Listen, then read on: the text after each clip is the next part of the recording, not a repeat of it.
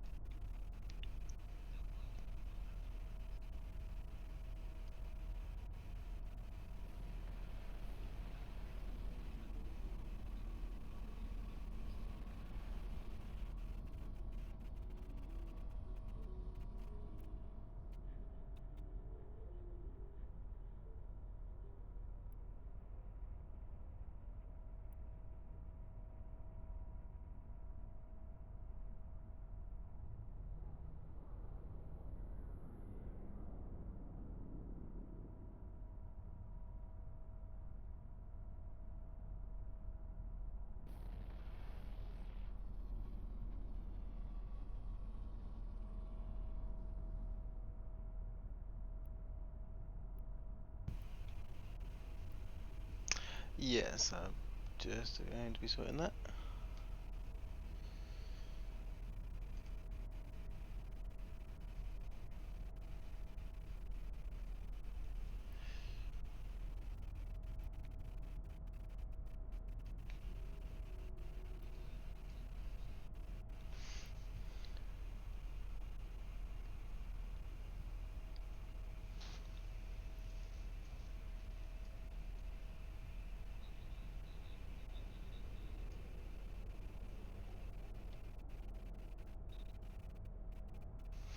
Okay, so this is the first watch check, but welcome everyone on the stream.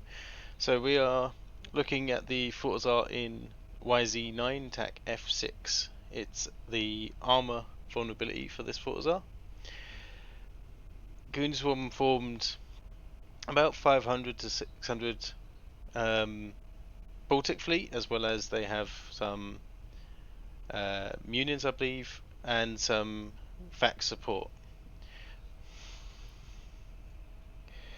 PAPI attackers, we have on the field, we have a Nightmare fleet, a small Jackdaw fleet from Fire, Pandemic Horde, as well as some Munion fleets, and long range Dreadnoughts, which are currently attacking this Fortizar.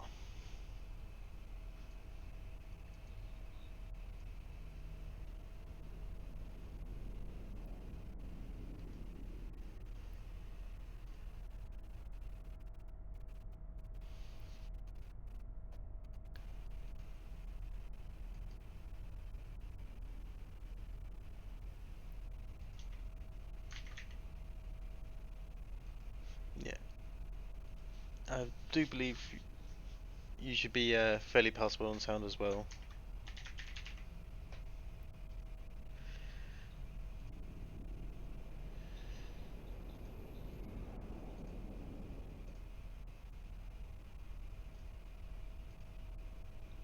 No, I am sorting that as we speak.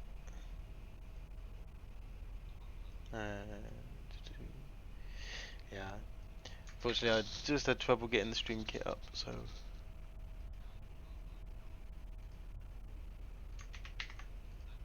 Alright, we should now have our names showing up.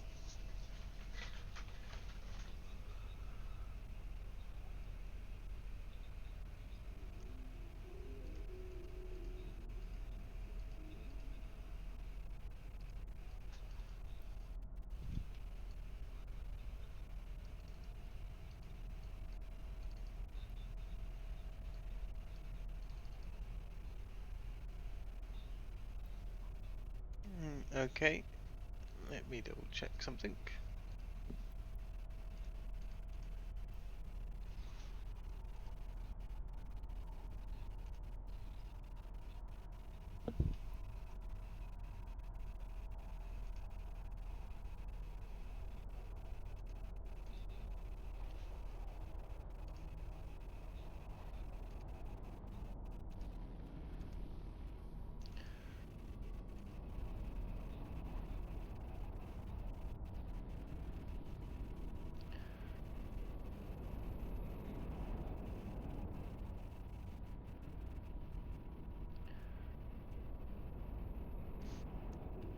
Okay, Metal, could you try talking now? We may. I think I might have fixed that.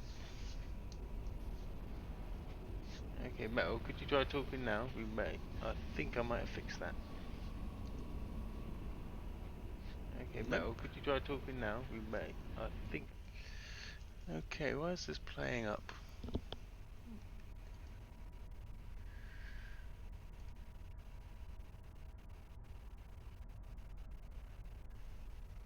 Hmm.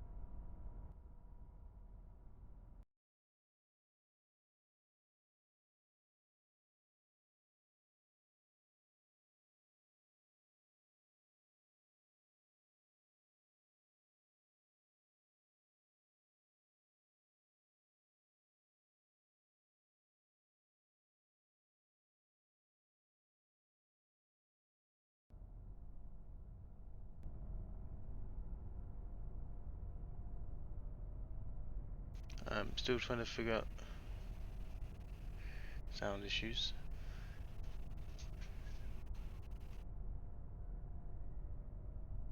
Sound issues.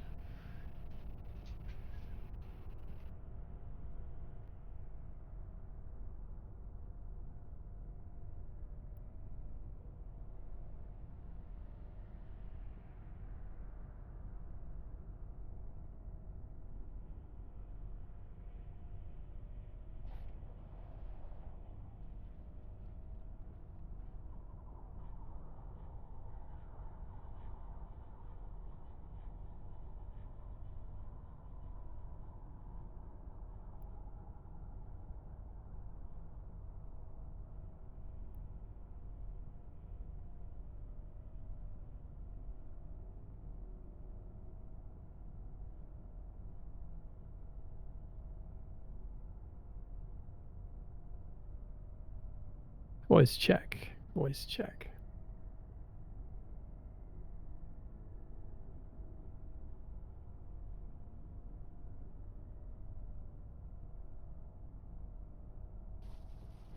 Oh, that came through.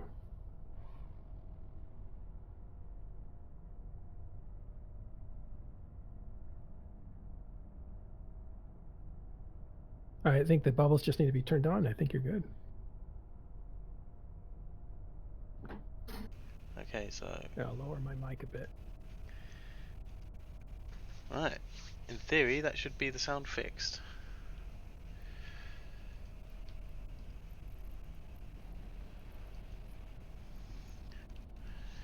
So we rely on the chat to let us know if we're loud and clear, but yeah, apologies for the sound issue. My voice meter decided to both work and not work at the same time. It would come through clear and look like it was working as standard, and then completely didn't work.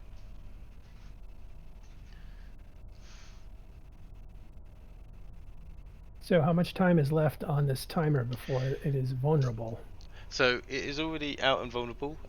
It's paused at 9 minutes 48. Whoa, look at that. There they are. As we can see, there's a large Baltic fleet here, possibly even two. We have we have a rogue Baltic fleet. It seems mixed from Condi and a abandoned fleet from Initiative. And PAPI have an Eagle fleet with Jackdaws, as well as a Rogue and Nightmare fleet. But these are the main. Camera's going to be a bit weird at this distance. Here's the main focus we have here are the long-range dreadnoughts that are currently pausing this Fortizar timer in a majority. Yeah, switch to caps only so we can see those a bit better. Oh, you can see the faxes in space. Their models are so big. Hey, Phoenixes! Update these because it's actually running really smooth, and I'm daring. So give us a second, and the shade updates will come in. Look at that.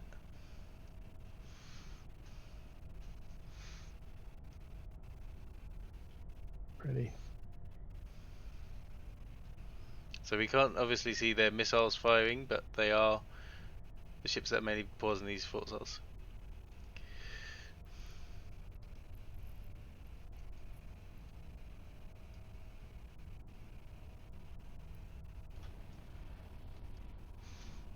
Well, this is going to be interesting because now we have Goon Swarm and the Imperium defending a structure. And that's a reverse from recent events. So we'll try to have a look at what the kill board says as far as how many ships are lost on the PAPI side of things.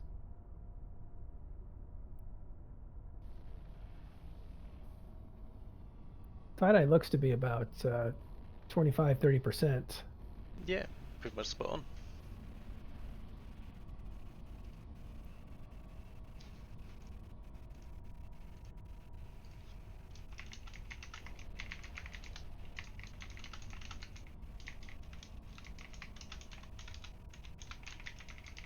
Let's see. Tell us when they actually start engaging because they're ready to go, right? They're just facing each other off at this moment. So looks like they're facing off. Yeah, so currently they are. There is shots being fired between the two groups. Both of them are, as we see over these effects now, we can see they have target painters and other things going, but they're kind of both at long range setups because neither side wants to leave the safety of the Fortizar or get into the main gun range on the Fortizar. Most notably as well the PDS system. So they are trading blows here. You can see right now that Scimitar from Brave is the focus of a large majority of these. That red beam, is that incoming? Yeah, so these are all target painters, I would imagine, or a similar beam. Don't target painters have diminishing returns? I believe they do over multiple ships, yes, so you can't make it so a single ship has a single radius of, say, a Titan. However, I believe the penalties start from the highest one, as well as with a large majority of these ships having target painters, it means that you can guarantee they're at as maximum sig radius as possible. But here is something interesting. We are seeing a Test Alliance Command Destroyer boost going in here. So they're obviously trying to pull some ships away, look. So we may even see this Bifrost, or these Bifrosts rather. This could be interesting. Able to suck a few of these ships out. The Morals obviously being a capital ship won't move, but all these small ships around them will. Oh, this is going to be interesting. The main thing is if they can get a scram, not a disrupt, just a scram on these Bifrosts, that's the only way they could stop them. Remember, this is tie-dye, so it's moving a little slower. Oh, it looks like he's going to get this is like fishing. So far they've none moved, and it seems like they were scrammed because they didn't jump off anywhere with any help. So it looks like their attempt to boosh off some of these battleships did fail. Some did get taken away. Currently, no battleships ended up getting moved because they got all warp scrambled. So when you warp scramble a command destroyer, it is unable to use its micro jump drive or its micro jump drive fuel generator. So it doesn't have the ability to pull ships away. Really good defensive move there by the Imperium. That would have been interesting.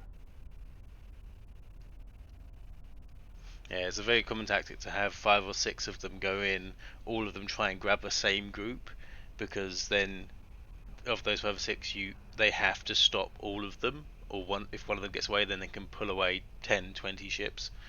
Oh, so they use kilometers. redundancy. Yeah. We'll try to get you a battle report. Nothing really is showing up yet. Not only is it probably delayed, but a lot of the action hasn't started. We'll get you battle reports as they go. Yeah, this is from the moment the stream got live, we was maybe 2 or 3 minutes behind the system. So currently there is no real major battles. It is just a long-range fight between the Imperium forces and PAPI forces. You can see some ships are still tethered. They're close to the Fortizar. The Fortizar is still in working order, although a lot of these ships are out front, leaning heavily into this incoming PAPI fleet. These are 2 ships that are in very serious trouble here. It seems though they may have warped off of the Fortizar, or have been warped or something similar, because there is a Balgorn and a Megaphone, as well as that Crucifier, who are on the far side of this no man's land area. Right there. On the PAPI side, so they are pretty much. Can you visualize the boundary of that Fortizar? Did they might have approached the Fortizar, and that would actually work in reverse and kick you out towards the edge of the Fortizar's boundaries. But I'm not sure if that's what happened to these guys. That seems pretty far out. Yeah, so the Fortizar boundary edge is about halfway through that fleet. You see that fleet going in the middle of into PAPI forces? There's like, look, zoom in on PAPI forces. You'll see there's a little orange fleet in there. Oh no, there's those. Right in the center of PAPI. There's yes, there are a few little Aries sat in here. Okay, so just Aries doing some tackling. They came in together, so they definitely warped to something. There they are. I don't know what they're doing in there. Aries, they could well be burst interceptors. I know Imperium do love their burst jamming interceptors in their fleets, so they would be in here cycling the burst jammers just to disrupt the PAPI forces. Make it so it's difficult for them.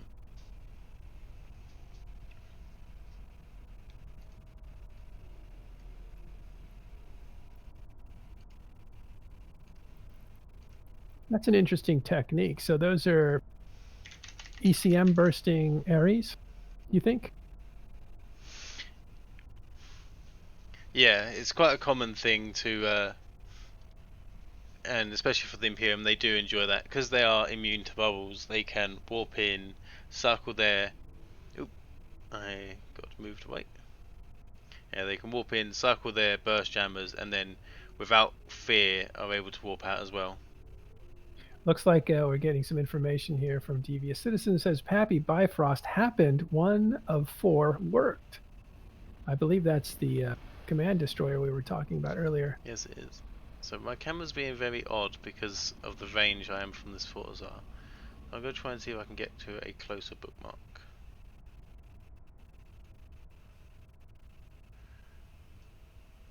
I'm fearful that if I move, they'll actually catch me. So we'll stick with it now, and if it still continues being an issue. Now this is a big development. We are seeing here Test Alliance dreadnoughts sinoing into the heart of the Imperium dreadnoughts. Oh, if they're short range, they will be very short range to deal with these long range dreadnoughts. This was a big show up for the Imperium.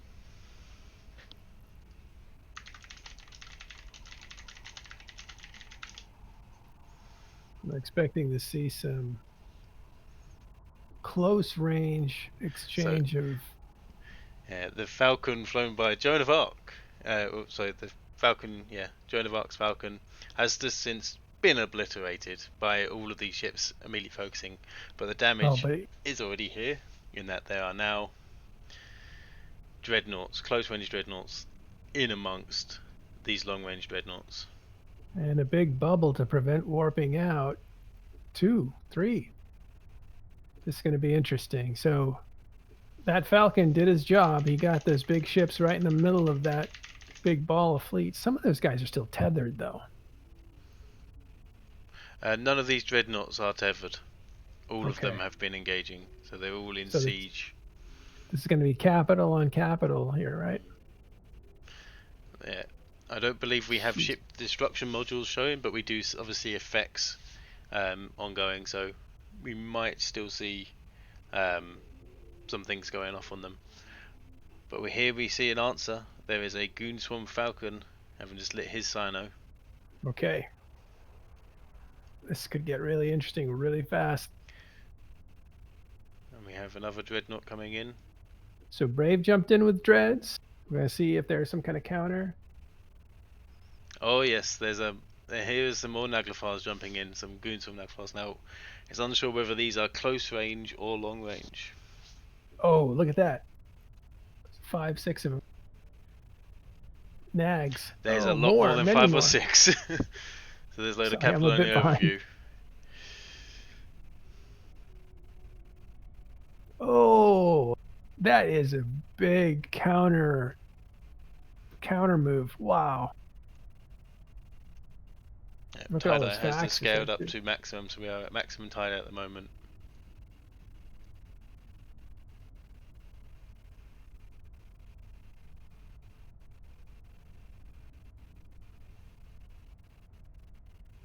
Let's see if God, they're still coming in.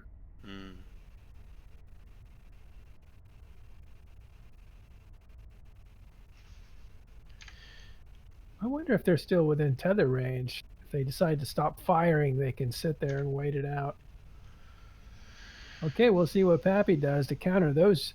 Brave Dreads are way outnumbered now. So with the Dreads that jumping in, when you jump into a new system with a capital, you can't tether immediately. However, you can dock. We have just seen there that Revelation has docked up. Don't know if he meant to. However, he's since obviously going to be emerging from a different position on the station. So none of these dreadnoughts have been tethered immediately, but they all are able to begin locking. And it seems like they are focusing on to the Revelation, who's under heavy nuke pressure now. Revelation being famous for, if you nuke it enough, its guns turn off. Yeah, they're cap heavy ships, and that's why people try to use lasers or crystals that don't require a lot of energy, so you can save your capacitor. Amarian ships in general are heavy on capacitor usage, so they're vulnerable to siphoning of energy.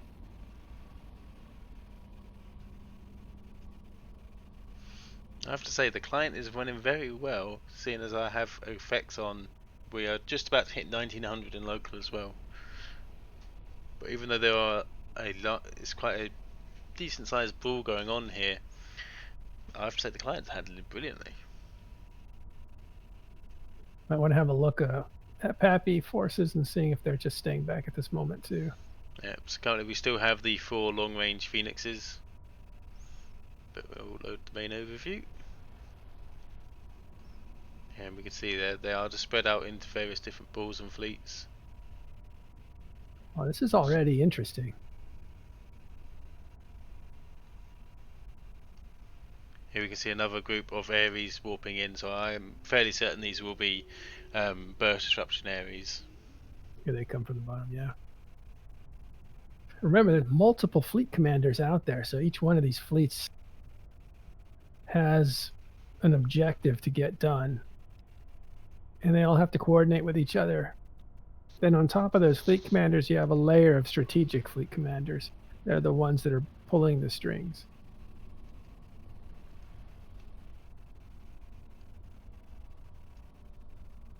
Why do you think that guy docked up? Not I mean, really sure. It's a very odd one. Now this will be an interesting moment. We are seeing here a Falcon from NSH who has decided to warp in. Let's watch him. Yeah, it's gonna light a Sino. It's gonna be an escalation. There is a Sino lit. Uh-oh. God, this is exciting already. This is very exciting. So we'll load back up on capital only. And we are seeing some more dreadnoughts jumping in. He's going to be long range, right? Because they're outside of the... No, these are believable.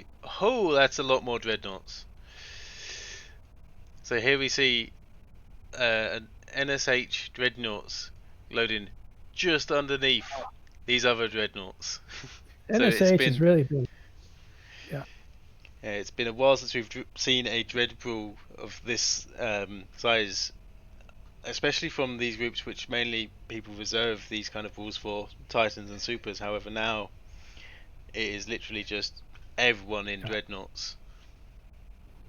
Yeah, NSH has really shown up in the last few months. They're really showing me something. Well, that's a ton of them. Well, a good old-fashioned dread brawl.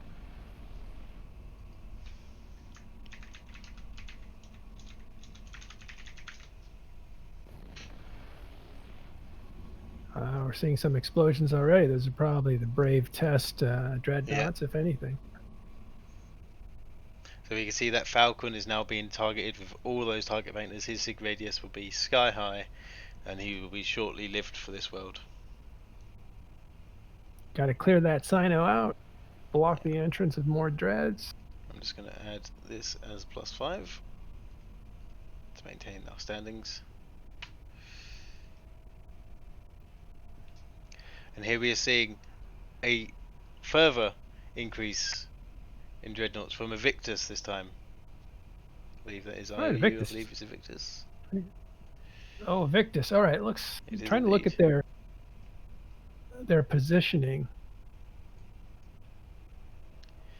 So we'll do a top-down view here, so we can see we have the remnants of the Test Alliance dreadnoughts that came in, few in numbers from what I can see currently in AQT, with their Goon Swarm counter drop.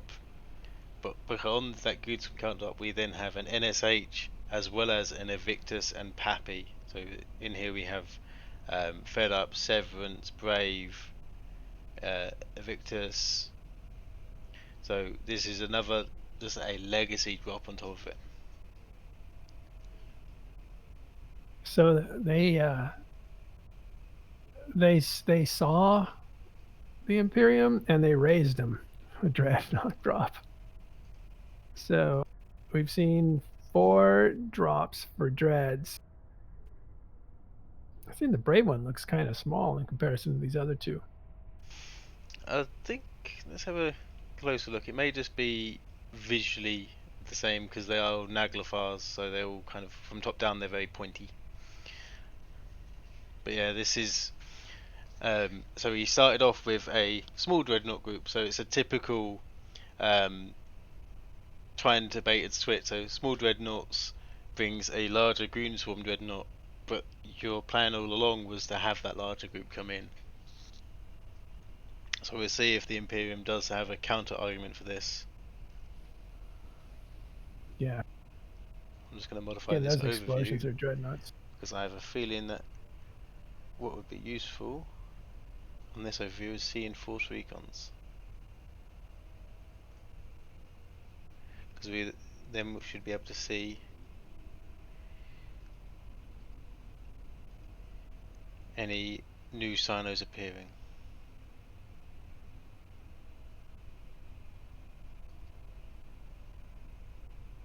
I wonder how far this will go. Right now we're seeing multiple dread drops.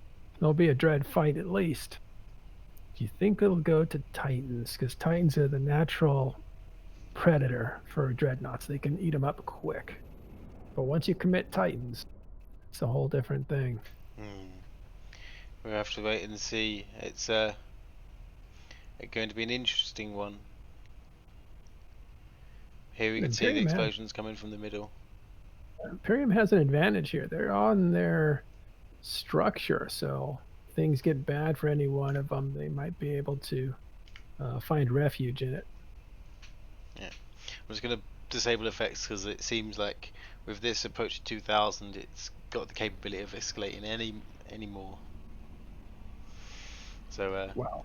we'll disable the effects and then have the client limit what it needs to focus on. But here we can just see Goon Swarm Dreadnoughts now surrounded on two fronts. Test Launch Dreadnoughts are still beginning to fall. Meanwhile, whilst all this is going on, there is still a brawl going on between these ships. So we can see here now the Eagle fleet from Pandemic Horde and Brave are now burning straight in. Now, if these battleships will be untethered, it's hard to say. But with this amount of dreadnoughts on field, these Imperium dreadnoughts will not be around too much longer. There is a large damage on them.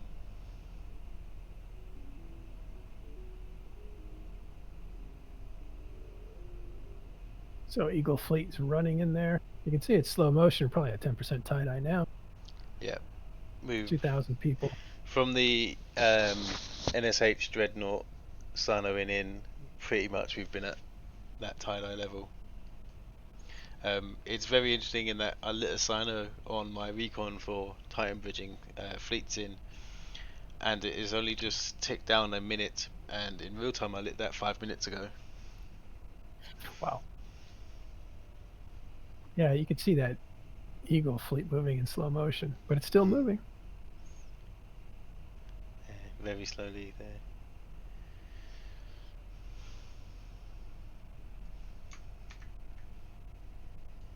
Well, I would have said the first few explosions were probably Brave Dreads, but at this point, nice. Look at that. We're probably seeing Dreadnoughts from both sides exploding now.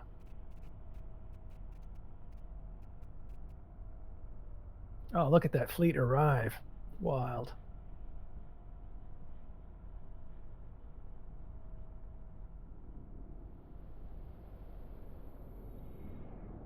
We can just see the dreads are all slowly drifting here. So as they've sinoed in, they are bumping off each other. So these dreads will have a very slow velocity.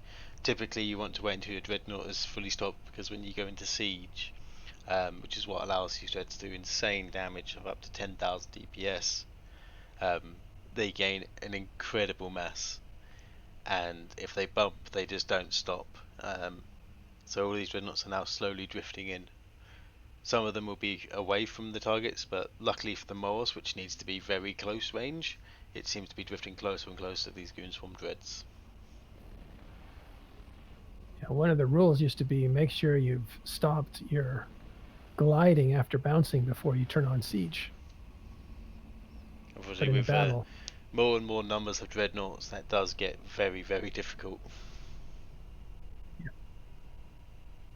Those are dreadnoughts exploding in there. They're lighting up the Eagle fleet that's just flown in.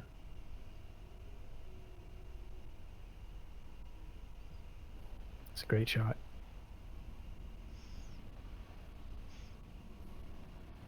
Kind of, we can see everything in this view. We can see the forts are being attacked in the background, as well as dreadnoughts coming in from PAPI forces. The Imperium dreadnoughts now being surrounded and outnumbered, as well as the battleship fleets. We can just make them out.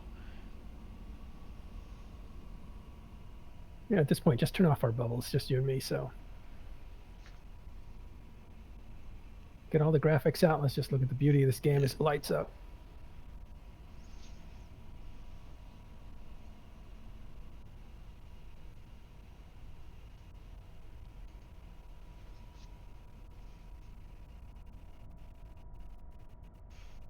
Yeah, when I was hitting the keybind to show this lovely view, I made sure not to hit Control Shift F9, because that's a whole different view of just blackness. Yeah. That's- I can say though, about 3 or 4 people I know in these fleets, um, since they CCP brought out that view, they have since not turned it off. They have a lot of screen covered in overviews and things anyway, but they have been playing solidly without any 3D environment, which is very interesting, I find. Yeah, that's a brand new feature that just came out yesterday, and it means that you can turn off all these graphics and just look at the overview and all the little triangles. So it's almost like, uh, if you can imagine in Star Wars when they're looking at the map and they're seeing the TIE fighters and the X-wings fight each other on the map, that's what this will look like, as if you're looking at a radar.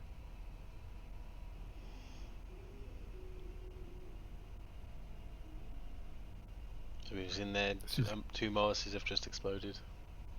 oh, that Moros there is coming apart. You can see it still.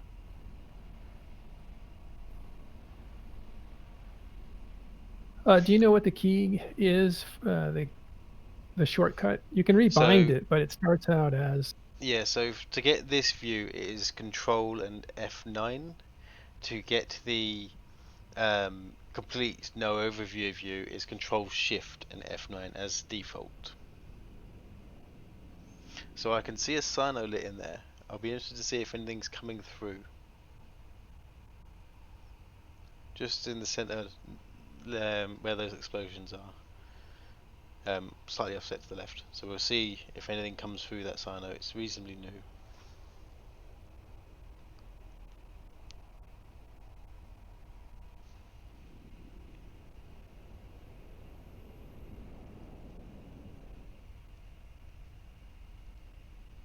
what you're seeing is the Imperium colliding with PAPI forces. The Imperium is defending their Fortizar there in the background.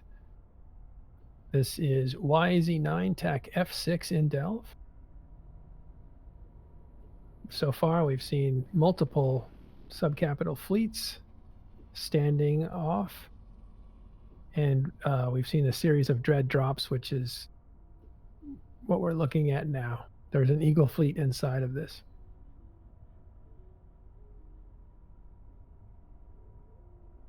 It's 2,000 people, maybe a bit more in local. We've got a small explosion at the top. You see the Naglfar at the bottom of the screen is beginning his explosion.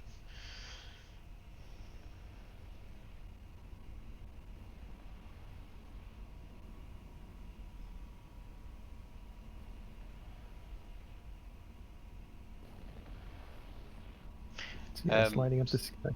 Malcor, the no 3D environment keybind is Control Shift and F9. So it's a new feature CCP put out. I'm interested to see if there's any effect of whether you have effects loaded, because I have noticed at times, even though I have no 3D environment, if I have full effects set up, it still tries to do. I think it still tries to do those parts. Yeah, you're seeing multiple explosions. See those concussion waves.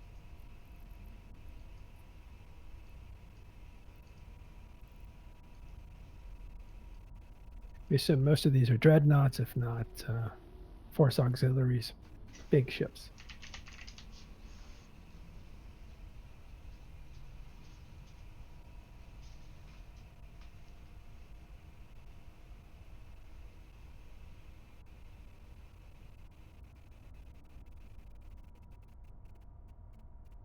I feel like we should just put on sound and just take this in for a few minutes. Put on some elevator music, because the Eve sound is, I believe, causing issues with one of my clients. Oh, okay. Hi, Tamaya Cowboy, welcome. You're watching TIS coverage of YZ9-F6 and Delve, Fortizar, Battle. Dreadnoughts have been dropped, and they are brawling it out. 2,000 in local.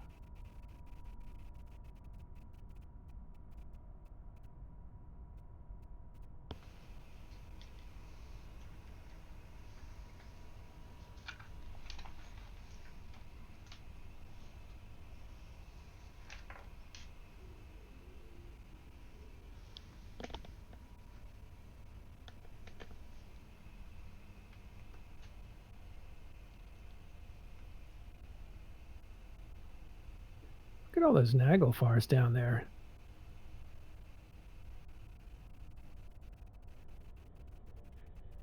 Yeah, so Naglfar is the dreadnought of choice, especially when it comes to these drops, because they don't require any capacitor for their guns, and autocannons themselves are very good at long range damage.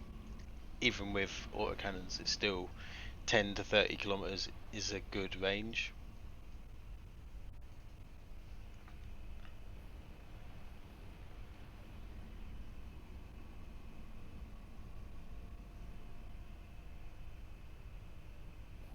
It's neat to see the small ships moving really fast down there.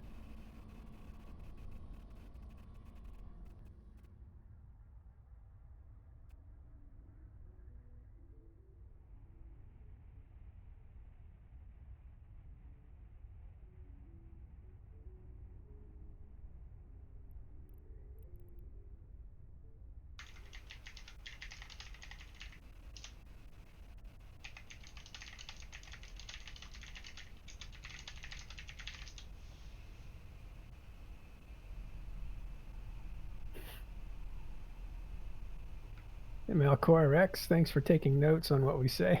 We aim to inform and entertain. Yeah, I had someone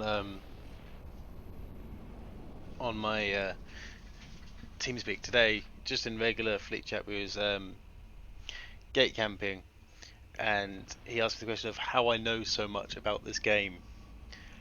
And I don't know if it's a good thing or a bad thing that I've realised I've played this game for over a decade now. Yeah, I wonder the same thing.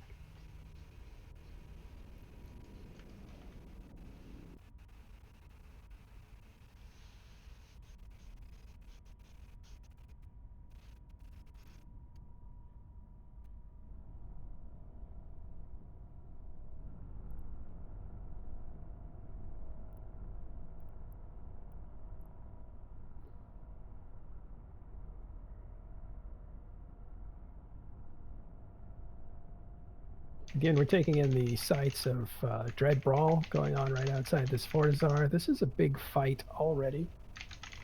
There is a military objective to destroy that Fortizar in the background there. You're seeing eagles that rushed in on sub-capitals from the Imperium.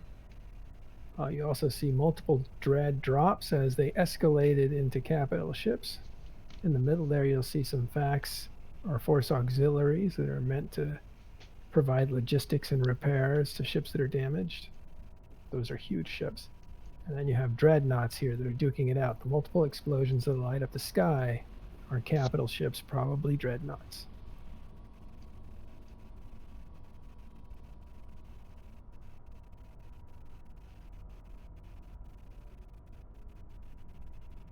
One thing about tie-dye is you get to enjoy those concussion waves.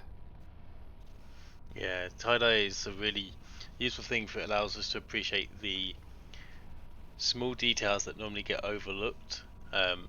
Most notably is when a dreadnought explodes, a lot of people assume it's just one instant big explosion, but in tie-dye you really do see, especially with keepsars as well and other big structures, you see where the explosions start and they cascade through the structure. I believe during the keepsar explosions we've seen on Max tie-dye, the explosion itself has taken 5 to 10 minutes of real time, but you slowly see it exploding up. But after it's finished, the wreck has long and truly gone, but it just takes that long.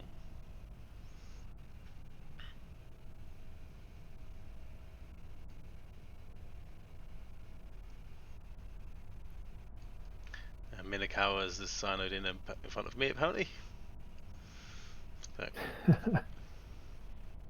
Yeah, what you're looking at is a battle going on in YZ9 F6 Delve. So Imperium Fort is under attack. Multiple dread fleets. Now we're seeing some nightmares come in on the left. Yeah. It's a dread brawl. There's a bunch of sub-capitals in there, about 2,000 in local.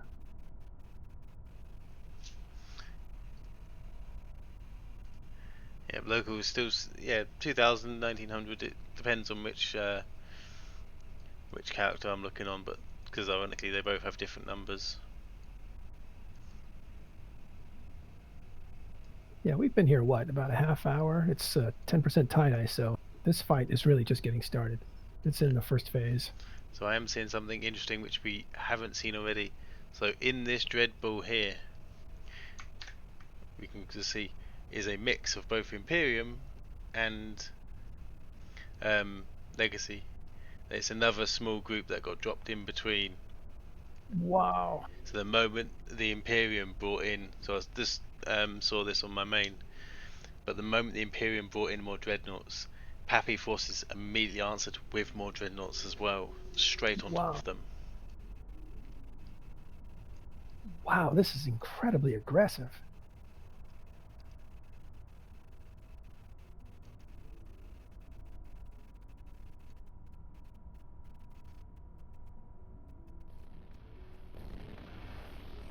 Just going to make sure and see that if Sinos are actually on overview. I'll keep an eye on those Falcons, see if more dreads are dropped. Right now, we're only looking at capital ships, so all the ships you're seeing are only capitals.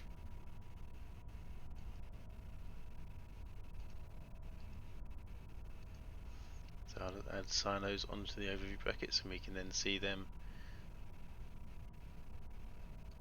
Right, because those are the chess pieces that are being moved right now. Yeah.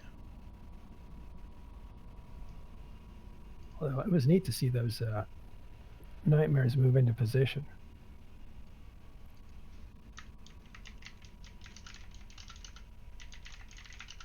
So I think any minute now you're going to see these Imperium and Legacy dreads brawl it out in the foreground. In the background, you already have that happening. This fight's been going in human time, it's been going for about a half hour. So this is in the first phase. This will probably go a couple hours. Yeah, I think so. The fleet started forming around about an hour and 20 minutes ago, in real time. So we had as well about 20, 30, 40-minute wait, depending on what it was. But here we are seeing. I just realised I turned the effects off, didn't I? And another Imperium group are sinoing in underneath the fort as well. So there is more dreadnoughts coming in. So this is the 5th or 6th escalation of dreadnoughts.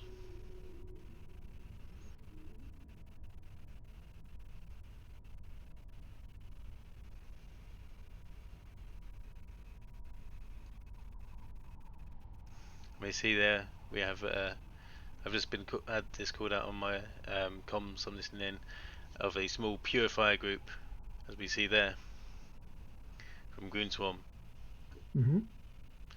launching bombs down at Bombers. the fleets. But unfortunately there is a small fire jackdaw fleet in there which have currently just free fired the bombers and their bombs. Jackdaws are natural counters to bombers. Yeah.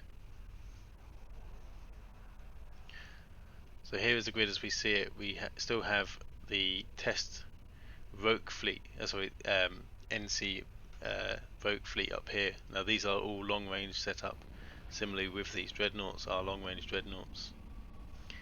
And in this mix we have every other fleet from all the sides. We have a Baltic fleet as well as an Abaddon fleet from Initiative. There's the Baltic fleet from Goon Swarm. A Ferox fleet as well now from Goon Swarm. Just in this big brawl that at the beginning we saw this no man's land area that has since been engulfed with these fleets and with escalation after escalation of dreadnoughts.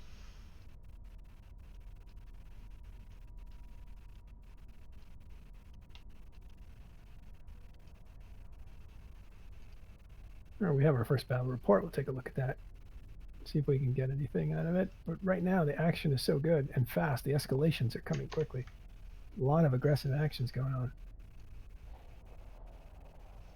So we're leave it on this view for a moment whilst we have a look at this battle report.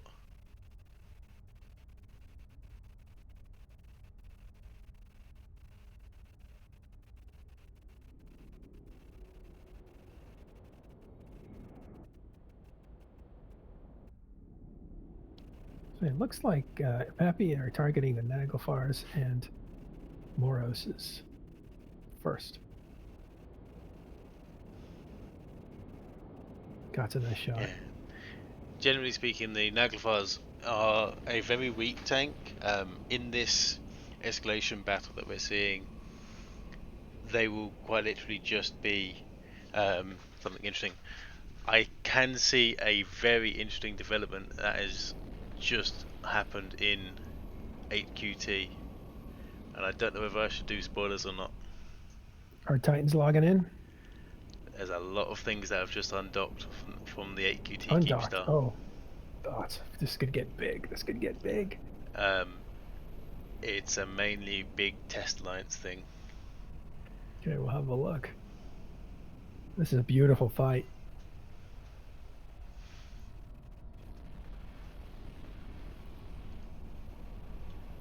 It's a real nice angle too. Nice camera work.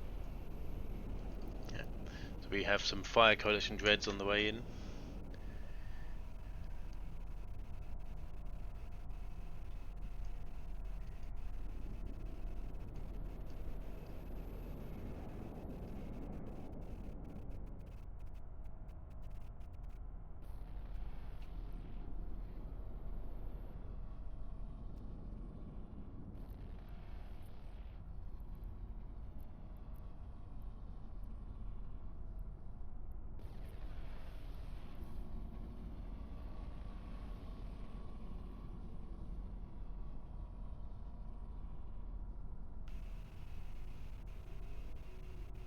Yeah, we were looking at a fight just 2 days ago, and it was a subcap affair, really, but we just saw a massive amount of explosions, and it was really hand-to-hand combat as far as spaceships go.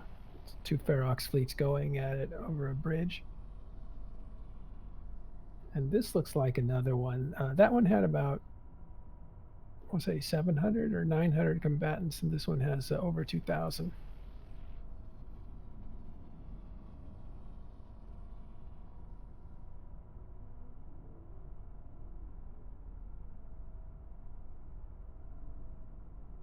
Again, this is Imperium defending this structure. This is their Fortizar, and this is in Delve. So we might see the opposite of what we've been seeing, which is the attrition being worse for PAPI forces. I think I see some bombs coming in there at the top. Yeah, so there's been some purifiers throwing in bombs. Yeah, I will happily say that whilst we was getting the camera set up in the stream, I already took local away because of what I saw on my mains that were in here. Typically it was with both sides as they are. Oh, we could just see the number there, 21. Yeah, 2-1. Oh, basically 2,200 combatants. Which I see a different number obviously on my characters as it is standard. It's funny, people report different local numbers. It's not far off, but yeah, the camera angle sees about 200 more than my other characters.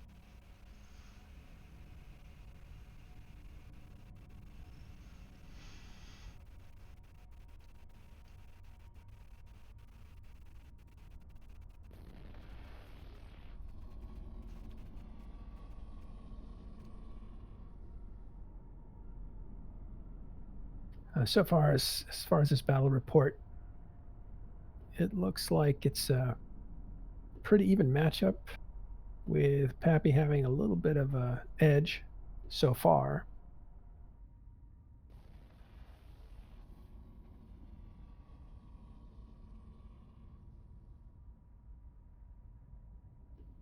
The PAPI's lost, well, meager 10 dreads.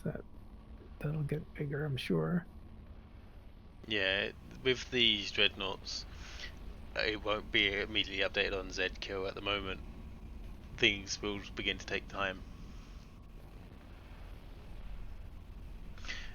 So here we see something interesting happening. A Pandemic Horde Sino has opened in the heart of this dreadnought group.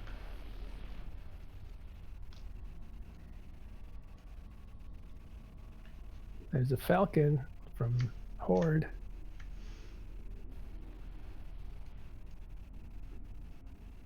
This really reminds me of the Dominion trailer where you have a It does. I was just thinking, this is curse, right?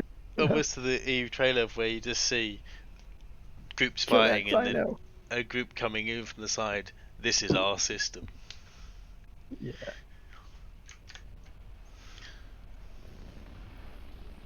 Here come the dreads. Yeah. So it's good work by these Falcon pilots. Heads up, getting into position. We haven't seen any errors yet. It's not the easiest thing in the world for Falcons to get into a safe position where they won't have to worry about being caught by bubbles, and to get into a heart of a group of dreadnoughts without catching a bubble is a very good skill to have.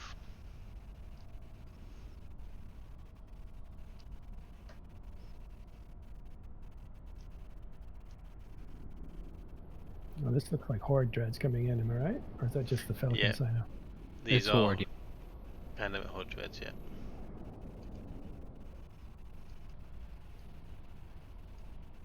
Hey, Maddox, welcome back. Hey, had a cat step on my power strip that was covering my network closet. So I hope he's not electrocuted. He's got fuzzy he hair. just they just flipped the switch on the power switch on the surge arrestor, which killed the battery backup, and had to go fix all that. Yeah, it's way too early to judge this battle by any measure, really. But what you're seeing is really neat tactics of drop, counter drops, good piloting, good defensive tactics. Earlier, we saw some T3 destroyers, command destroyers, actually trying to nab some people, and it was a defensive move to prevent that from happening. But we did hear that one of the destroyers succeeded, 1 out of 4. Got open mic, Maddox.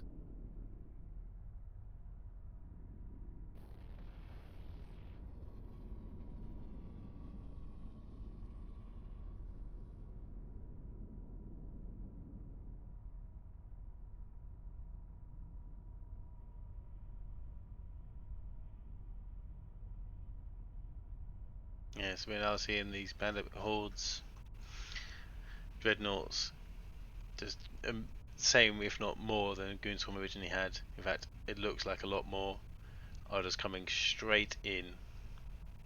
Yeah, it's a tighter ball. You see that? What's interesting, if they bounce in the center, if they bounce, they'll hit Imperium dreads on their way out and bounce them further out. It's kind of an interesting tactic in many ways. For those that don't know, the wrecking ball, that was a doctrine invented for capitals in order to keep them from bouncing. More on that another time. That's a load of dreads that were dropped right there. My God.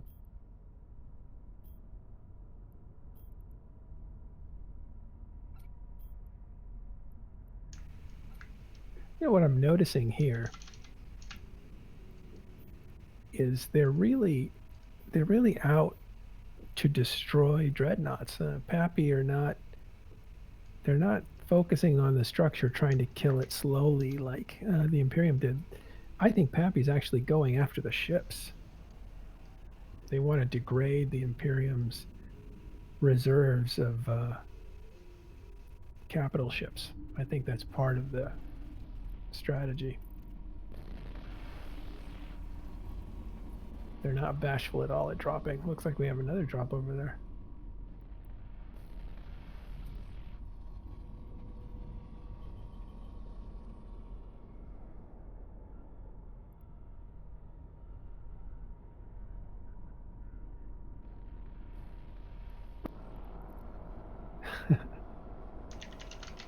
Reminds me of a time when I had a keep star and it was being picked up, and I was being aided by Asher Elias and Goon Swarm, and his fleet came in just as it was ticking down, and we were going to pick it up. And some of the guys in his crew, they're just so wild. They saw the keep star and they just started firing on it. He's like, "Don't shoot the keep star. We're here to rescue it, not shoot it." There's a lot of comedy that.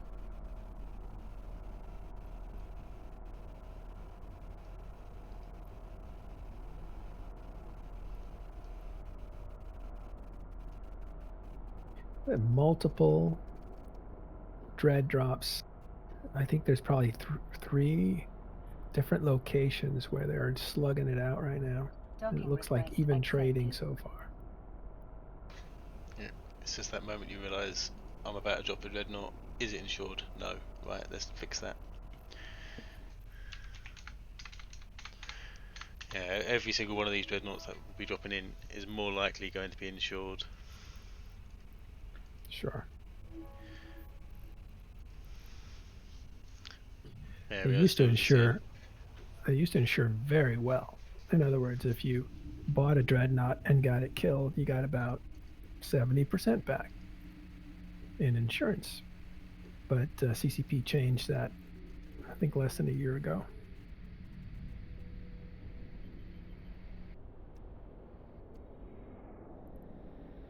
So now you're going to get half that, maybe. Phoenix, Phoenix, a Revelation to insure is 390 million for a 1.4 billion payout. Yeah, there's definitely 3 areas where dreadnoughts are fighting. The Fortizar is still sitting about 60% health. I do not currently have it locked, however when I get on grid I will be able to give you guys a step-by-step update on that.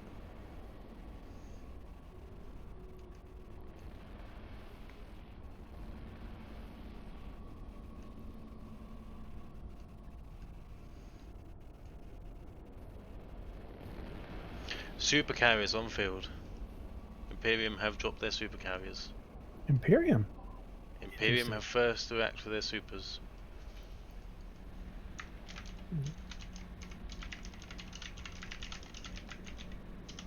So far I see some Nixes, a couple Hells, I think. Well, at this point now, it's depending on how many supers come in, could be a little bit of a bait.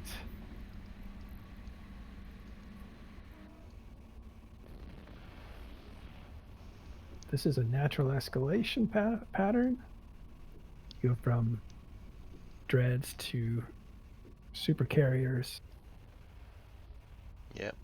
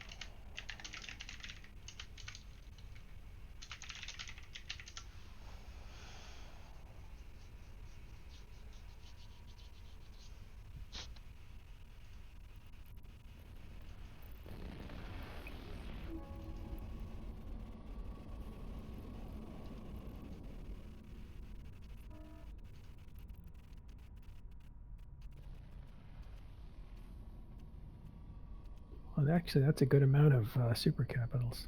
That is, yeah. So here we shortly be able to see what the PAPI's one is as a response.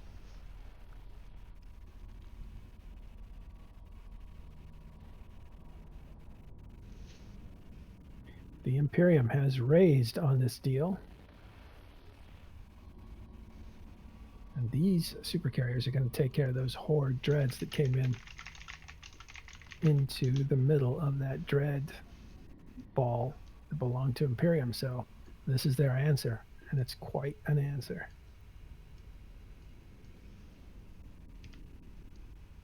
There is more and more Imperium Supers coming in now. They're beginning to load in.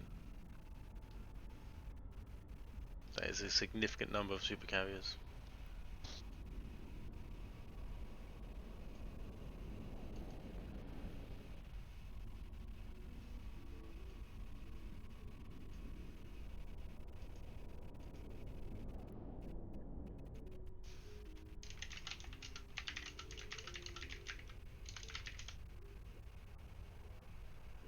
Those supercarriers continue to come in. We've had about 6 drops of dreads. There's been dread drops, counter drops, counter drops.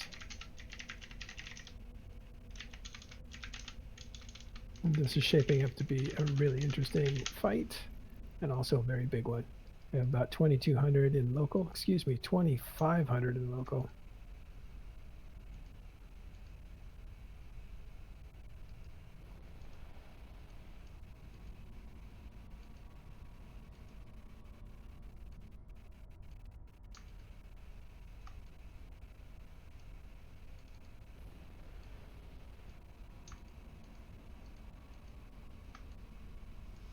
That's a good number of supers. They're still coming in.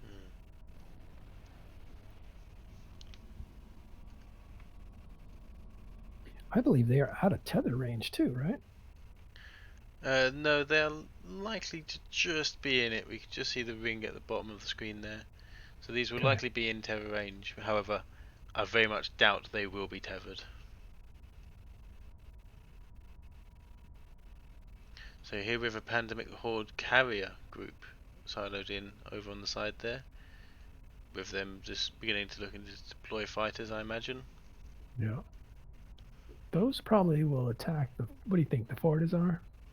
I think these will be anti-fighter carriers, so they'll likely have grams, things like that.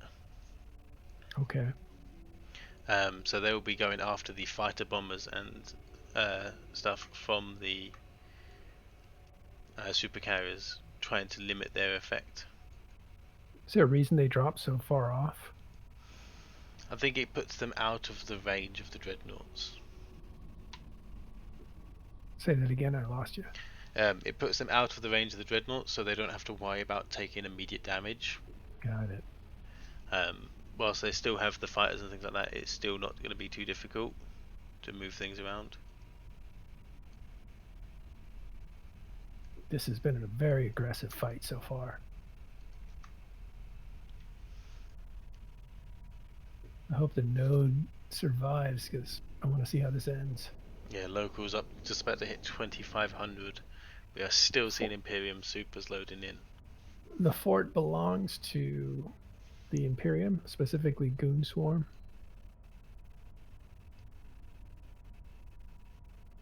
Wow. Wow, those motherships continue to come in.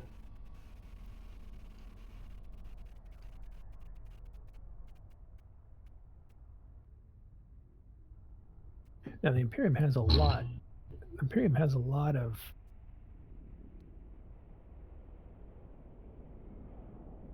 Yeah, they have a lot, but this is an unreinforced node, right? This node is not reinforced, if I'm not mistaken. Sully, what's that blue thing near the Fortizar that looks like a fountain? That is just a looks to be a dreadnought with a rare explosion. Okay, that's what I saw in the video. Yeah. I'm not sure if this node is reinforced or not. I believe it was requested, however I'm not sure if it was granted. If that makes sense. It takes 24 hours, but there's a lot going on here. We can only show you the most important parts. But this is a huge, huge grid with multiple points of conflict. Yeah, I think the node will be reinforced given the scale of the fight, and obviously with all these supercarriers, each one of them is going to have their 5 squadrons who have so many carriers and dreadnoughts. I think just the amount of fighting that's going on right now.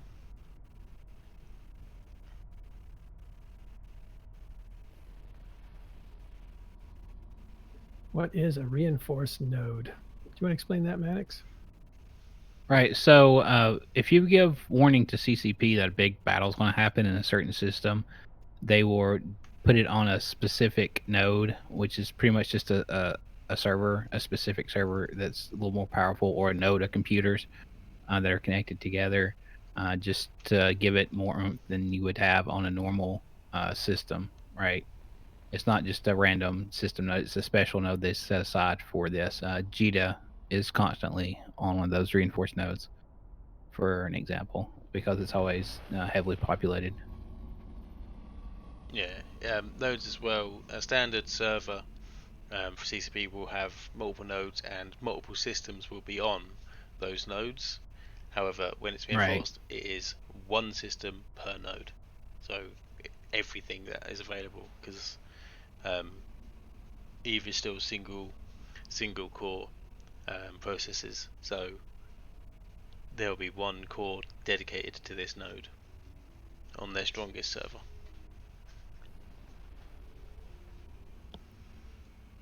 So we have some D-scan.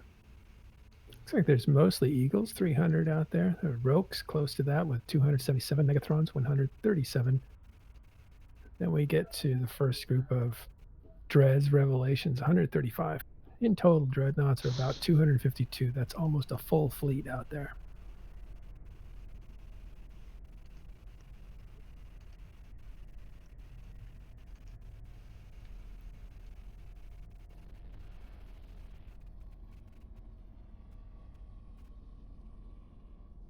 The supercarrier count looks like it's 123. That is a ton of supercarriers.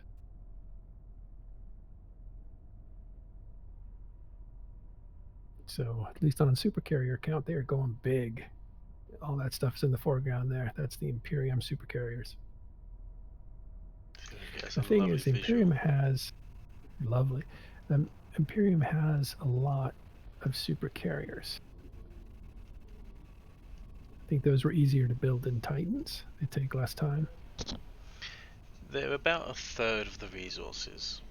It's not exactly a third, but roughly speaking, you can get to somewhere between, depending on what supercarriers you are building. A Nyx, for example, is the most resource costly supercarrier, whereas a Wyvern is the most resource efficient. So depending on what you build, depends on how much you can use, but it's typically between 2 and 4 supercarriers per Titan in terms of just raw materials. We're getting every other word, unfortunately. Right.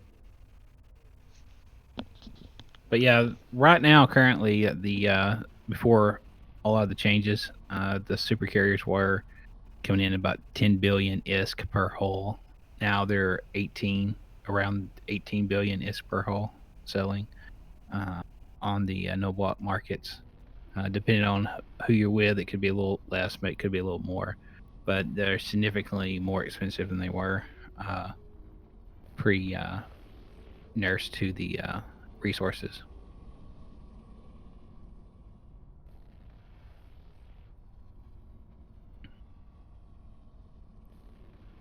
Okay, just done some small changes to my Discord, so hopefully you guys will be able to hear me clearer.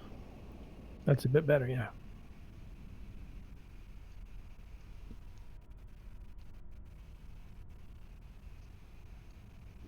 These supercarriers just landed. Don't know what they're doing. We see some more capital ships coming in there on the right hand of the screen. Do you know what those are? I will Are those the mosey on over there and carriers? have a look.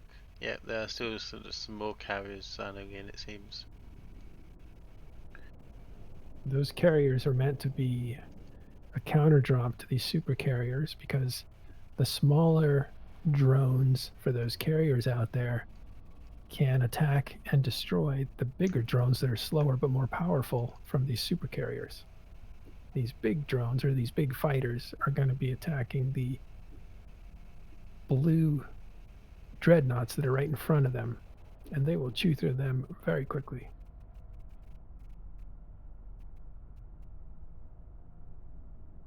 So here we're seeing some PAPI dreadnoughts are managing to sino out because they are so far away from various subcapital groups that they haven't been tackled. They're not currently in bubbles, so they are able to silo out back to 8QT, whether that will be to rearm, repair, and refuel, and then get dropped back in. We don't know, but we may end up seeing them sooner.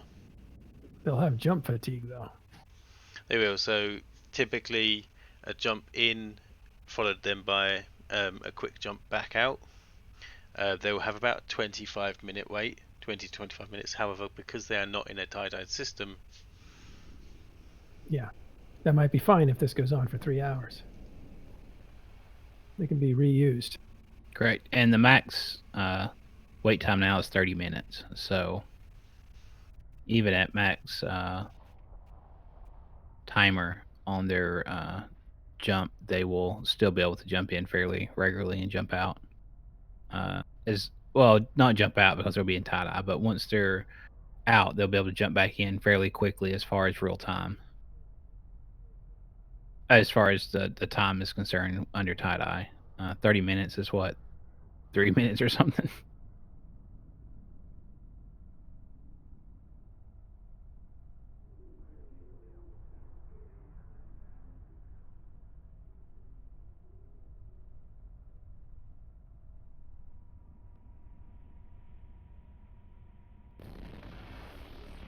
By the way, Sully, it's not lost on me that you're up at the middle of the night again. It's only 3 AM. I appreciate you doing this. Yeah, it's interesting. So, there are more dreadnoughts from PAPI there from the main groups that came in. They are still now signing out. And interesting in that fact, that bubble that is just going up around the supercarriers was from my ult. Because of the change of pace, I need him back in 8QT, so I figured what's the best way to die than go and bubble their supers. So that is my suicide bubble. Lovely saber. Well, if any of those pilots are listening to you, they'll say, "Don't shoot the saber." Wow, there's a lot of people actually bailing out. That tiny little dot right there.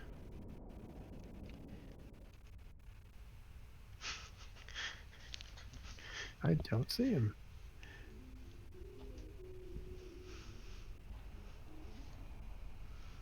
But like you said earlier, they could be repositioning. They could be just dodging the fighters. I don't know if any fighters have actually been launched from that super group. Have we confirmed fighters being launched? I'm not seeing any on this overview anyway. I will sacrifice that same saber ult to the possible lag god, Aviv, and enable all brackets on him. I can confirm there are super carrier fighters on field. Okay. We don't know why those dreads were jumping out, but I believe PAPI are committed to this fight. We don't know if that's the beginning of a withdrawal, but we think it's more of a repositioning of resources. They may have been out of place, out of range, maybe not useful where they were. They're jumping out to either be saved or to prepare to jump back in a more useful place. Looking at the Z-Kill hot feed for this system, it looks like PAPI forces are winning heavily. What are you basing that on? Just a live feed. It looks like more Imperium stuff's dying than PAPI forces. Like, just watching the live feed from Z-Kill. I see what you're saying. Yeah. So you're looking at Z-Kill as the casualties come rolling in. Correct, and that's behind, so it's not really real time. But as far as where Z-Kill is caught up to, it looks like a lot of Imperium dreadnoughts are dying, and not many PAPI Force dreadnoughts are dying. And it looks like a lot of goon Feroxes and Balgorns are dying, and not a lot of PAPI Forces ships are dying. Yeah, definitely seeing some dreads from Horde there get blown up by those heavy fighters in the foreground. Right. Right. It hasn't caught up to that yet. So we could see that start to flip, and that could be while they're jumping out. We're hearing from Apollo that goon supers are tethered. That might be some of them, but probably not all. Yep, there is quite a few of them tethered looking in now. Huh. But that I is see that. definitely not all of them. Yeah. That was my wonder if as soon as they launch their fighters, they become untethered. Yeah, there is only it looks to be about 3 or 4 supercarriers that have their fighters out.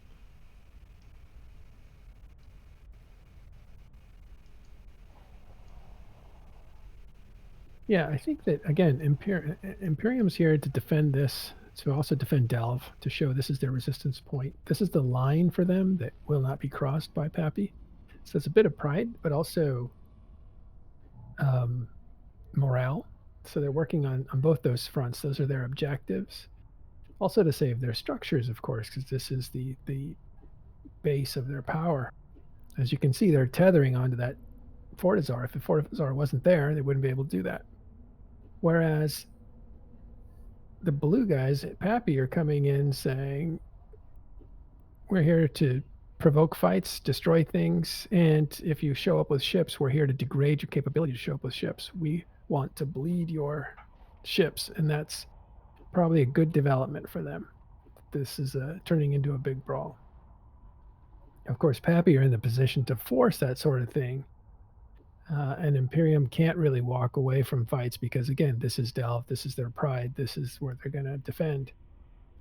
Conversely, it is a good opportunity for the Imperium to exact a lot of casualties out of PAPI and maybe destroy their ability to wage war.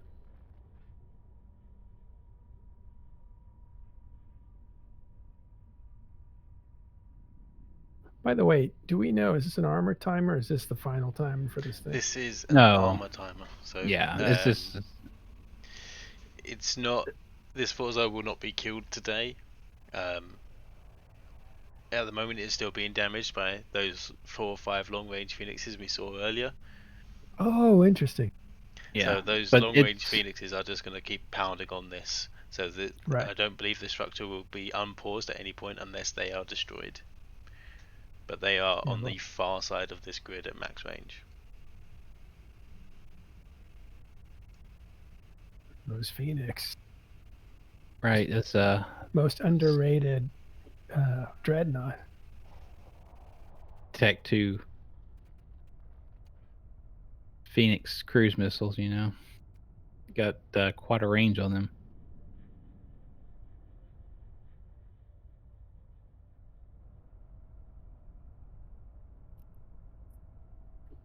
Well, I'll take a look at the casualties.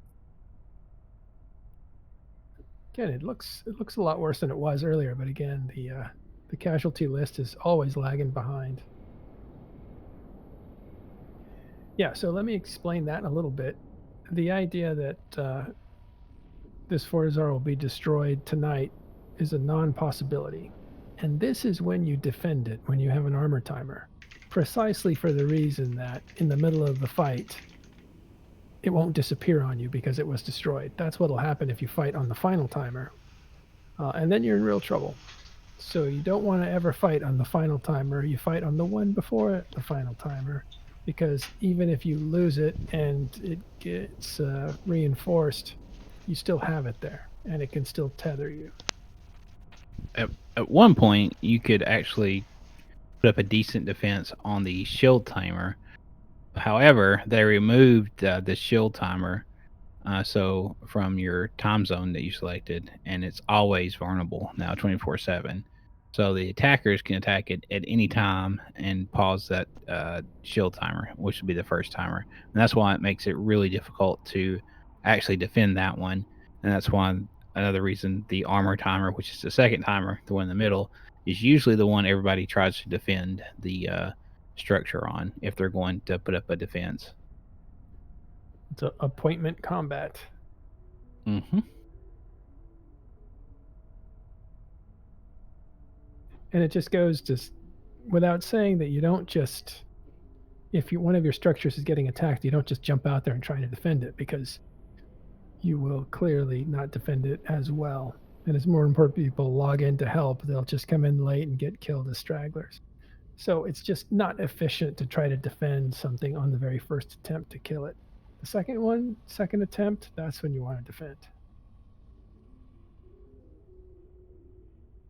You can't tether if you have a PvP timer, but what happens in these fights are normally when an objective is reached by the other team, you might say, okay, stop firing, guys. Let the timers run out and then retether. Or you rotate the tethering. For instance, a lot of these supercarriers here are tethered. They're invulnerable. But you only need 3 or 4 of them to untether and launch fighters to start destroying things. So you can just play with the tactics of having invulnerability.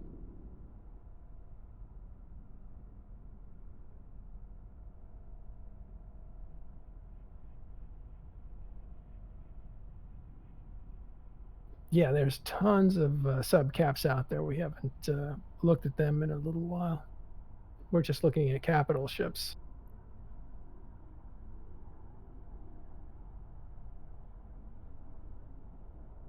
Should we attempt to look at subcaps, or will that screw things up? Trying to get another camera in position, so maybe I can have a different overview we might be able to switch to or something. I don't know. We'll see. Okay, so those Phoenix dreadnoughts that are out at range bombing this citadel, looks like they have a bubble that just went up around them. Might see them come under attack soon, not sure. There's your full... Yep. Yeah, so I was just quickly AFK getting a drink. Because I was like, could do with a drink, as this is probably going to last another 3 or 4 hours.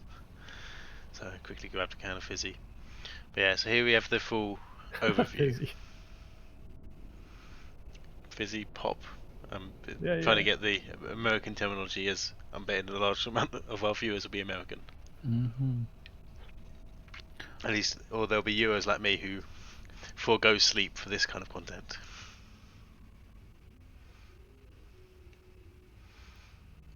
Very interesting fact, my Sabre did not die from the suicide run on the those supercarriers, and it has fully reloaded its bubbles. Wow. So they're kind of busy for you, I guess. They're also now really bubbled. Is that you bubbling them? Yep. There I am. Double duty. Oh, we have fleets coming in there at the bottom. A lot of times they want their super fleet bubbled in case someone disconnects. That way it can't warp off. Especially when you're on tether on like an armor timer.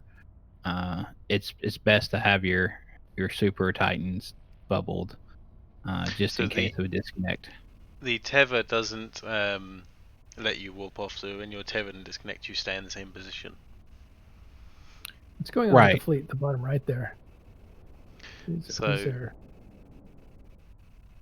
But if you got fighters out and if they do engage in combat, they'd want to be bubbled that way. Yeah. They don't warp off and they stay on the Fortizar. Fortunately, I've just been told I'm not allowed to drop my Titan,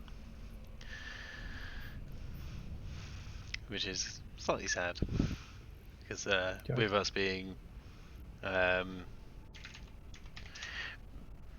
of our main time zone, it's getting the support for the ships that aren't really there, so I'll be hopefully getting my dreadnought in when we move them around. So, question there from Count Jeffrey, which is, what is happening and how can we tell if anyone is winning? So at the moment, Jeffrey, there's 2 different kind of categories for winning, as with most of these fleets, which is, was the objective secured, and how much ISK was lost on either side. So at the moment, the ISK loss, I believe, is fairly on par for both sides, being the same. Dreadnoughts have been dying, dreadnoughts have been leaving for the PAPI side, not so much for Imperium. So the ISK war at the moment with the battle report is kind of 50-50. Actually, it has switched to 70-30 in favor of PAPI. Yeah. So PAPI are ahead on the ISK war. And then we have the objective, which is this Fortizar's armor timer. Currently, PAPI is still keeping it paused with the long-range dreadnoughts. It's coming up to about 50% health. It looks like Imperium's losing the dread fights. They've got a lot more casualties. Yeah, so like a lot more. This could be from the fact that these supercarriers that we've seen they are just sat in tether.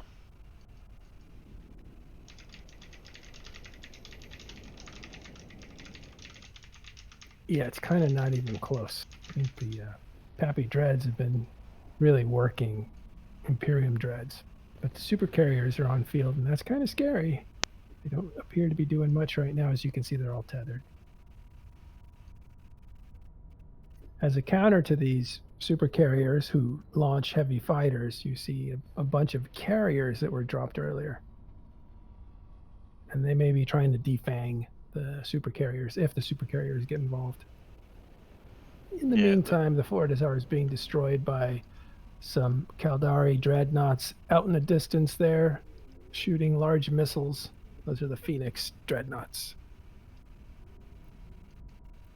Yeah, so currently the carriers that we are seeing there, they do not have any targets for their fighters, so they are just sat in the middle, in the centre ball here, even though we can't see anything on the screen due to the models and effects being low. But there is a large ball of Gram fighters sat around here. These fighters are brilliant against small craft such as frigates, or they are especially lethal against fighters and fighter bombers.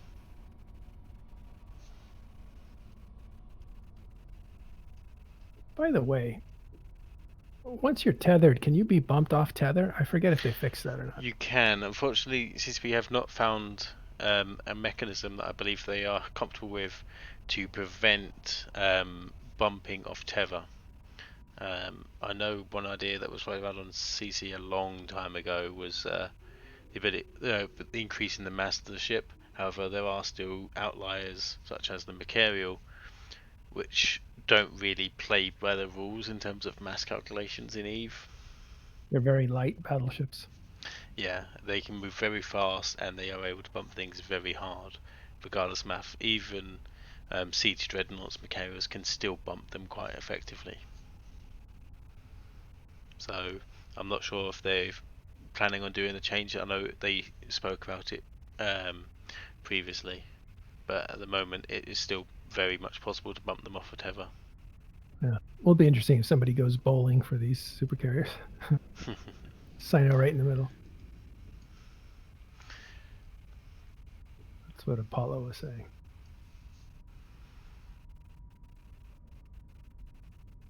Yeah, there has been times in the past where a Titan was used as well as a fax with a 50,000 mm micro warp drive on a lift overheated, gets some insane speed and it can bump supercarriers straight out of tether. But it would be interesting to see if they just silo in, say, 5 Titans right into the middle of this ball and watch everything just go scattering.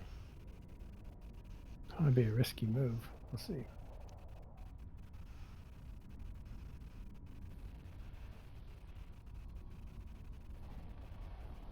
Lots of explosions in the horizon. Yeah, so this is a very interesting point in that all of these supers siloed into a safer position, and we was originally thinking they was going to begin to lay waste to these dreadnoughts. However, they have since just tethered up. Yeah. And nothing has been done. There was a couple with fighters out, however, they've all been recalled. So there's a big group of supercarriers in center screen. Even wrong. I pushed Control F9 on the wrong screen. So here we can just see this is the Imperium supercarriers that have sundered into the system, YZ9, and they are just sat on tether. You can stay on that graphic for a while. That's very interesting. They came into as a countermeasure.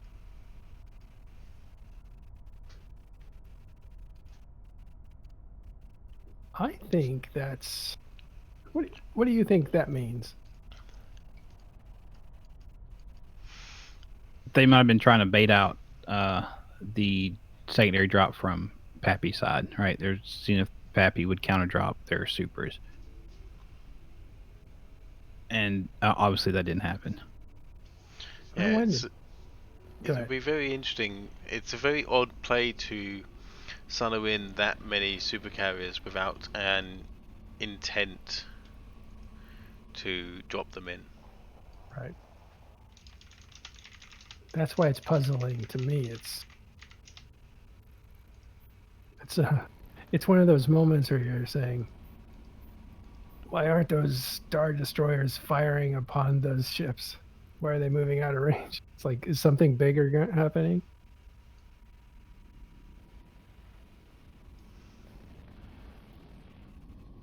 Trying to put on my General Calamari thinking cap.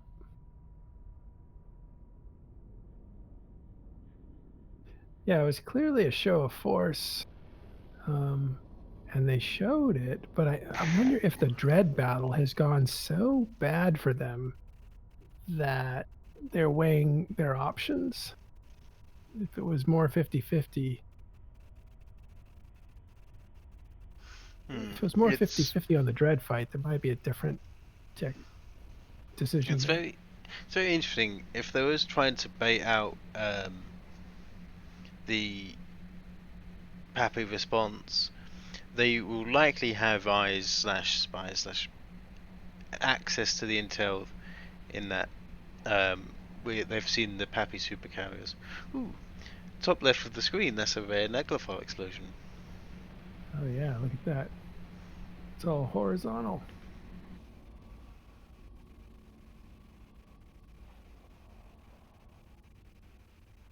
Supers cannot dock in the Fortizar. Can they? No, they can. cannot. Fax can. Not the dreadnoughts, not the fax, and the carriers, but the supers and titans cannot. But back to my point, we can see they would have access to see the amount of capitals and supercapitals that Techlines currently have undocked, and slash the numbers online in systems. So bringing the supercarriers on grid to try and bait out that force is, I think, not likely the tactic they did, because you wouldn't commit the wealth of assets that you did. So we are seeing some more dreadnoughts come in the center, so let's go have a look and see who they are. We also saw a couple leave top left. Yeah. So we have some more Razor and IU dreadnoughts coming in, it seems. There's a few more Naglafars. Where the first dreads dropped, that's where it was. Yeah. So the dreadnoughts on the side here, they have been managed to be bubbled, but a large number of the dreadnoughts because these dreadnoughts are close range, they are trying to get a hold and do as much damage as possible. So when you get, say, a Naglafar, which is designed for 20k, and it's about 30k, it really does struggle there. I just noticed before you went to a clean screen here that there were a lot less Imperium dreads on the field. Do you mind bringing that back up for a minute? Yeah, so we do not have a large amount of Imperium dreads on the field. They're largely cleaned out. Well, we're seeing the kill mails to reflect the same thing. We are now seeing supercarriers launching their fighters once again. So these supercarriers have all since launched fighter bombers.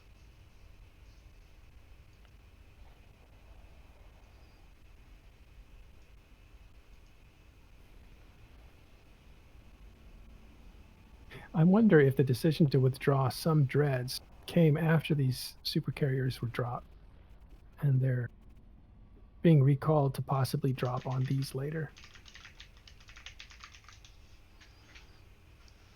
That's pure speculation.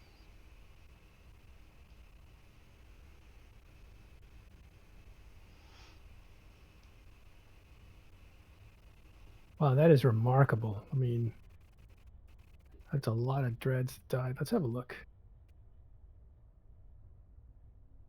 I'll refresh.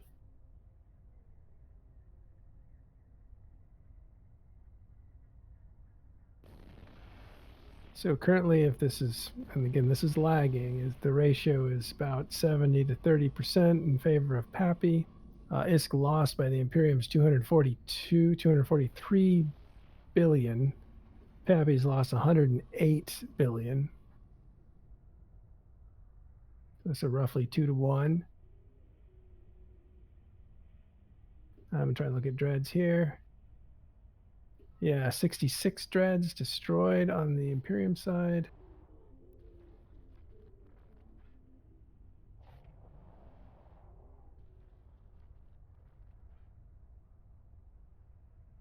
And 20 dreads destroyed on the PAPI side.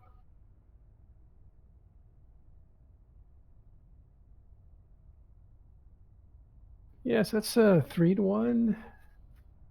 Yeah, but like I said, that's lagging behind. We won't know probably till an hour, maybe. Well, if maybe anything, it's hours. probably worse for Imperium than that. Yeah. Because The true numbers. It normally is when you're in the fight. You know, the few against the many. The few always has to put more on the table, right? It's well, what it's the to continue the that idea fight. is if you're losing a fight, generally, and there's delayed reporting, generally it just shows that you're losing it even harder. Oh yeah, yeah. But I mean that's to be expected, right? Like I was saying, like any of those small gangs that used to fight outnumbered a lot always brought more expensive ships. So a couple of ships, they'd have higher losses than 10 of the other ships from the opposing enemy, just because they're fighting outnumbered. And here they're not flying blingy ships; they're just bringing. They're having to use more, right? More ships getting blown up, so they're trying to accomplish their objectives as just throwing more ships at the problem instead of blingier ships.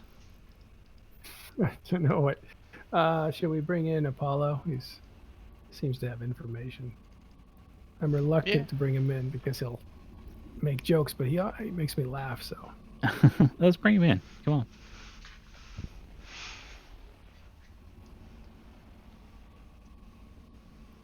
Apollo, if you can hear me, jump in the Talking in Stations Discord and let me know. Looks like we got some carriers jumping in. You have a different cam on grid? Yeah, and it's beautiful. I'm getting some pretty amazing footage right now. I'll be honest with you. Do you mind sharing screen on Discord?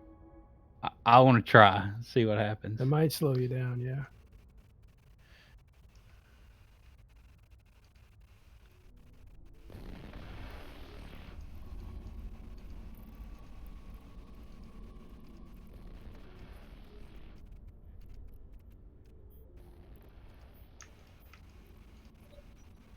For some reason, it's not letting me share the screen.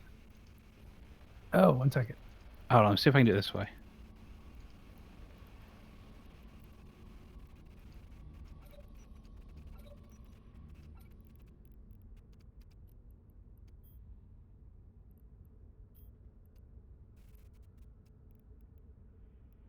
Okay. Does anybody see my screen? I'll check 1 second. Yeah, I can see it. Yeah, it's very beautiful. Thanks. Okay. All right, Apollo. You see in the top left corner there? There's somebody signing out in capitals. It's all right, Apollo. Come in here. I'll just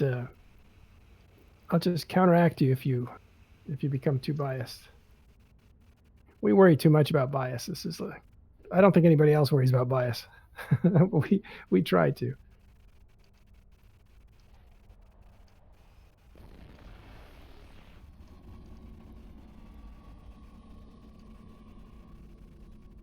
What we want is information, clean information.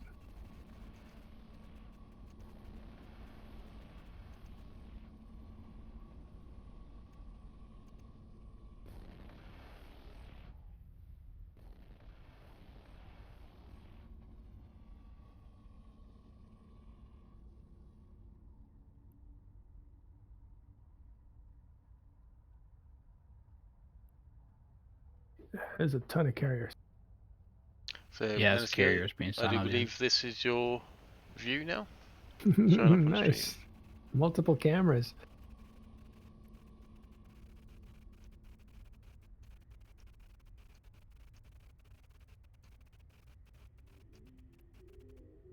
Yeah, there are supers in this group that's signaling in with the carriers.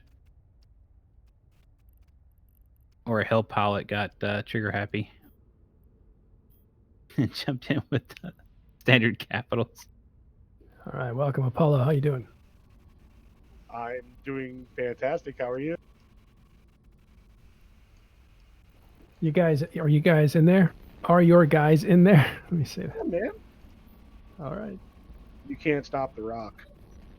All right. So Apollo is a PAPI CEO in there. Sure, we'll go with that. Yeah. Are you liking what's going on? Is it too early to tell? I'm absolutely loving it. It's a fight. I don't care. So you don't care which way it goes. You just like fighting. Right. Well, strategically though, it looks like PAPI won the Dread Brawl. That was kind of the first round. Yeah, now we're killing faxes, so if those supers aggress, it's gonna be game over. Well, how are you going to counter them though? They appear out of range. Subs can kill supers just as easily as dreads. Okay. They would... Especially when you start feeding faxes. How's the subcap fight going in there? You know, it looks okay. I'm not really been paying attention. I've been more just staring at the dreads, watching them die. Oh, Sully, by the way, do we know if those super carriers are still tethered or did some of them aggress? Last I heard, some of them were They aggressing. have all launched their fighters and they are aggressing. That means they can't hold tether. Correct. I am currently trying to see if my saber can survive long enough now. So far, it's getting close. So just remember those supers can easily abandon their fighters, wait 60 seconds, and tether up. Yeah, right. Well, it's in tie-dye. So like, and you got the, and plus you get to do that per squadron. So you get to do all, 5 squadrons, or how many squadrons are in super carriers now? 4. I think so. 5. Yeah. There's 5. There's still 5. So they got 5 heavy squadrons, because I know they lost the ability to use a lot fighters altogether. Correct, in this last patch. I sold my super, so I haven't flown it since the change. We'll try to get a new D scan for you, a fresh one. The one that we have is outdated. Who's your cameraman? At the moment, it is Maniskar. Should give us a different angle on that so we can see what dreads or what's coming in, if those are supers or whatever. Currently, there is a large Imperium capital coming in. So far, I've not seen any PAPI supers. But I am listening on comms for instructions that are going in. So it's worth noting that the capitals are coming in on a different angle than the supers are. So their faxes are going to be less useful to those guys. So if you look at the top there, that's where the carriers, standard carriers, are coming in, and I'm zoomed in at the bottom there on the super fleet. Are the B-52 still alive? Because I haven't seen them. Hey, Sully, can we turn up Apollo on Discord? Just crank him to... Thanks. It's a nice shot there, Maddox. There we go. Apollo's cranked up. Testing. It's just as bad as it was before Apollo, but okay. Those explosions are awesome.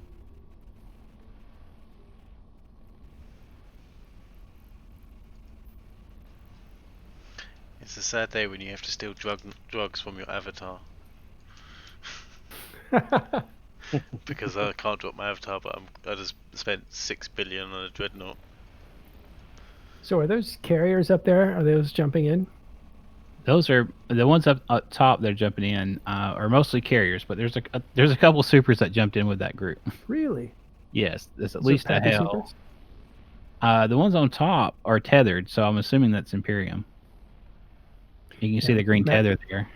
Maddox, lower your mic a bit Oh, sorry, too loud. compared to Sully and Apollo. Yeah. Sweet.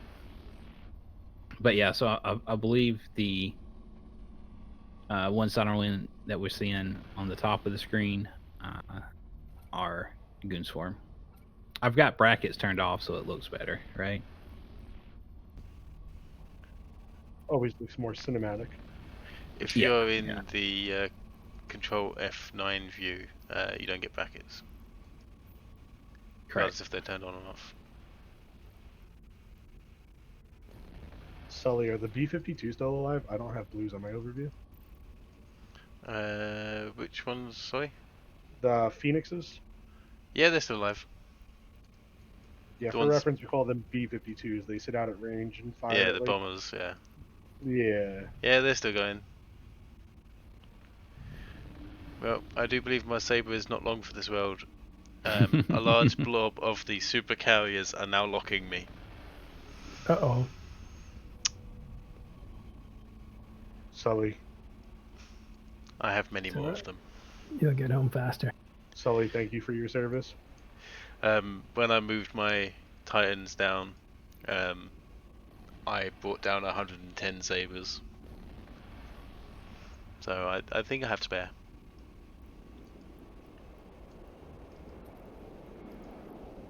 It's very interesting, those motherships, or I keep calling them motherships, those supercarriers came in and they basically, like, I don't know, tethered up for what? Getting capacitor? And now they're going Yeah. to work on dreads. The Honestly, cap that's isn't- probably what it was. They probably capped up so they can jump out if they need to. Yeah, that's what I was thinking, right? Yeah, normally that's what happens. You jump into the Citadel and then you cap up before you do anything. So we have an interesting development going on in the Super Capital group. Maniska, I'm gonna steal the camera back. Yep, go ahead. This is a very laggy, unfortunately, but this is a new Test Alliance dread bomb in the heart of the supercarriers. Oh, they're bowling. They're doing it. Let's see if we get some bounces off of this. This will be amazing. There's so many to bounce. Looks like they kind of missed, though. They probably dropped right in front just so they could just do DPS. I see. Because they're untethered right now, so they don't Oh. have to bounce. That's them. right. So I'm they're gonna miss vulnerable. I something. forgot. I'm gonna have to lower some of these settings because it's just getting it's starting to jitter a bit. Rip settings.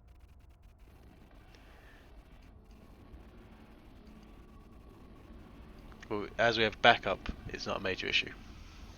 Right. In fact, whilst we're doing that, I'll put you This on is gonna get really interesting as the supercarriers from Imperium decided to launch fighters or bombers in order to destroy some dreads, which I'm sure they are doing.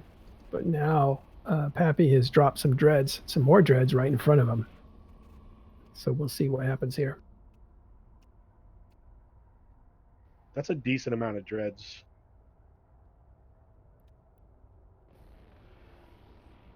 A lot of them are exploding fairly quickly. The dreads? Yes, it looks that way. Sure.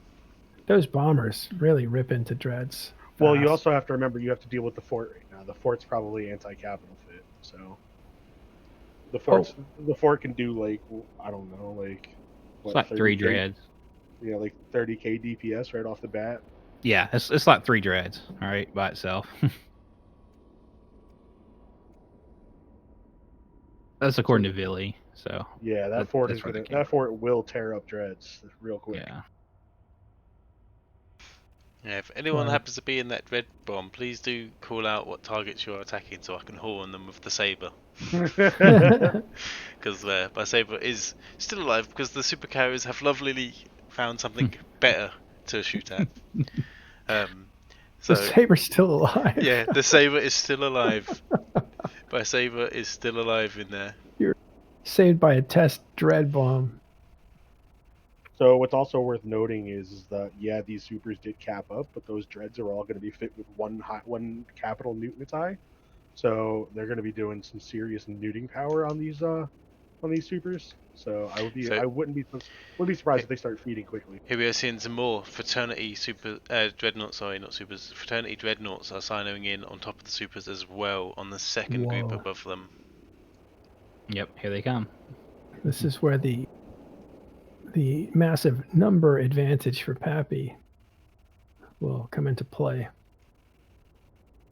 So I have It's a turned tough- off effects here, so I can't see what they're attacking, but I might risk turning them back on shortly, just so we can see any neutralization effects going in, like Apollo said, and Meska as well. All of these dreadnoughts will likely have a neutralizer fit. It has been called out many times on the comms I'm listening to. Spy. No, I'm just kidding. But the changes recently to resistances and it kind of buffed the dreadnoughts themselves. So I don't even know if neuting's necessary, especially on supers. It's always necessary. Yeah, the neutralization It does have a helps. big part to play in that. A lot of these are active tanked, even if they don't have an active tank and have maybe just one active module. A neutralization group of dreadnoughts will suck the capacitor completely dry, especially when you're talking this number of dreadnoughts. After one cycle, that ship will have 0 capacitor, and when you're looking at ships like the Wyvern, the Wow. Hell, and the Nyx, they are very reliant on those modules. The Aeon not so much because it is generally a beefy ship anyway. Become Even more though for it's half but- half a supercarrier, but more dreadnoughts dropping right Mhm. there, close proximity to those super capitals. Those are from Fraternity. that's still the same that's still the same carrier dreadnought drop because that's all Yeah, all so right now. local is about to hit 3,000, and this is a 3,000 brawl. There are ships of every class involved with this. The only thing we are missing now is Titans, but there are from frigates all the way up to supercarriers through an escalation chain, which is something we rarely actually see, which is literally first there was battleships, dreadnoughts supporting long range, countered with more long range dreadnoughts, then close, and it has been a rolling escalation, and it's so rare you see that any of these days. Right, but I mean, the PAPI forces have just been dropping more dreads, right? They haven't escalated past dreadnoughts. No, but they've escalated on each dreadnought claim. So Right. Imperium dropped some, then PAPI dropped more. Imperium dropped more at a different position. PAPI then dropped more again. That's what I mean by that escalation chain. Imperium was the first ones to drop supercarriers, as we see here. PAPI did have their Supers and Titans undocked, however.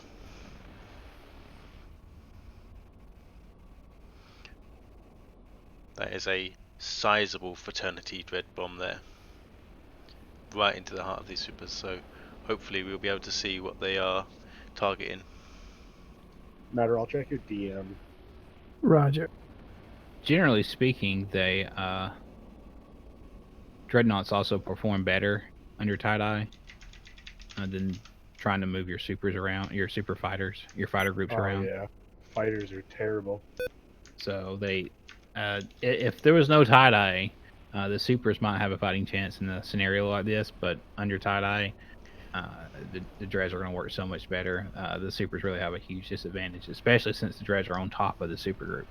Right? Usually the supers you want at range, protected by Titans or subcaps. Here they're on the Fortizar, which helps, but like you said, they'd have to abandon their squadrons and hope to tether and not be locked. Oh, not Yeah. locked, but not be unable to work.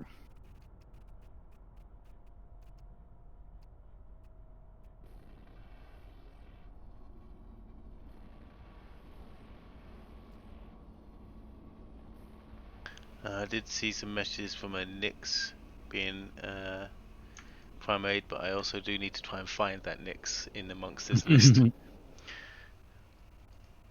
Good luck with tie-dye, man.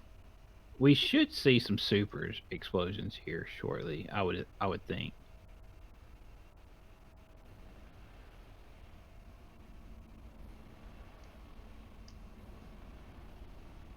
I'm receiving reports that the first supercarrier has fallen. Here we go, boys. The feed. So, Matterall, like, fair warning, man. When they start feeding supers hard, I'm not going to be able to grenade objective. Well, to be honest, the last war they're using vendettas as Hicks, right? So, who knows? We'll have to muffle you with a sock or something. Right. Player B every time he goes to. It's all right. Like, we'll just make it clear. You're from PAPI. You make no bones about it. You're a guest. If someone's from Imperium wants to sit in here with us, please let me know. That's Matterall on TIS Discord. I'll put a link. The question in chat, will Titans be committed? We don't know if Titans will be committed. If they're required, I'm sure they'll be committed, but it's really up to this point. It's up to Imperium forces because we've already counter-dropped their counter-drop. So the next counter-drop kind of goes to, Imperium. And I do believe that's a third fleet of dreadnoughts that just dropped in. Yeah. That's a lot of dreads. Oh, they intend to do some damage here. I've figured out their next target. Let's see if I can get on it on the mail. The next primary. So the question is, guys. A little louder. Okay, the question is, guys, do we see this feed becoming 1.5 trillion ISK? I mean, I don't matter. Not a serious question. Yeah, I don't. I mean, oh, maybe with that amount of supercarriers. Yeah, with that amount of supercarriers, they had that. You said they had 123 supers, right? Yeah.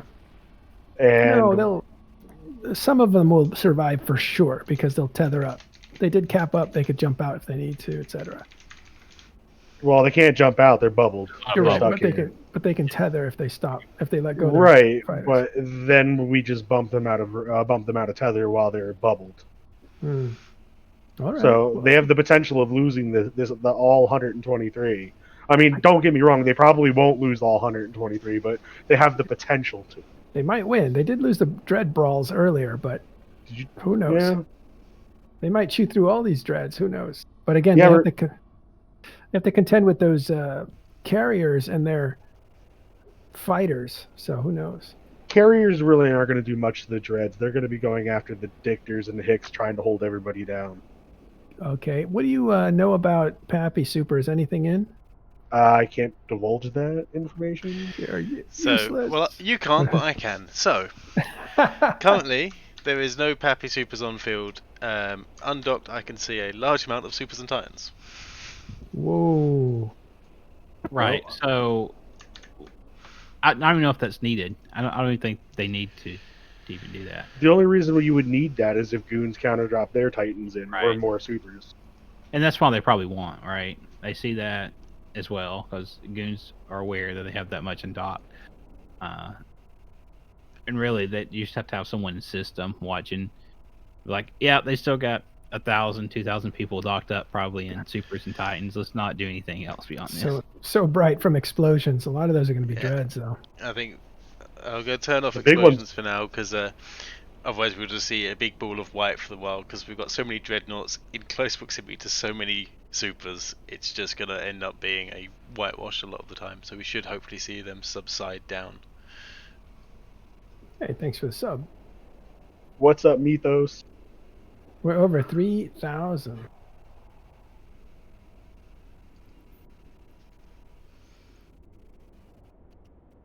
So is there anybody here drinking with me tonight? Because I'm currently drinking. What? Tie-dye and beer. Tie-dye and drinks. He didn't say beer. He said No, I'm actually drinking beer tonight. I'm drinking I'm drinking Voodoo Ranger, which is an Imperial IPA. Yep. Which is pretty nice. I know what it is. Oh, okay. I'm aware. Mios, why do you always misspell my name?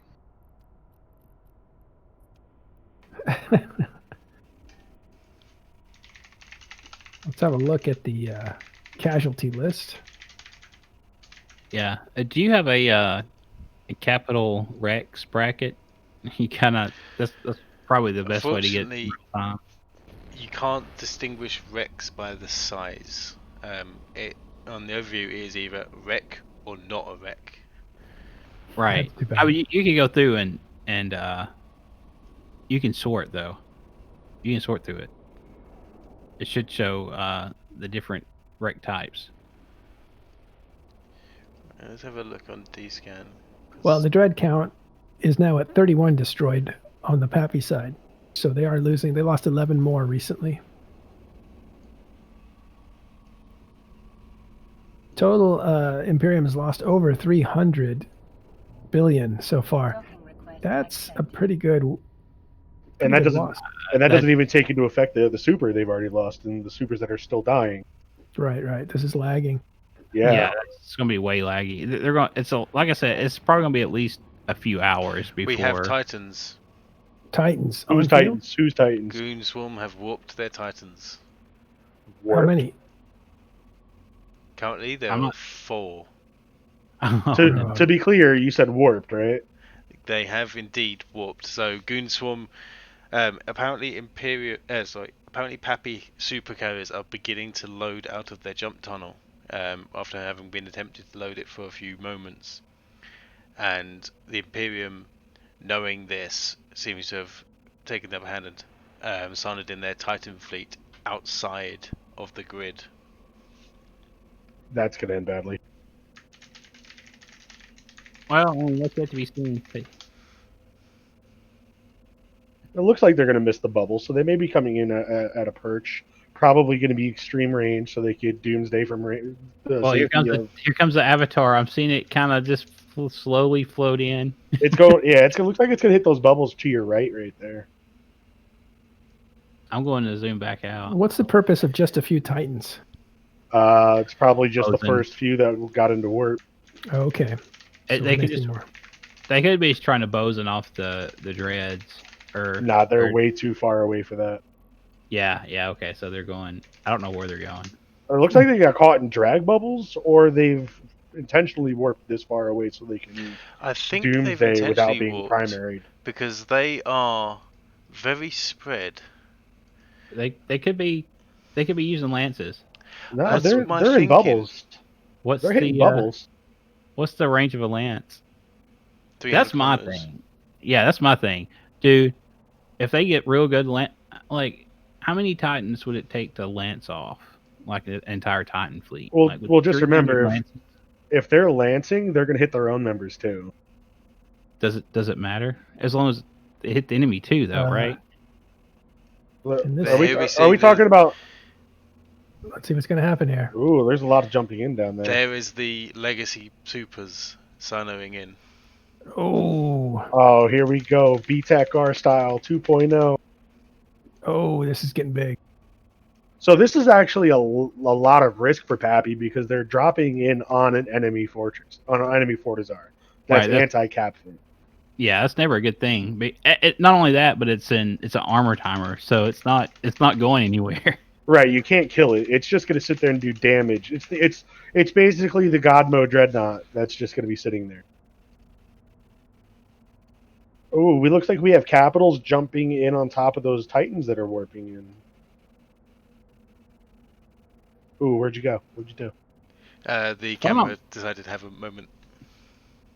Yeah, if you look, there's capitals jumping in there. Are those blue supers? They are indeed. So those are the PAPI supers beginning to load grid, Oh, and they're And they are landing right on the also Titan. being Rip. surrounded by Titans. I've got it on my screen. If you guys need to flip over for a second, I just don't have brackets loaded. So I wonder if those Titans are actually long range fit, which would make sense. And if they are, these Nixes are going to tear those Titans apart. It's a total of 6 Titans so far. That's 1, 2, 3, 4, 5, 7. 6, 7, 7's 8, coming 9, in. 10, 11, 12, 13 Titans currently on grid. 14, 15 at least in the outskirts.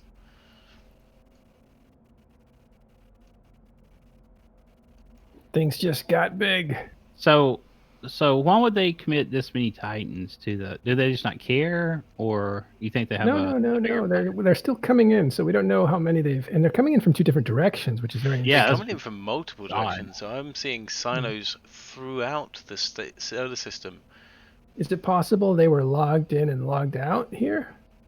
Could be. I'm thinking a lance trap. They're just going to try to lance everything. One strategy for dreads is to log them out in place so they don't actually get stuck in bubbles.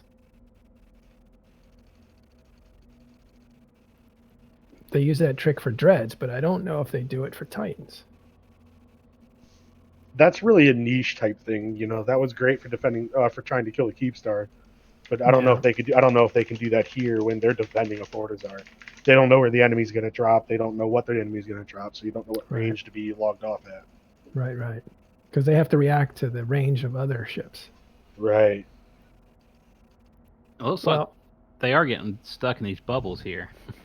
Yeah, and if supers are jumping in like those ones are right now, like they're going to start taking apart these Titans.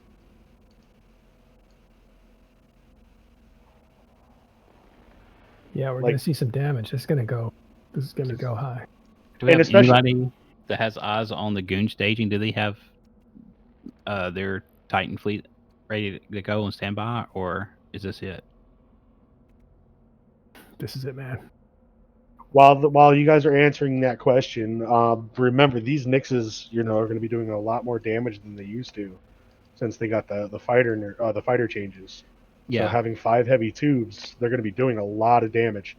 And if you look, I don't see any faxes around those Titans.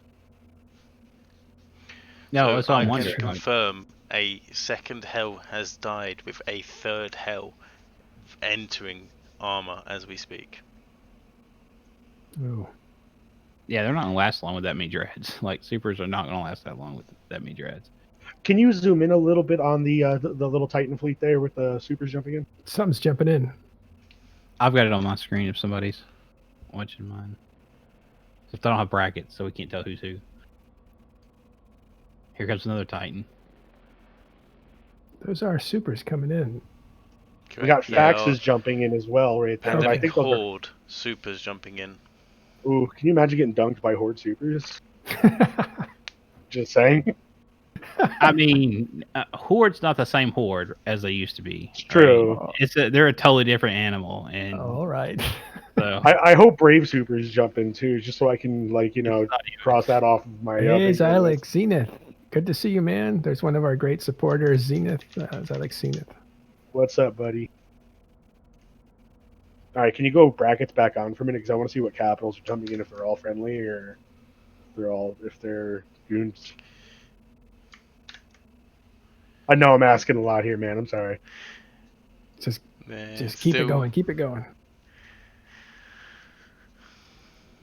No, not D-scan. Whoa. Oh, they're all blue. Oh my God, This they're all is- PAPI. They're all PAPI. This is bad for those Titans. They're too close to these supers, and faxes are there to help the supers. Oh, that's NC. That's an NC. NC Super drop? there. Oh. Yeah, that's NC. If it's the super fleet, it's probably going to be everybody. All the Pan Fam supers. Sino U. Who's Sino U? They He's don't- prime. that Yeah. used to be PL. I don't think it is anymore. Oh no, Sino U is PL. Yeah, that's a PL. That's a PL corp. That's, I do believe, Fleet Commander DJ's fucking corp. There's a SWAT. This Fail is not a BTAC-R situation so far. And But there's it's been about to be. escalating. But it's There's been more. escalating in that direction for sure. This is those Titans are in trouble. There's not that many of them. I don't know. We just need to see the count of local, not what's being posted in local. It is worth noting as well, there's only like 5 Titans that are tackled out of that group of 15 there. I don't know what they were trying to do though. Were they gonna lend some support to those supers and try to.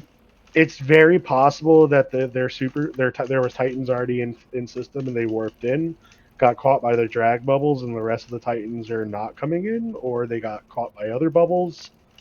There's a lot of different things that could be going on. But if anybody has eyes in the Imperium staging system, would be good to know. Right, that's what I was wondering, if we had anybody in chat or anything that had knowledge of the Imperium staging.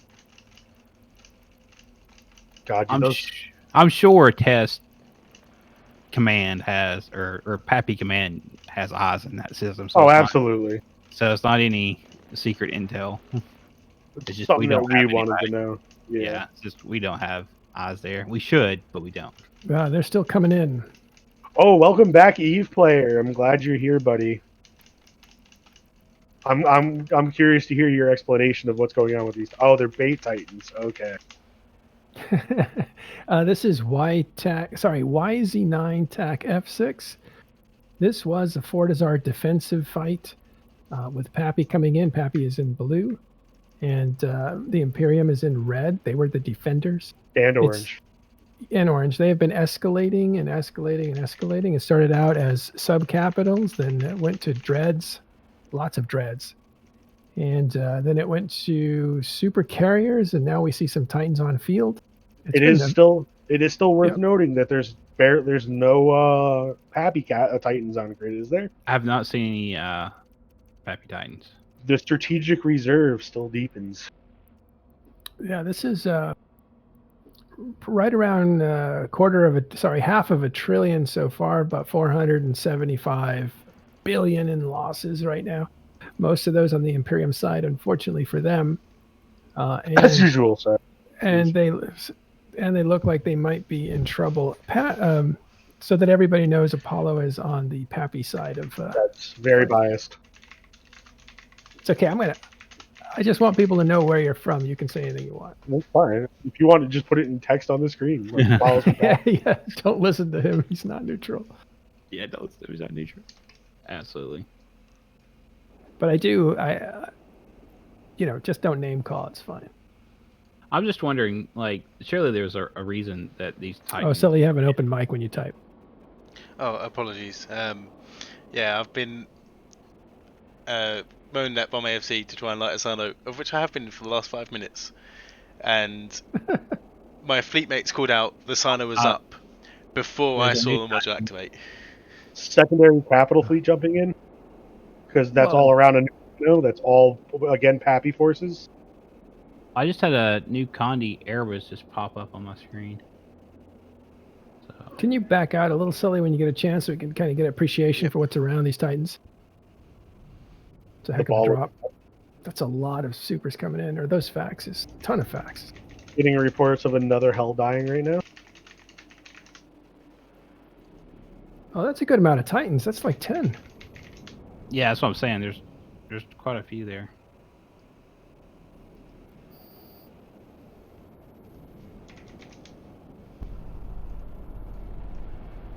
Any and all Imperium pilots that are watching this, this is Apollo again, the PAPI guy. If you have any Titans that you want to sell in Delve, I'm currently offering 20 bill per hull. So just contact Apollo 429.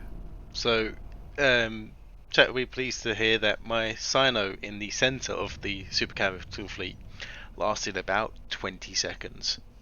But in that 20 seconds, we have managed to get about 25-30 dreadnoughts Sinoing into the centre of that blob as well now.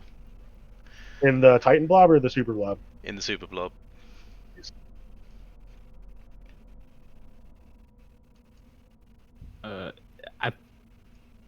Is there more Titans coming in? I hope so. I really think hope so. I think so. In fact, yes, there are more Titans coming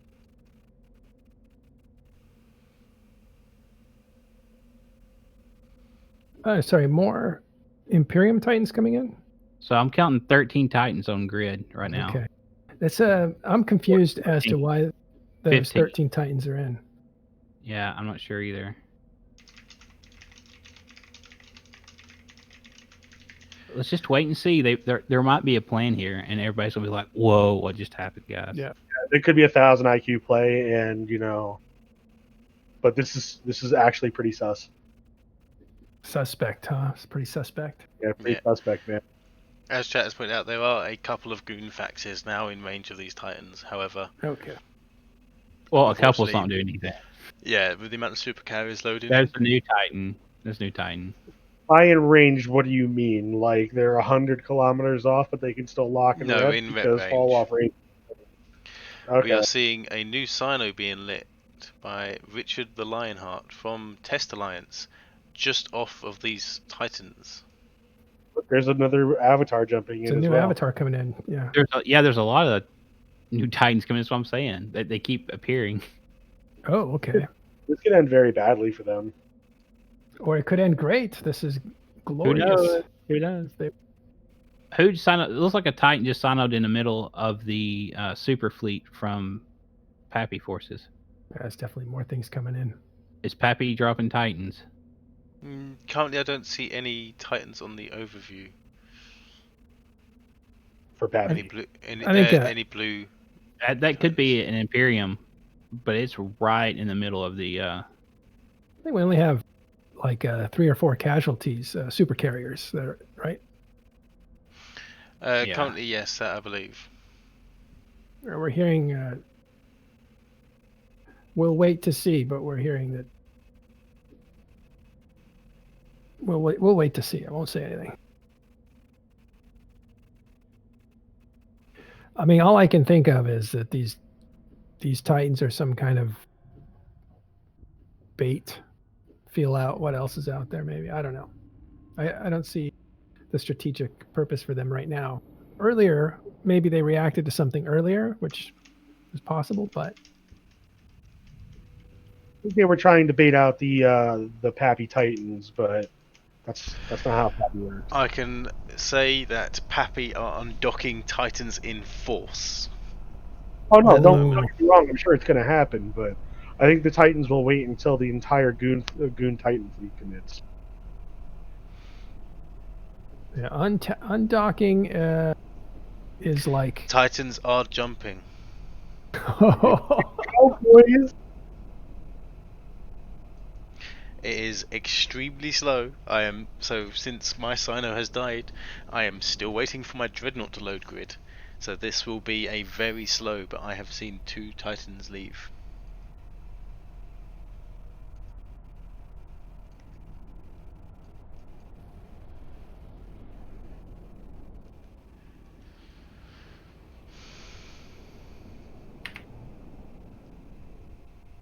But this, yep, we have more Titans jumping. This is the largest Titan undock, aside from the move, that I have seen. I'll bring a guy from Revik.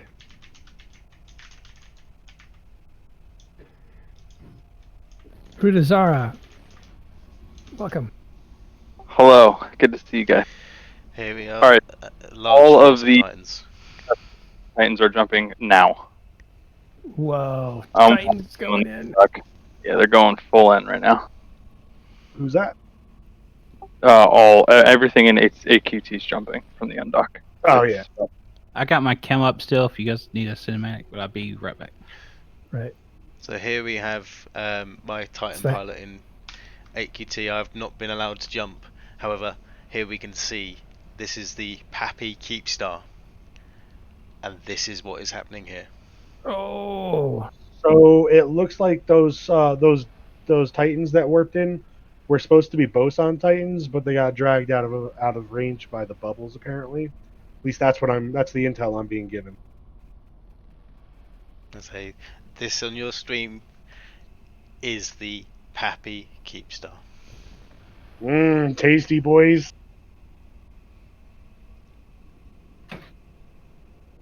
This is going to be an all-nighter till downtime. Maybe CCP will be nice and push downtime for us. I don't know about that. I think that all those guys are calling off work tomorrow. let's lower his volume, Sully, just so everybody's about the same. Yep.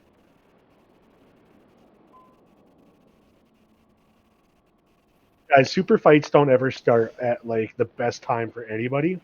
It's always the most random time, at the dumbest, most inconvenient time for everybody. And here we are with this. By the way, Sully, I love that you're in your faction Titan right now. Obviously. Dang, Yeah. streaming and in a faction Titan. Because I just realized, I was like, wait, those are fighters on, and he's got a Doomsday. That's his faction Yeah, Titan. chat just picked up as well. You're I think not. the real question is, why are they doing this for an armor timer? We're not doing it for the armor timer. We're doing it because they committed capitals for us. Yeah, Supers so for us. the Fair. in a lead up to this, we did have questions asked in TIS whether there would be a fight, and at the time I was like, oh, I don't know of a ping. About 5 seconds later, I had to say I was lying because I just had a ping. It was originally determined that Goon Swarm wanted to defend it, thinking that it was US time zone. So we naturally showed up to try and attack it again. And Right. as such, both sides have just, like we've seen all through the stream, add one, dreads, then the attack opposition suddenly did more dreads in different position, and same again, and then super capitals, then titans, and now obviously full escalation. What's really awesome about that is that you don't really normally see escalations like this. Normally, it's just, I throw all my Titans down, do something. And then it's either you do something or you just log off.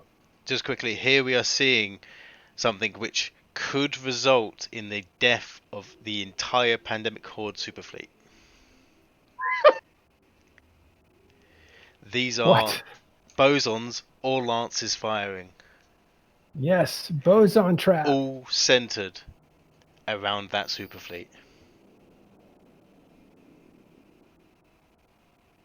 Now, if they are lances, these titans are spread out enough that they won't be neutralizing each other, meaning they've all been able to fire them, so we can see all of these startup beams going in.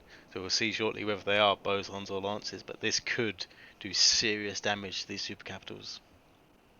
For those that don't know, a boson is a cone out of the direction of the ship, which does 10,000 DPS across all of them. Yes, somebody warned me this could be a Boson Trap, and it is.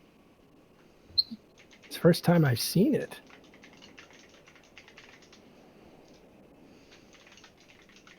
We're all waiting with great anticipation about this. Yeah, this could be. They are boson, really. so there is a boson effect that we see coming out of them. So this will be doing insane damage to these supercarriers. Wow, what a move! What a move! This is amazing. This is beautiful. I've never seen anything like this before. The only thing that's going to save these supers right now is if these guys are going to do all this damage. The only thing that's going to save these supers is if they hull energize just in time. It's going to be beautiful. I'd like to state for a record, my saber has technically died. It has 0 structure, but it's got 7 shields for some reason. So the saber which I went to suicide about 35-40 minutes ago has finally perished. But like I say, here we are seeing the bosons go off. Now we don't have ship destruction going, so we will not see explosions because of the nature of this fight. It end up just being a whitewash.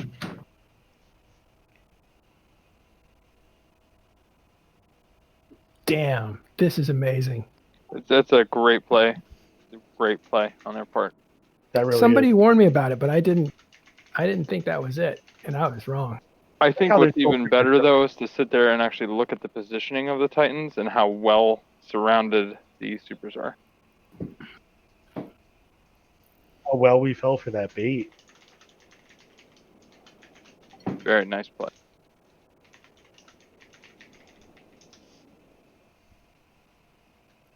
I'll be curious if this is enough to actually kill them. I think it will be with the amount of titans here and bosons. Yeah, it's possible. Yeah, definitely. But the supers were not in the middle of them when they arrived, so I think they were planning for them to jump in the middle of the Titans, right? It looked like actually the Titans had warped in around the Sino in the beginning. Okay. I mean, it's really hard to gauge though with this much tie-dye actually happening. Yeah. But that's what it originally had looked like. I think that they saw that they were coming in through the Sino and positioned themselves around it, bounced a little bit, and then put themselves in that position for Boson. Oof. I'm sitting here waiting to see ships just start disappearing. I'm seeing more ships jumping in, and I bet they're thinking, I need to turn these harders on quick. But if they're Maybe just that if they're just jumping in though, they're invulnerable. Not immediately from bosons, unfortunately. Oh, fair. this might be why they're launching all the Titans in. Maybe they got wind of this. Remember, everything is decided 10 minutes ago because of tie-dye. Yeah. So maybe So let's say the PAPI, the Imperium Titans warped in, signing off grid, of which would allow the load, because the grid is what slows down things like dreadnoughts jumping in. So apparently these Pandemic Horde supers have been trying to jump in for 10 to 15 minutes already before they even started to load grid. So it could have been these Titans were brought in well ahead of these supers actually loading in. That's a great point.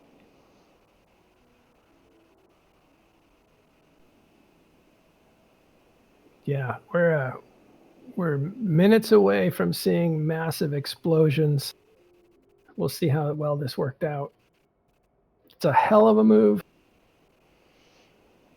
Even whilst this part is going on, there are still supercarriers being killed down the bottom. More and more dreadnoughts are now beginning to load in. Local is scaling up more and more. And Now, there's still a load of Titans and Caps that are still in AQT that haven't even made the jump yet. Yeah, my FC of the fleet of my dreadnought pilot is currently in grid siege and shooting things, whereas I am still currently in the jump animation. All right, so one of my guys is actually poking me. So let's think about it this way, right?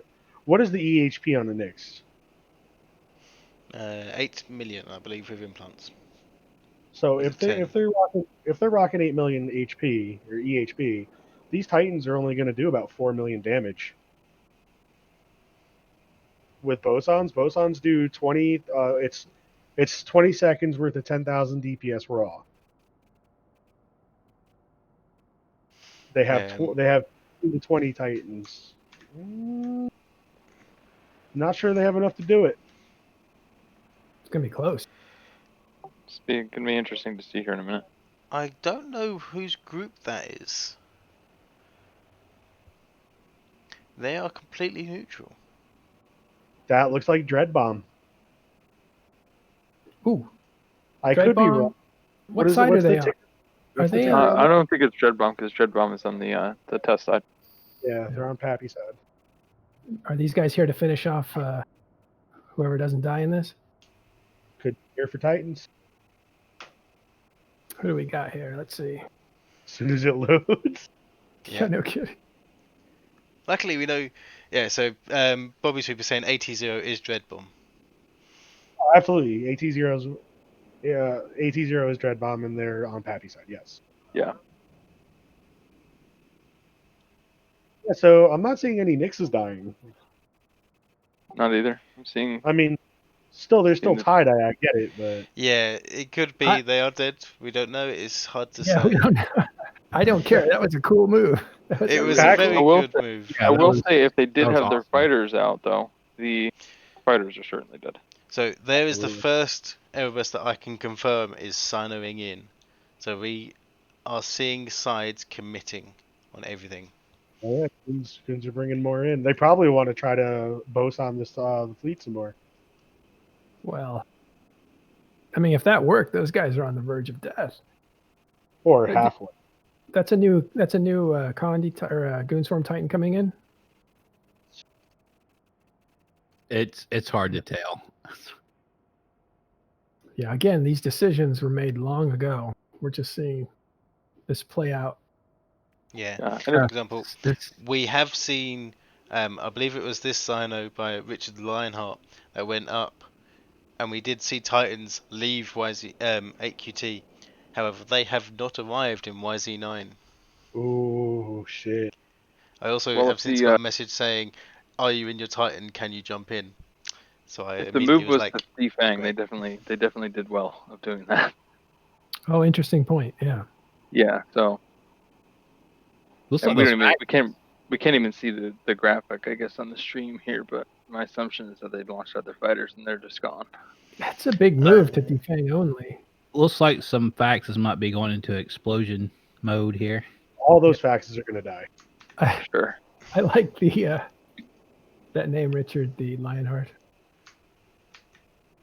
I had some of the Goonsform guys have the best names.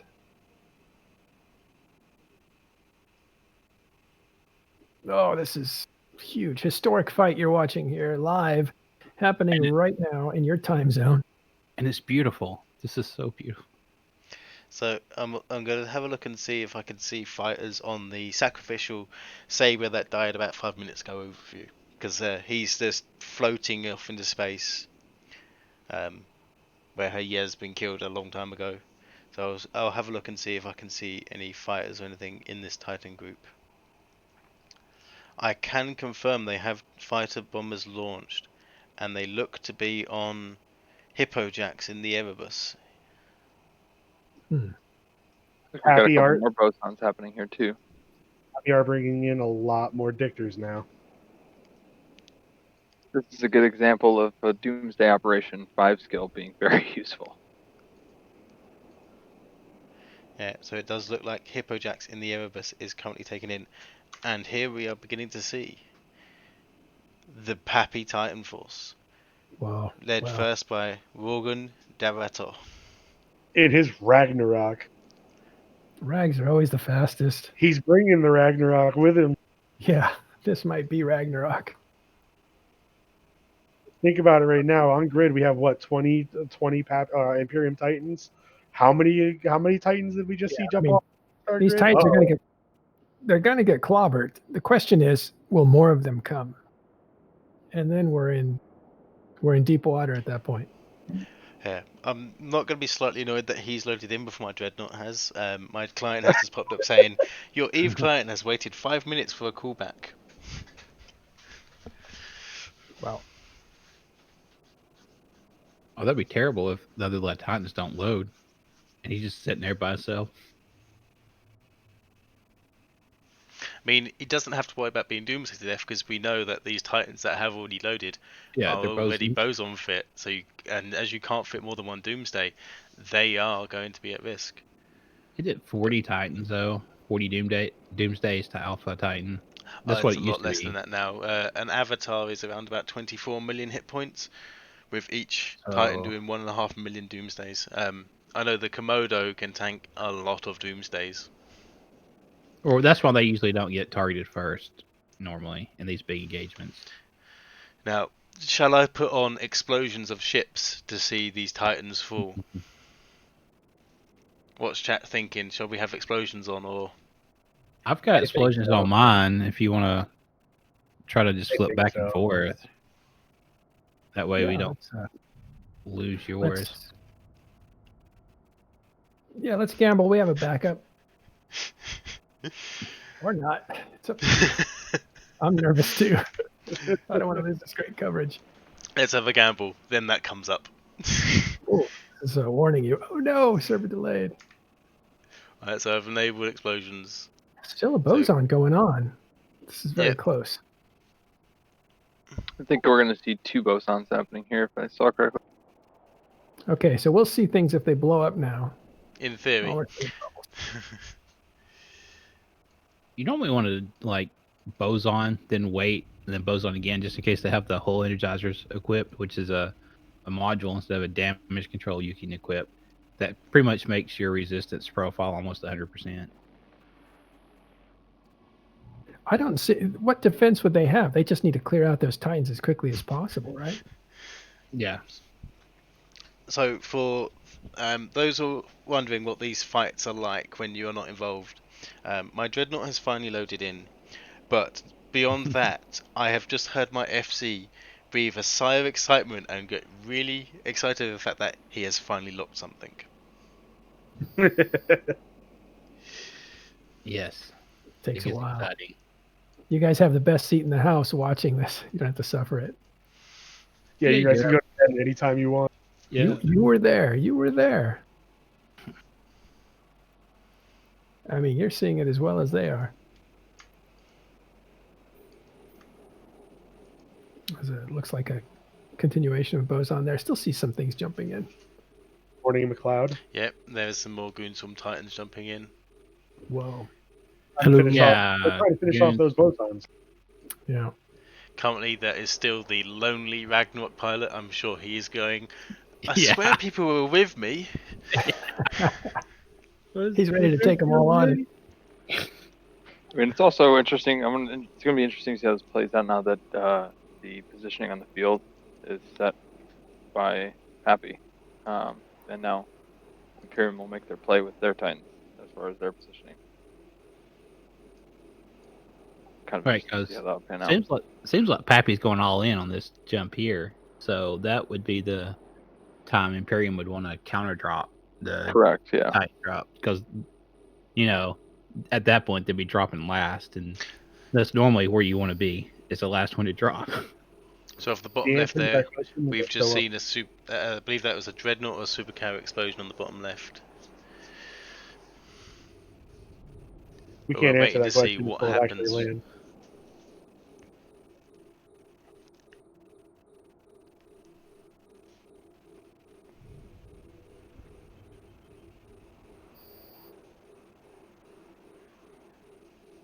Well, I mean, Goonswarm can really make up for a lot of earlier in this fight by taking out that super cap fleet. Yeah. It could even the score. That would be. Well, the score is actually closing right now. Without What is the, it's got a few supers on the loss boards, but right now Pappy's lost 306 billion, and Goons have lost 461. Yeah, it's closed in a lot. It's What those accounts dreads. for- It's those dreads feeding on that Fortizar. Yeah. Yeah, that fort, it just sits there. Don't care. You can't do anything about it. You can't stop it. You can't nude it. Nothing. You can't jam it. It's just there.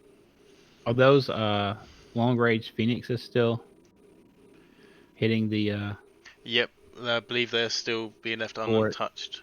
Off from the top left. The B-52s, as Apollo said they're called. Oof. yeah, the P-52s? Something exploded. That was a How you large reinforce- explosion. This Yeah, is how that's you that. properly reinforce the Fortizar, guys. Yeah. Apparently there was a Erebus reported to have been killed. Mm-hmm. Erebus. Which one? Goon Erebus down. They're going to need to kill those quick, and if that's their first one, that's a good sign for them. Those PL supers are in trouble if they keep getting Boson. They might be dead already. We don't even know. Well, if they make it to the second wave of Boson, that group that they originally Boson can be in a lot of trouble. One interesting fact is I have just been paid insurance for a ship I'm still technically flying. Awesome. Sir, that's fraud. I need to come with me. I mean, I had to dip out of the fight early on before the hounds kind of came down. Hey, and the annoying thing was and I need to kind of like fill out a bulk report for this, but my frigate escape bays, my retributions that I escaped my exploding battleship in, all of the modules were offline. That's What's it interesting. like, Which McLeod? kind of screws with it. McLeod, you're in the initiative. What's going on Mhm. on the battlefield on your side of things? Or I'm only just coming to realize that there's something pretty crazy going on. Oh, So I mean, I had to dip out for IRL reasons, and I didn't realize that there was actually something pretty hectic oh going yeah, on. this So is huge, dude. This is huge. I'm, You might want to check with your guys. oh yeah, I've kind of checked, but like both my main characters are still in that kind of in the middle of there. I had to kind of duck out and dock Well, up in that Fortizar. Let's turn down McLeod because I think he's too loud. We all have to be the same. I'm sorry. Same voice. It's not you. It's Apologies. That's all right. I'm working on But, getting better at the audio. That's cool. That's cool. Thank you for picking that up. But yeah, when I ejected out of my exploding battleships into a ship that had all modules offline, that kind of it prevents you from doing a lot of things. I think a Titan just either warped in somewhere or warped out. I couldn't tell. Yeah, so let's So do a if I can Yeah. log in here, then I'll provide a secondary camera for you. All right, let's do a recap for people who are arriving. This is I see a rag jumping in there. Looks like Blue it's rag. yeah. Yeah, that's going to be a PAPI force rag. Okay, so what you're looking at is a huge fight in YZ9-F6. This was over a Fortizar initially. Subcaps engaged, dreads were dropped on either side, multiple escalations all the way up to super capitals. The super capitals tethered and recharged, and then they went to work on a ton of dreads. More dreads were dropped to try to counter those super capitals. Here we see PAPI Titans loading in now. And then Goon Swarm brought in a few Titans, like 10. The PL dropped supers in the middle of those Titans. Those Titans all spaced themselves out and shot Boson Doomsdays at the group of super carriers. Amazing move. We don't know if it's done what it was intended to do, which was destroy a lot of Nixes. We're still waiting to see on those explosions. And in the meantime, PAPI has said everybody in. So all Titans are coming in on the PAPI side, and we still have some coming in on Goon Swarm side. So that's what's going on. I think we're probably up to over 3,000 people in system. You guys are paying attention into the stream chat. That Erebus the Erebus has been confirmed as dead. So the first Erebus has fallen, and it belonged to Goon Swarm. Yeah, mind you that there's still 1,300 players in AQT that have not jumped in yet as well. Or are still waiting in a tunnel. So there's another 1,000. It's going to be huge. Local. Yeah. Seems like some of the Imperium Titans are warping out. Run for your lives! Yeah. I also was just pointed out in the streamer, I chose a really bad time to jump into a fight of a character's name that started with A. Oh.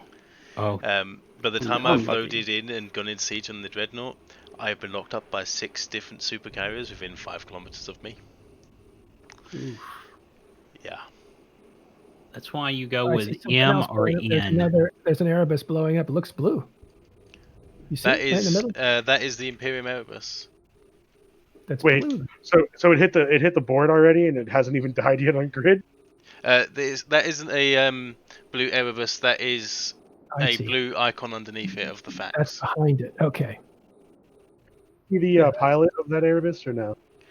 I remember his name. I'll double check if it's the same one.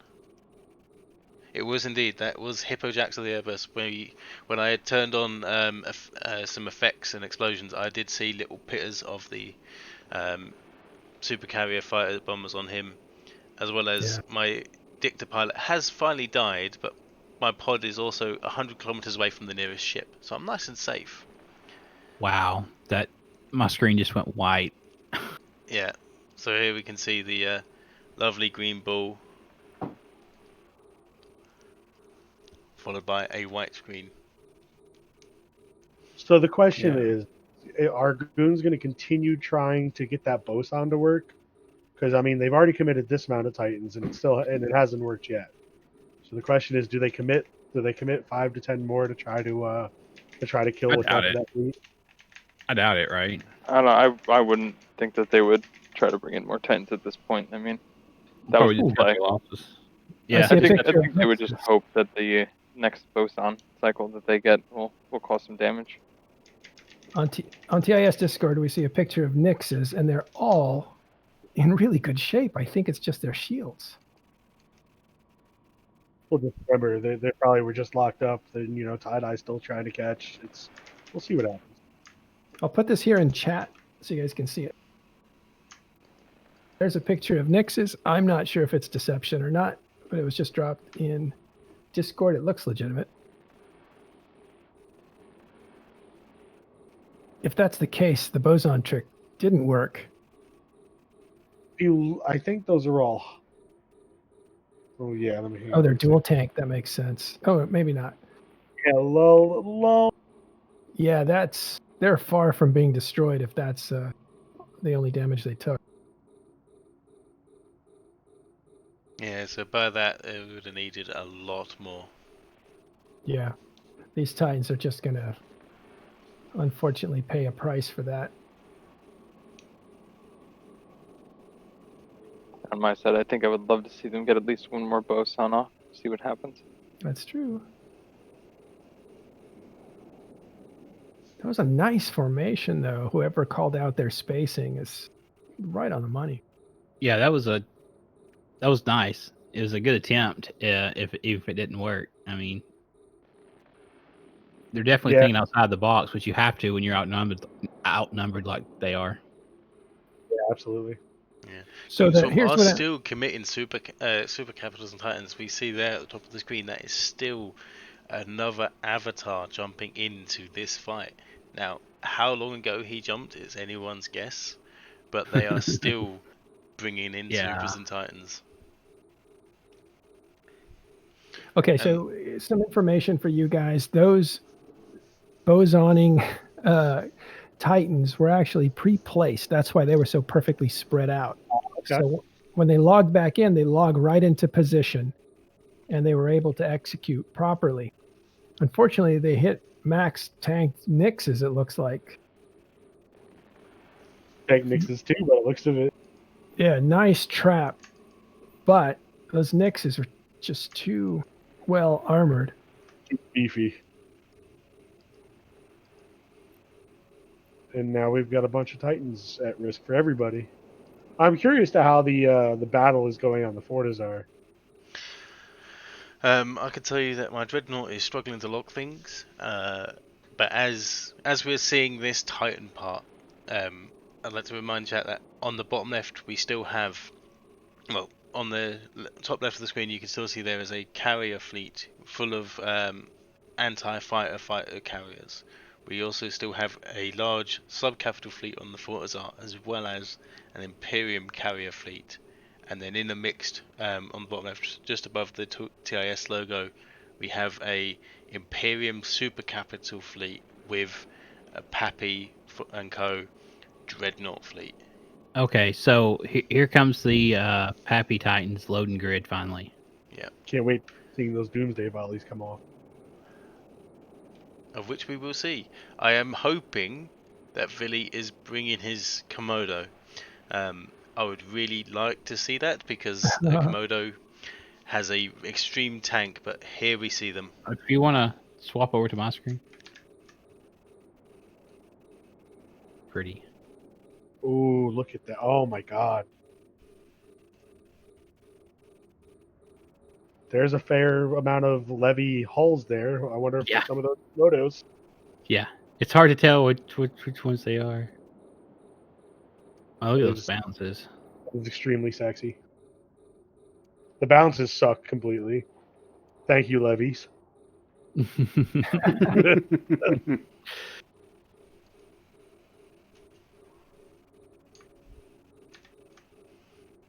Oh my god, they're gonna starburst out. Even in tie-dye, they're moving fast.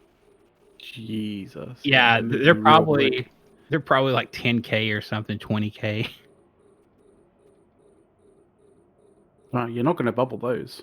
Can you move back or move left a little bit to see more of them? Well, I mean, here we go. It's okay. They're gonna fill up. There we go. There we go. They're gonna fill up the screen. Here they go. Oh, how many Titans are coming in? Come on, Matt. Go away. As many that jump. I think the word is. I think the amount is yes. So that Leviathan pilot that we see there, I think his time in this fight is done because even in this tie-dye, he's going to end up more than 300 kilometers away. Same as those three Ragnaroks. They are traveling at excessive speed. I wonder, can I find out what speed they're going from my alt who's in the system?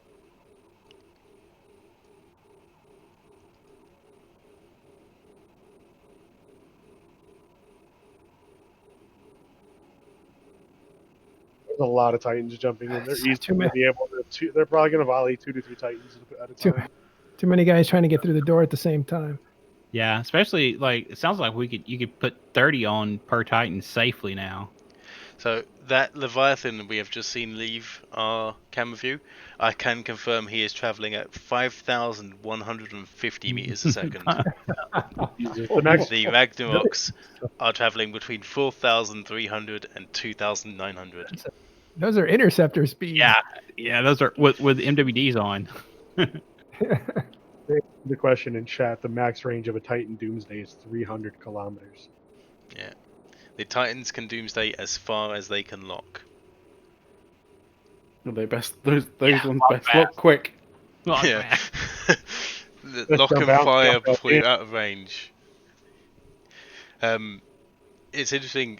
Long Thunder said 5 KMS Titans new meta. I can't remember exactly, but didn't the Ragnarok many years ago used to be able to get upwards of 4,000 meters a second?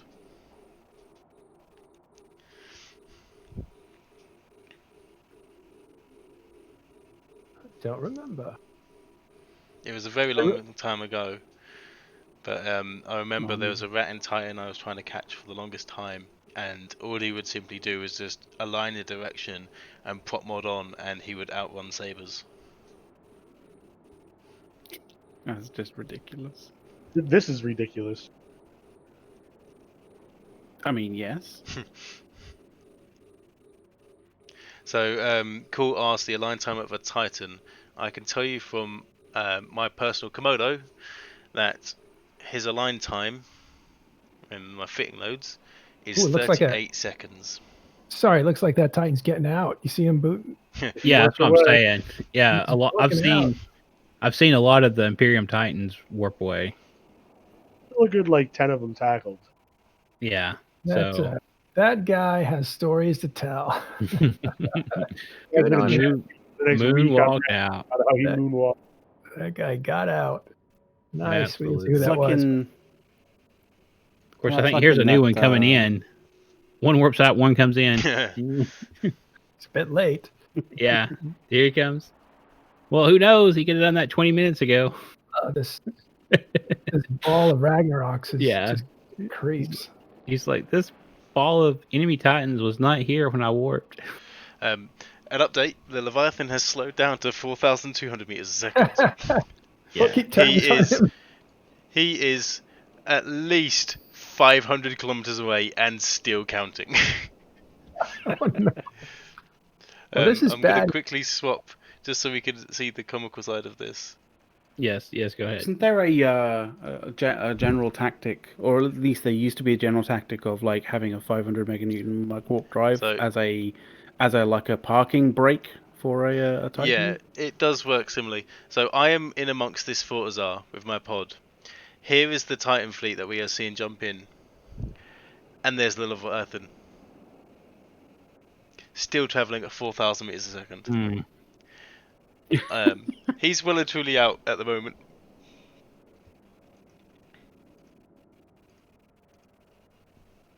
No kill mails for you, Tangira. Yeah. Dang, look at him go. Oh well, deep space for him. Yeah, I like that Avatar got out. That was pretty cool. And that Leviathan's going for a ride.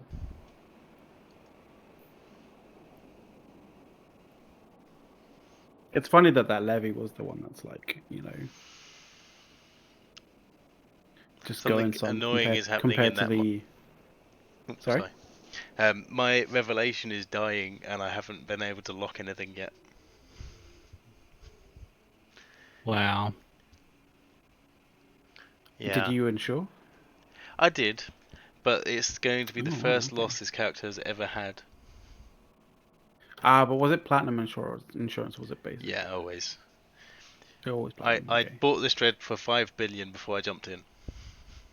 Ouch. I was gonna say like typically it's when you platinum insure that you don't actually get killed. We got a battle report update. The ISK is starting to separate again. PAPI forces have lost 400 billion, and Goon's forces have lost 657. Okay. I'm seeing in chat, another chat stream that second Titan has gone down. Yeah, I'm sure we'll see a rather large explosion come up shortly. Just the Titans are still trying to load grid and lock.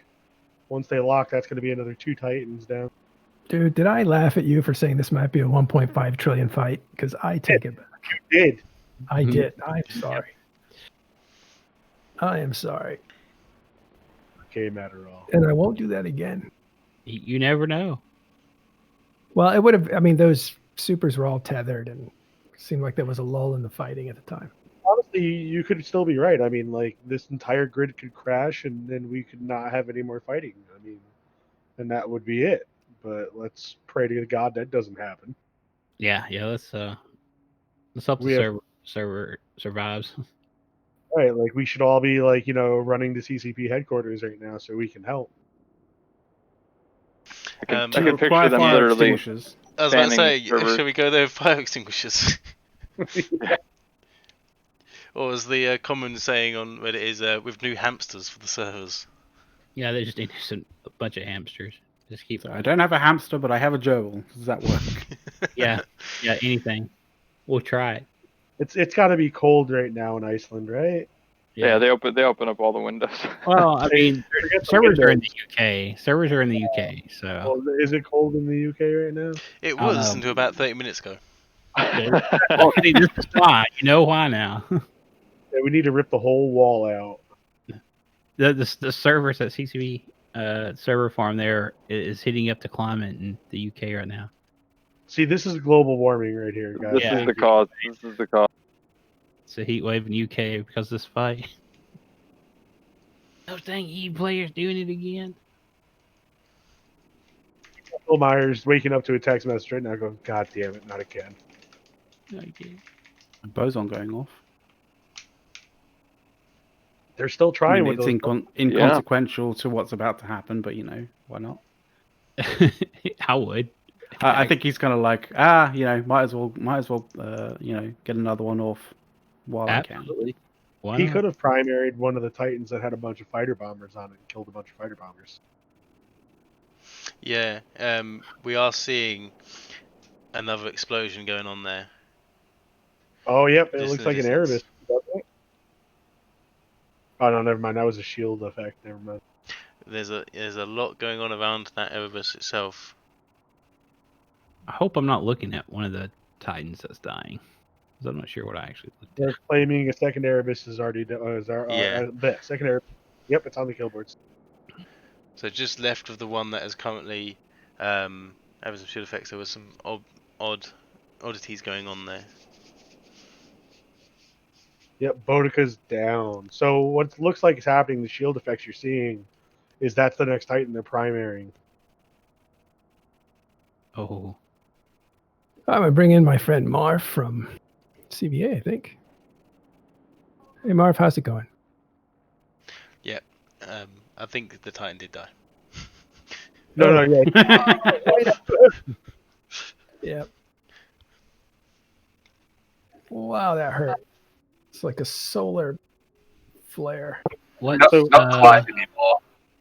So just for reference, real quick, I'm sorry to cut you off, buddy, but just for reference, these Titans are only taking about 4.3 million damage. So you guys can do the math on that. That's about Like- right for their hit points. That's raw damage, by the way. Yeah, It's not it's not EHP. EHP, it's raw damage. Oh, I got you. So Right. you have to factor in. You obviously have to factor in, resists into that. So All right, hold on a sec. Type. Hold on a second, guys. Marv is in here. He's from APOC, not from CBA. Let me clear that up. Well, it looks like there's more Titans. There's a second Titan fleet coming in. Who is this? Is that That would probably be Fret and Fraternity. Wrecked. okay? Because it's armor. It looks like it's a second armor Titan fleet. God, coming in. that Fortizar looks so small now. It It really looks does. like a horde That's and NSH.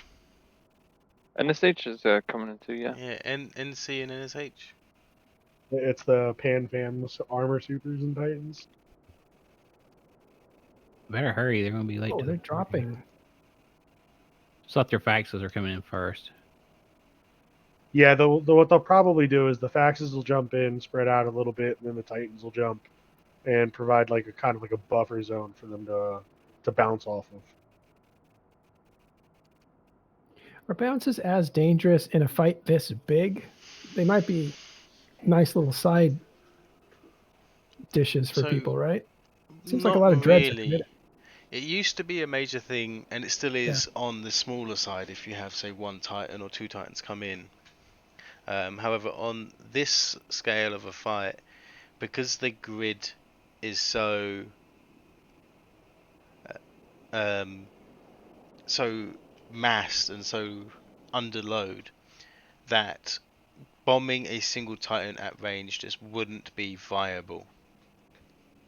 Yeah, you'd probably kill the node. It wouldn't so much kill the node, but it's just so a dread bomb of a bump. You normally would take in 10 to 15 dreadnoughts, kill it quickly before you are doomsayed off the field. In this, that 10 to 15 minutes will stretch out to an hour to 2 hours, so you don't really get that quick in factor. Yeah, there's not that surgical strike. There's just oof.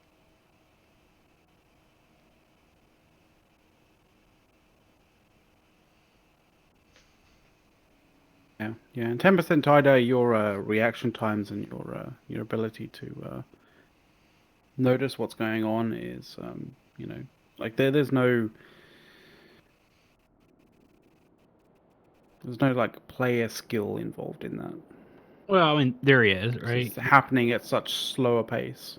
There's no like twitch like you'd need for like a first person shooter, but there's definitely strategy that goes into it and players. Well, yeah, I'm not saying I'm not talking about strategy. I'm talking about Yeah. like sort of reactionary times and Right. sort of stuff.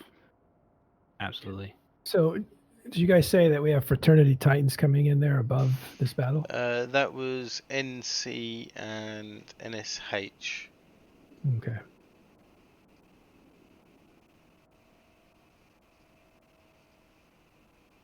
Did we get confirmation about this node? Was it reinforced or not?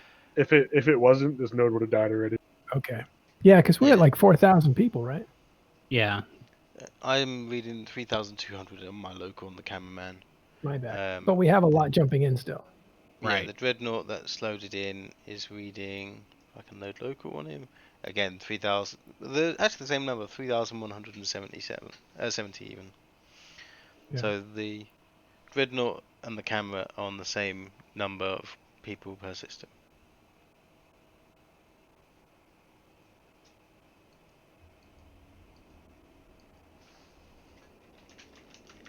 I'm seeing things just appear.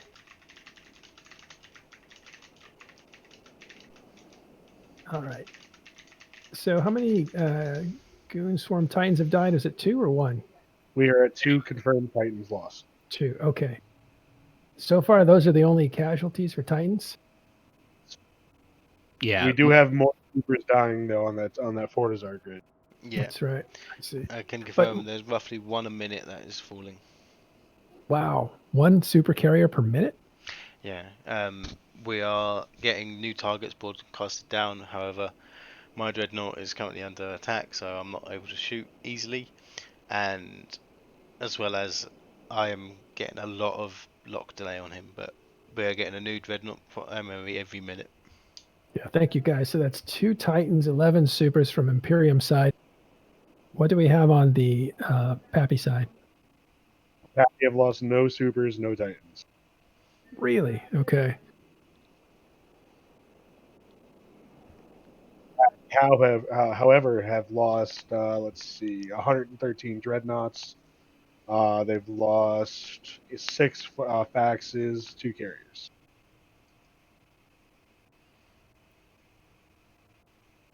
The current ISKA split is 771 billion lost for goons, 420 lost for PAPI.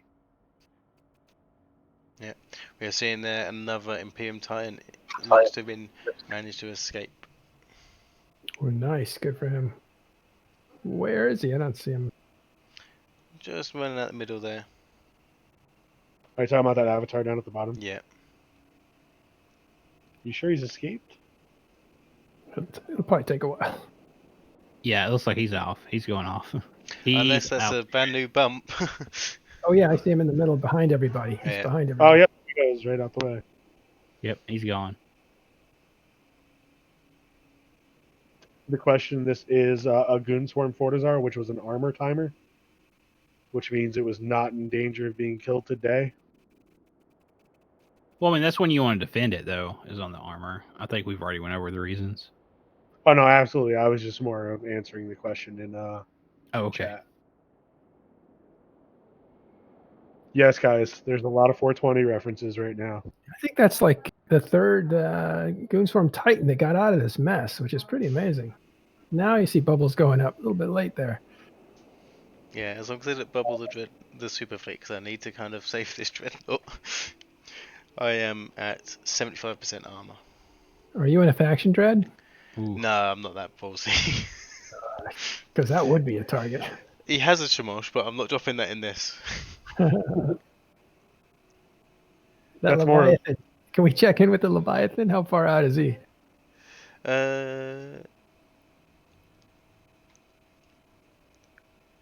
By the way, Paula, if you can grab a battle report, drop it in chat, that'd be great. The Leviathan, I can confirm, has managed to warp out. He is not on grid.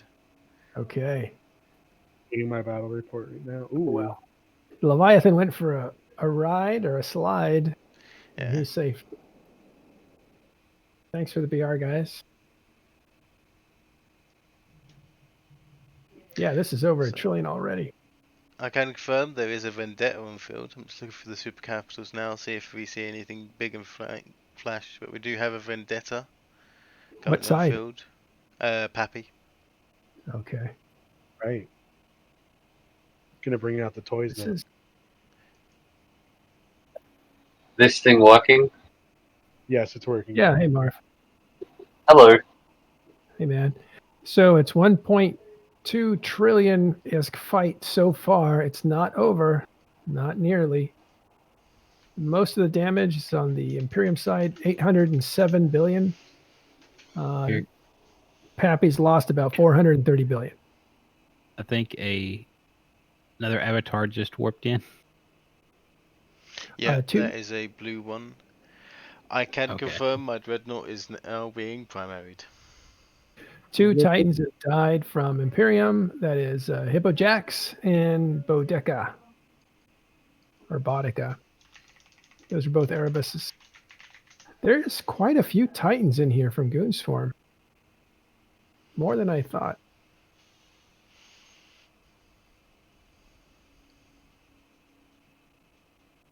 They had 16 Titans in here. I think we've seen 3 escape. We've seen 2 die. There's still about 11 in there. This could easily go another trillion on Goon side if they don't. No more of those Titans can get out. Keep getting out. What's that avatar doing right there? Is he warping in? I saw one warping in, but someone said that was a PAPI one, so I'm not sure. Yeah, the avatar that came in was a PAPI one warping in. Hey, Rogue. I can confirm.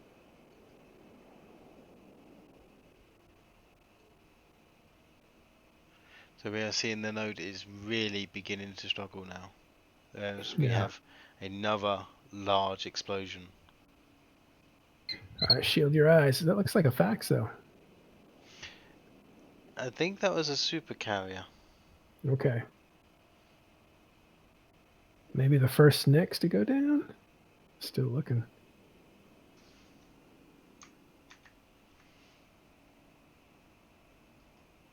Yeah, that could have been one of the Nyxes that was primary by the Supers and Titans. Or by the Titans. What's up, Billy? Billy, one of the commanders from Pappy, is in chat. Says it's going to be several more trillion by the time this is all over. And I think we believe him. Yeah, Billy, definitely. if you have a chance, Billy, you should pop in. I know you're busy, but you should pop in. Third Erebus is dead. Fourth one is dying on the Imperium side. there's, I think, a potential of 11 more. Sorry. Potential of 11 total from this point forward.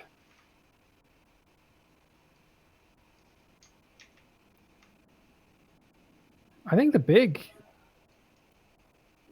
big paycheck's going to be those supers down there, 120 of them. Not sure how many of them will escape this. Maybe a lot if they tether up. They'll be.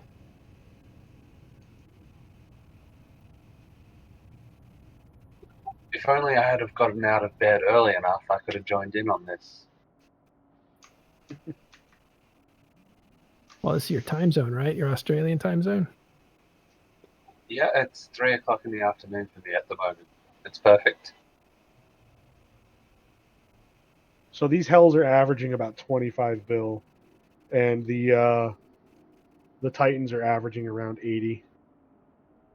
So yeah, I mean the supercarriers, if they can kill them all, would obviously be the big money, the big paycheck here. But 10 of those Titans could equal out to be about 800 bill, if not more.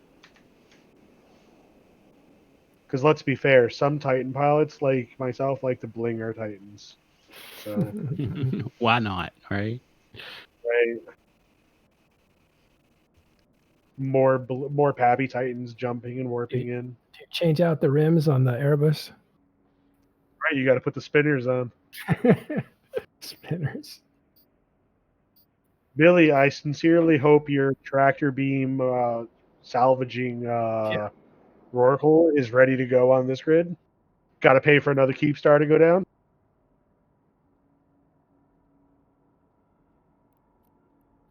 This is a tough situation. More bosons going. Looks like they reloaded. Oh, do the Knicks have enough to survive?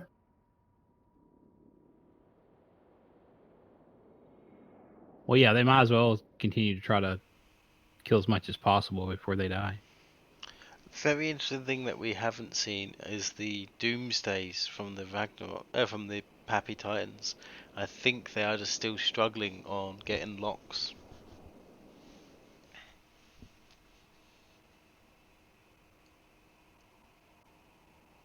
That character's in a hell tonight? Oh, okay. I have 2 minutes on my Dreadnought's siege cycle. I wonder if I will be able to get him out safely. It's got to believe. Do you think Nixes have been able to get some repairs? They'll passively get the shields back up. I mean, because they are shield fit. They're double tanked, right? Yeah. Or are they just shield fit? That would be They're weird.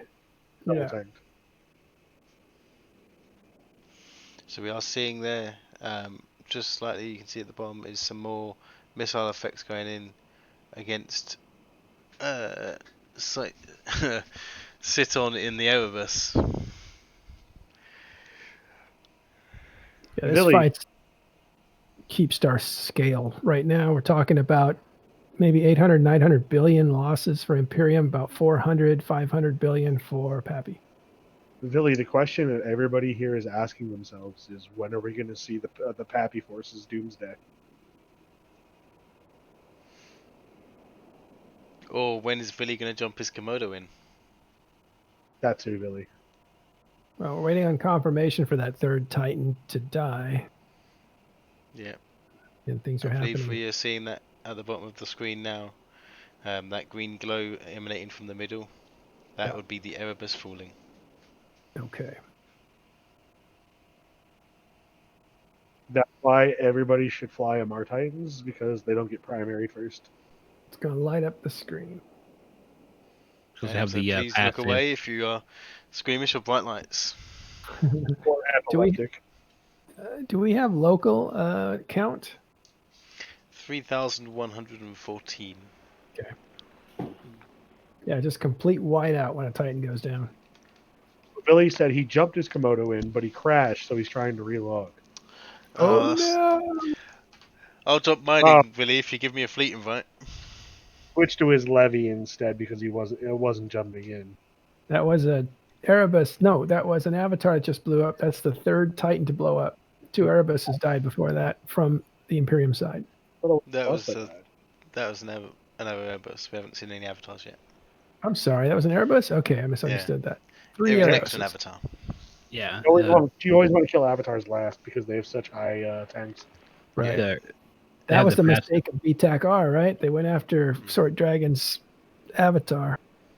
Yeah, Yeah, avatars have one extra low slot compared to the Airbus, so they are able to fit one of every hardener and 3 plates, whereas the Airbus is only able to fit one of every hardener and 2 plates. That third plate gives about 6 to 7 million effective hit points increase. Plus, they have passive bonus to resistance anyway. Not anymore. Oh, that got removed. Ooh. Mm-hmm. They removed those just... because the avatar used to be able to get 130 million hit points. Yeah. So that's the only difference is that extra plate then. Yeah. That's not terrible, but it is more to chew through. So the avatars are Erebus tanked. Like PAPI's losing dreads more than anything else. Just doesn't seem like a good trade right now. But I mean, get what you get.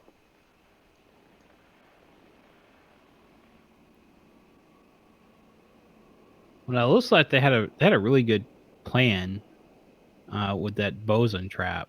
Unfortunately, it seemed like it just didn't work out right.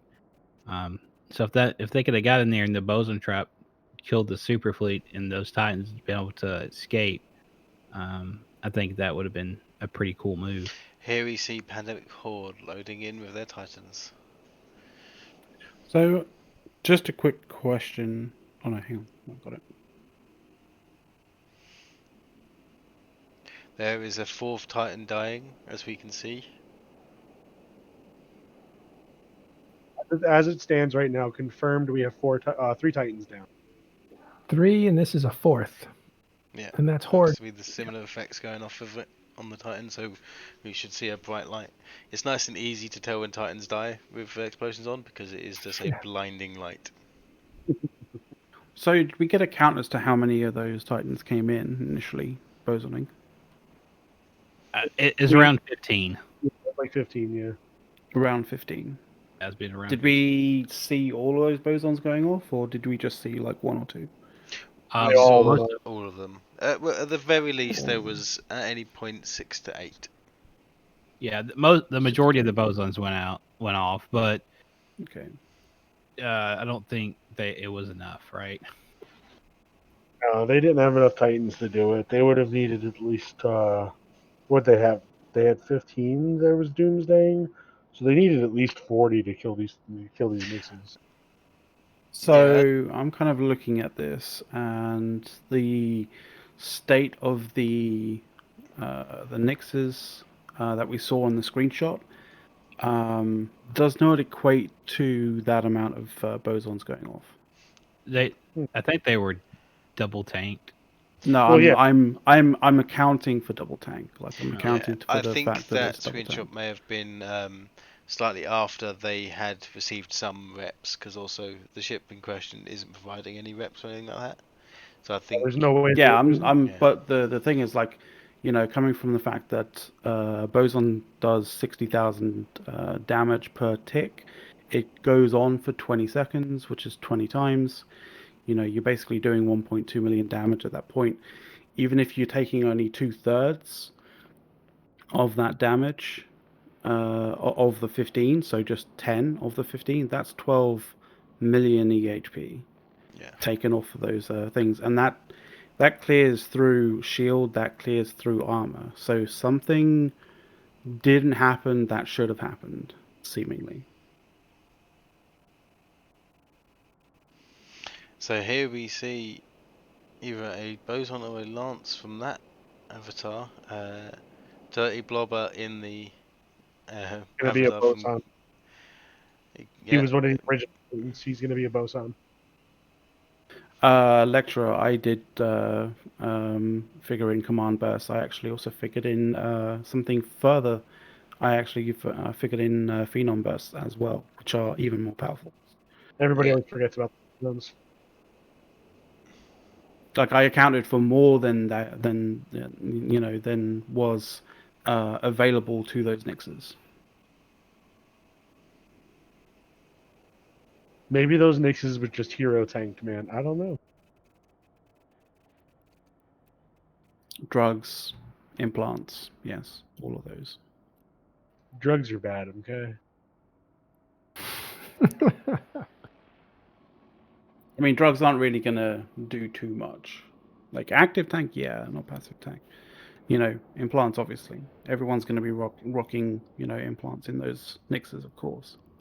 Well, I mean, I don't really care. The Goonswarm's going to get some points for creativity. That was awesome. It's exciting. Dramatic. Oh, yeah, And 3 of them got out, which always, ever since CO2 were able to extract like 6 out of 10 Titans, I was like, that's amazing. Being able to get Titans out of sticky situations is just as good as anything else in a fight like this. So extracting 3 from this mess, that's pretty good too. That's They're true. going to get anything else out, though. And bosons do 0 damage if they do miss, so that's understandable. Yeah. I imagine those pilots, though, had the time to Let's see line how up bright their this shot. gets. That looks like not a Titan. Mr. Cameraman, can I ask you a favor? You can. So the left of the Horde Titans coming in, there's a big blue blob in the background. Are those dreads dropping on the carrier fleet that's over there by Goons? No, they're still the B-52s. That's not all beef. No. Below that. Oh, these are the anti-fighter fight carriers. They've been in there for a while with grams loaded. Okay, I Space superiority stuff. I've not been paying attention to them. Yeah. My Dreadnought is at 30% armor, and I have 40 seconds remaining on the siege cycle ending. Now, how long until I can jump after that? It's anyone's game. Well, I was hoping to get loaded in so I can provide a second camera for you guys, but it's like my client's been waiting delayed for successive 5-minute periods, probably about 25 to 30 minutes so far. I don't think I'm getting it, and it's 5 in the morning here, so I'm going to bid you guys adieu and enjoy the fireworks, I guess. I'll probably see you in a few hours when you get up and go, are they still going? Yeah. Thanks, McLeod. Yeah, I had that in VTAC. Oh, that's totally fine. Like, I had it a few weeks ago with the 14-hour. Oh, yeah, Steve. So those super carriers there on the left, on the bottom left, those are within tether range of that Fortizar that's further left. Yes. So if they can deaggress, they can retether. And then they can extract a heavy toll of dreads out because those dreads are still in siege, still stuck on that Fortizar, which are still eating, the Fortizar's damage.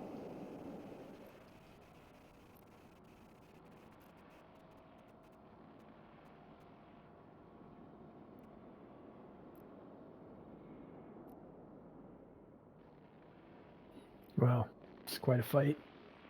I just want to see Doomsdays fly. That's all I want. Well, those super carriers, I believe, are still working on those dreadnoughts. There's a lot of dreadnoughts dying. Another white screen. Oh, that's a Titan. Yeah. I wish the Titans would start doomsdaying those supers, because I'm getting lower and lower armor.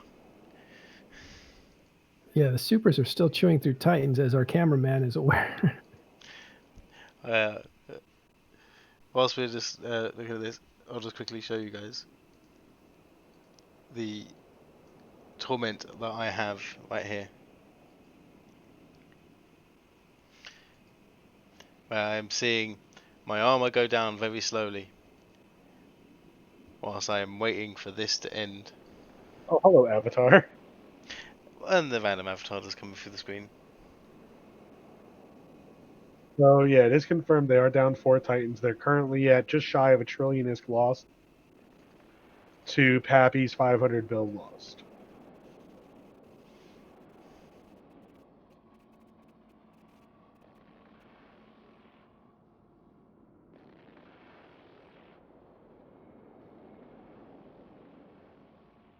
So I have a zoom out and have a look at the whole grid here. So PAPI are continuing to feed dreadnoughts pretty heavily. We're at 136 lost dreads. 8 forces and 2 carriers still. It's going to be a matter of time before those Titans start going to work on the supercarriers, isn't it? Yeah, I think the Titans are probably going to end up saving their Doomsday volleys for the supers. But I don't understand why they haven't done it already, because they're currently waiting. So, I mean, there could just be a strategy, like they could be waiting, they could be holding them in case Goon Titans drop. Yeah. So they could wipe more off, as a deterrent. But I think, if I remember correctly, one of the important things to make a strong decision fast, even if it's the wrong decision, make a strong decision. So bring everything in, you make that first move. Now it's up to Imperium to figure out if they want to raise the stakes any higher. That may have made them say, let's see what happens here. And we probably won't just jump full on in. And it's usually the first person to make that decision that has the advantage.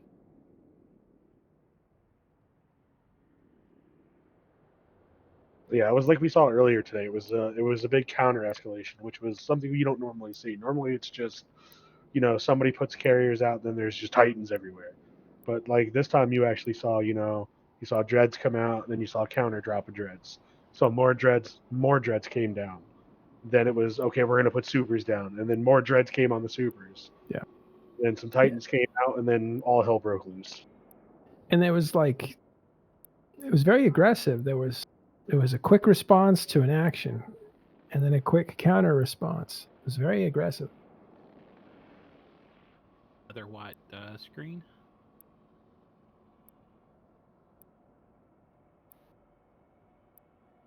This is all good to me because I build things. That's got to be another Titan down. Yeah, it's starting to go faster. Well, yeah, now you got all the DPS from the Titans that are coming in. Come on, let me jump out. Confirmed that another Titan down. I do believe I am not going to be making it out in this dreadnought. Do you have enough cap? I have enough cap, however, my seed cycle has completely filled in med.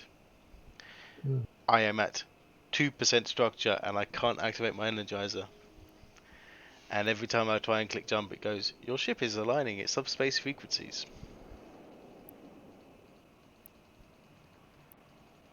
Well, I think we've seen officially there's 3 Titans dead, but we've heard 4, and then maybe a 5th one just went. No, there's 5. I'm waiting 5 dead. Yeah, I'm waiting for the battle report to actually show the ship split. It went from 1 trillion to 1.1 trillion, so it's another Titan.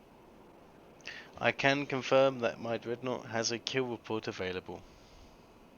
So my character has just lost its ship. Can you zoom in on the fight so we can get a closer look at those Titans duking it out? Yes, confirmed it was another Erebus went down. There is currently 5 Erebuses down. We're working on the 6th. The 6th one looks, I'm not going to say its name, but yeah, it'll go down in a few minutes. Why, you gonna tip off the reps? Like, that's not gonna help him. No, I think I know which pilot he's on about. All right.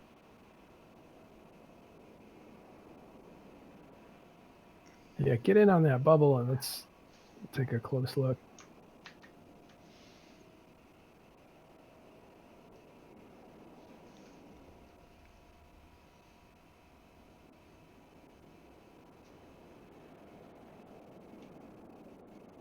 So the reason you target the Erebuses first is because the Erebuses are giving everybody bonuses, is the Phenom Generator bonus, so they can easily beef up the avatar's resistances, and it has less EHP than an avatar does. So you want to go for that first.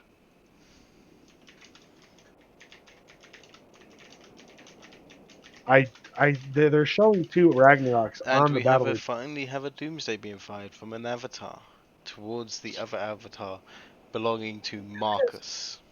Yeah. God, that's a waste of a Doomsday. And I am watching my own dreadnought explode. Oh, I didn't get on any kills because Can we? by the time I locked everything, it was already dead. So you're a hero to us, buddy. You provided this for everybody. Can we confirm that they have 2 Ragnaroks on grid?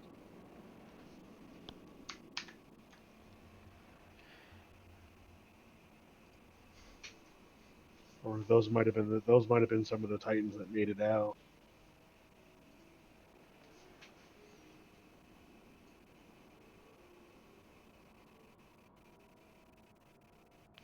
There is one Ragnarok from Goonstorm. Okay. Here we have all the supercarriers. There is a second Ragnarok from Goonstorm. Sure, they're going to go down right after. Yeah, scroll down this list, we can just see how many supercarriers are still on grid.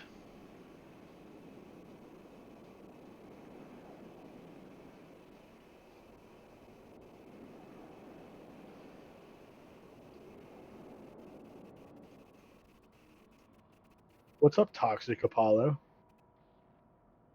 That's my alter ego, by the way.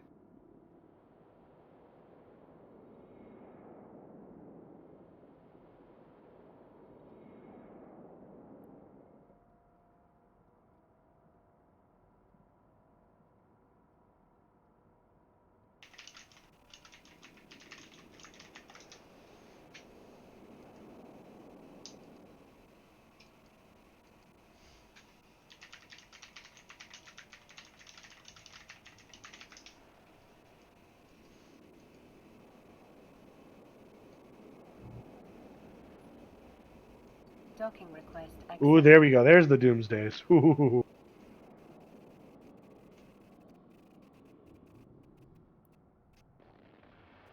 Yep, they are on Boris Agnon in the Avatar. So here we are seeing the first Doomsdays being fired. I don't know why Avatar's a Doomsday another Avatar. It's a waste of Doomsdays. Because at this stage they're just saying everything to make it quicker.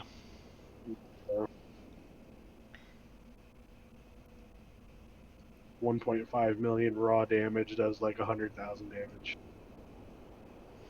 And here we are seeing the lovely bright white. Well, there's Rag. I think we've seen the end of escalations, right? It doesn't look like anything else is going to drop. Nobody's going to drop anything else into this. Maybe PAPI Titans will come in more, but yeah. Now it's going to be interesting to see if they can take on those super carriers before they can tether.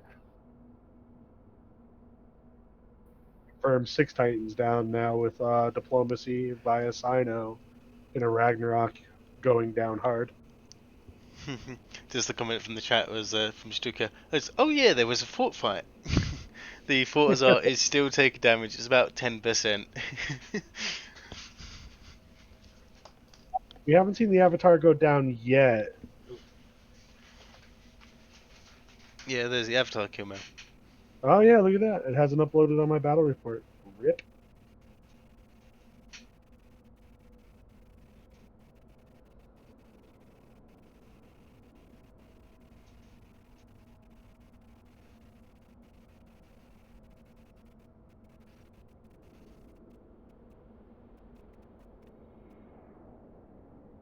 And there it is. Stevie Ray Dawn is down.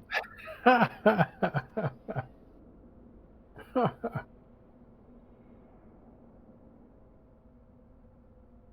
current ISK attrition is 1.3 trillion ISK lost for goons, 548 bill for PAPI. If you guys care about the efficiency, goons are currently at 30.2% efficiency. The ships lost, though, is relatively the same. 767 ships lost for goons, 751 for PAPI.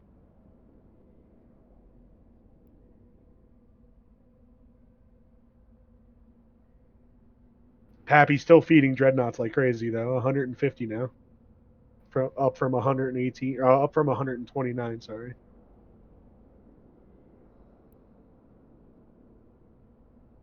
There's 14 supercarriers down, just so you guys are aware. Wow. I don't know if the dreads are going to total up to those supercarriers. Yeah.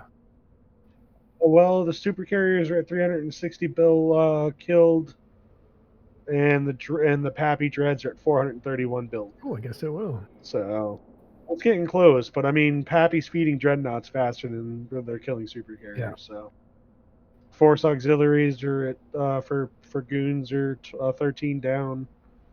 So and they haven't even touched the 111 carriers that are on grid yet. So, What's up? who's coming in behind the PAPI Shield Super or Shield Titans? There's Titans siloing in behind the PAPI Shield Titan. I don't know They what a are hype train. fraternity. Okay. I don't know what a hype train is. Am I supposed to do something with this? A hype train is just people are giving away stuff and getting it going. So I don't need to do anything. Okay. You gotta hype Yes. everybody up. Get people to donate subs and stuff. Another Erebus coming in. You're friendly Erebus though. Well, they're friendly to PAPI. Yeah. Sorry, Yeah. they're blue. Yeah, blue, not red. I think those Knicks might have survived that trap by now, right? Yeah. Yeah. Unfortunately, so. Oh, just when I thought I might still be able to jump out of my my revelation, unfortunately not. I've just had my insurance payment, and I can no longer right-click jump. Wow. Well, I'm embarrassed for being so excited about that trap. If they only did 20% damage to them. Yeah, I think. I think it'll be interesting to see if there's any perspective from the Nyx pilots, because imagine there's a large number of these pilots are recording, whether or not they are recording on the 3D environment or on the 2D one. Yeah, we'll see. But we are seeing still more and more coming in. So, Yeah, Pittsburgh 2989 on TIS Discord says, "This is the worst tie-dye I have been in, but it's also the happiest." Nice, Bits. Nice. Yeah, that pretty much describes it. I mean, I have unfortunately been in worse tie-dye. I've been in worse situations of lag. This is actually relatively sane compared to that. This is downright playable. Yeah, there's a lot of people. I find that in these fights, especially, depending on when you jumped in and just the luck, will depend on whether you're able to have a pleasant tie-dye fight or not. So, prime example for that is my Dreadnought pilot was unable to lock anything, and pretty much just sat there and died. I didn't get any locks or any damage in. However, many other in my fleet were able to follow lock targets, follow broadcasts, and things like that. I don't know So if you guys can open that link I put in there, but that's a pretty funny meme. What's the local count up to now? 3,362. So it's staying around between 3,000 and 3,500. Yeah, it's not really spiking up too much of that, but here we are seeing some more doomsdays going off. Oh yeah, they're pretty. Sexy. I wonder if that other Doomsday is just... no, okay, looks like it's going to the right targets. They're Doomsdaying that rag again. That rag's going to eat shit real hard.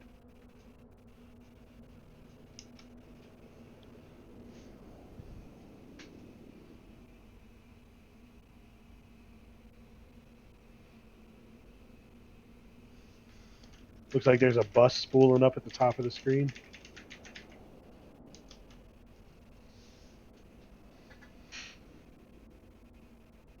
That looks like a Titan that just died.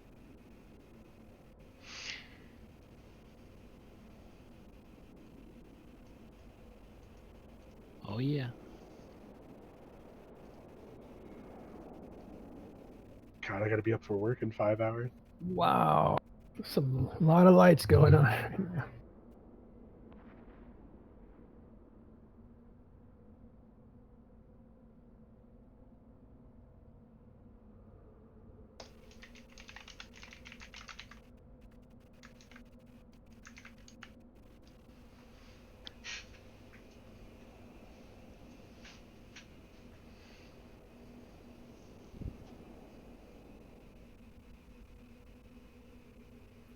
So So we are Louis seeing Fletch, some supers or dreadnoughts looking to be able to escape.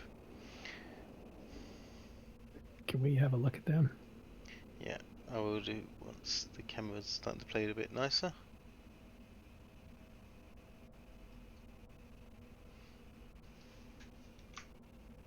I don't know, Paula. You think this will be a lopsided feed, or do you think this is going to be closer than we think?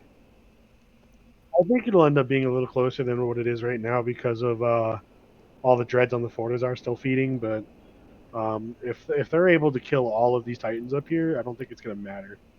Yeah, I think it's going to be probably maybe optimistic 30 to 40% efficiency on the goon side. What's the Titan death count up to? It hasn't updated yet. I haven't seen anything die yet, so give me a sec. And PAPI? No PAPI deaths. All right, so. And what's So the Imperium supercarriers? How many of those have gone down? Oh, now there. we have 7 Titans down for goons, and we have 15 supercarriers down. Okay, thank you guys in chat. Appreciate that. Appreciate all you guys watching. If you're not already a part of TIS Discord, I'm going to put that in there for you. Since the last update that I've done, looks like PAPI have lost another 16 dreads. Yeah, they're going fast. Those Oh, heavy fighters will chew through those things. And the fort. yeah. Well, the Fort's even got heavy fighters too, so the Fort's doing like 40,000 DPS. Ugh.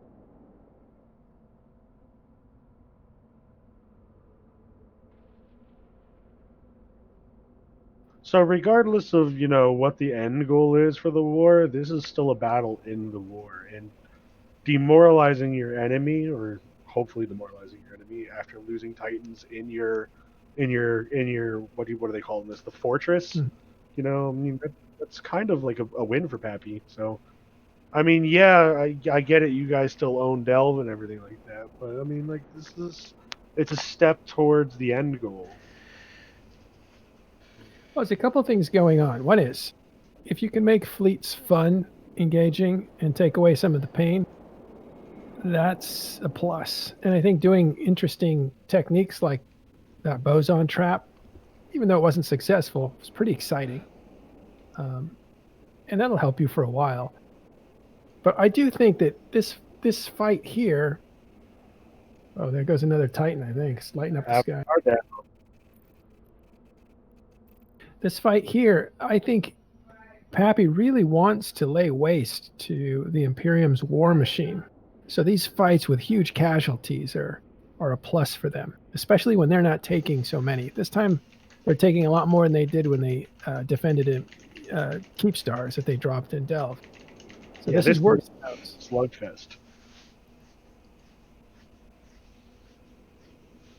Hilariously, we watched a fight, the full 45 minutes to 2 hours fight of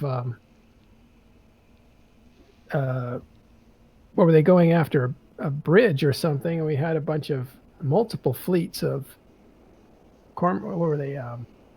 Oh yeah, cormorants. Not cormorants. The other one. One looks like a bug. I forget. And the Caldari battle cruiser. And Ferox? Oh, yeah, Ferox. that Avatar pilot. I bet he's feeling very lucky. He looks to have warped out whilst being doomsdayed. He had active doomsdays going on him. Wow. So someone fire that Dictor pilot. Fire that man. You can see there, just at the back of the Avatar, the armor damage he sustained. So he was getting low armor and has just managed to escape the wrath of the doomsdays. Fire that Dictor pilot.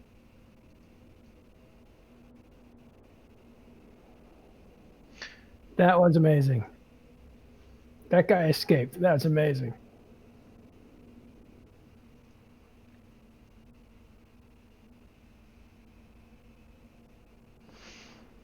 He was on fire.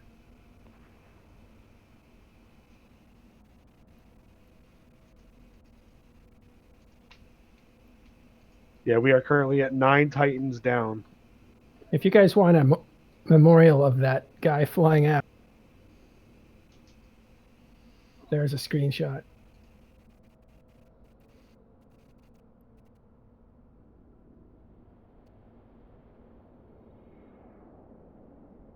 On Frank in the avatar, that's funny.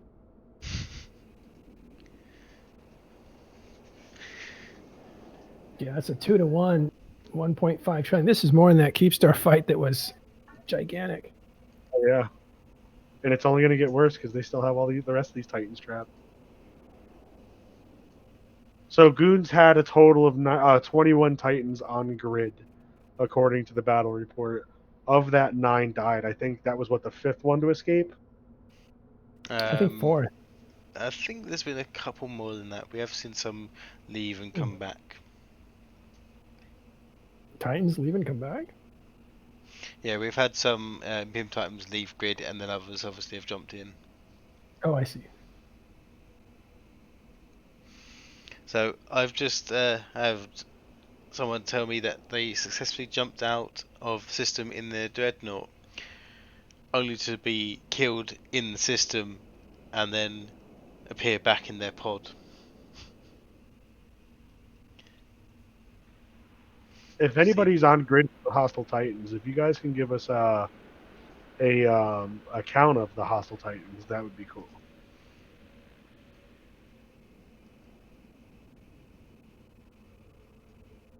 And it is confirmed that PAPI only has 43 Titans on grid. What? There seems to be a lot more than that. Well, at least 43 that have done damage to something that has died. Yeah, there's a lot more than that on grid. Holding their fire, I guess. I think if you... Whoa, that's a Titan. Lights up the sky. Jeez.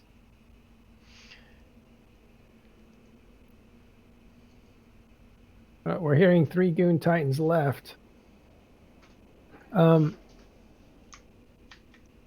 If you think about it, it's like that's the killer whale ready to chomp on. Oh, what's that? Is he escaping? No, the other... that would be that the was the Deck one... pilots ensuring he doesn't on this one. Oh, I see the bubble. Yeah. They're doomsdaying both of these off. So now the real question is, yes, we've lost all these dreadnoughts. PAPI is taking this big beating on dread losses. But what you guys also got to remember is we got a big carrier fleet over there that's just sitting there, doing space superiority fighters. So as soon as these Titans are done with this, they're going to turn their doomsdays to them, and whatever supercarriers they can get their hands on. Can't they just tether up? Yeah, but tethering's... You got to remember, tie-dye sucks. So yes, they can detether. Oh, they can tether up, and hope to God they don't get doomsdayed while they wait for the 10 minutes to tether. 60 seconds. Right, but the 10 minutes in real time, or in this time. Yeah. Tethering up would probably be a viable tactic for these ships. Fortunately, I do still have a sacrificial character here. Ironically, I've died in the Signer ship that brought in dreadnoughts into top of the supers. My dreadnought has since died. However, my pod that was in the Saber that suicided those supers is still alive because it was so far away from the fight. So I'll have a look here and see how the supers are looking on him.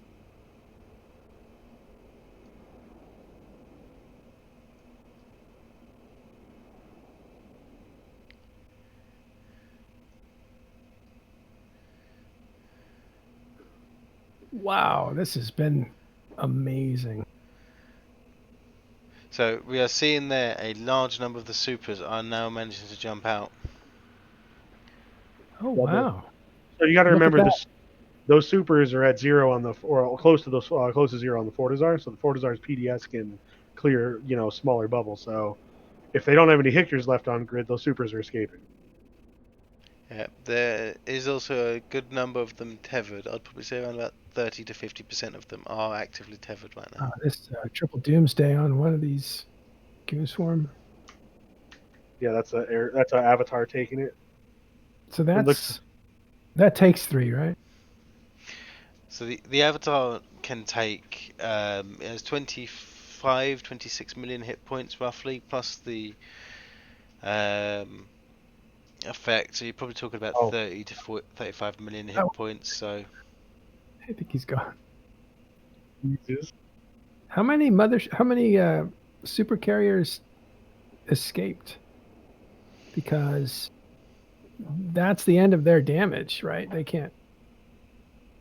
They're the ones chewing through the dreads, so their damage to PAPI is going to stop if those things take off. yeah, Well, we are still seeing they are jumping out, but there are still a large number that remain. Possible that all the dreads are dead down there. I mean, we don't know. We don't there yet.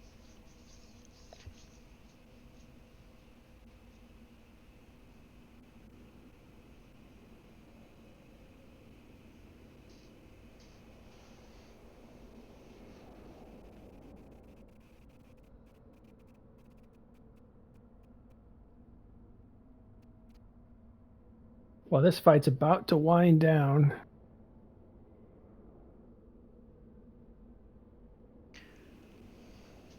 And that looks like explosions down there between those supercarriers and dreadnoughts. This avatar, poor guy, he's being slowed down by a bubble. He's not going to get out. We're up to 12 Titans dead now. No, 12? They jumped 3 since the last battle report. I'll post it right now, guys. That is a lot more than I thought. They were at 7 just a minute ago. They were at 9 just a minute ago. Okay. Now we're at 12.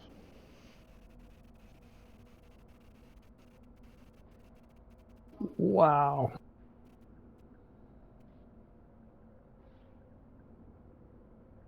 Yes, Odell did make it out in his avatar yet again. Is that the guy that was being doomsdayed on his way out? As he warped out, yep, that was Odell. He looked like he was on fire. He has a talent for getting out as he's about to die, and he just survives every time. He has a nose for good timing. I better get out of here.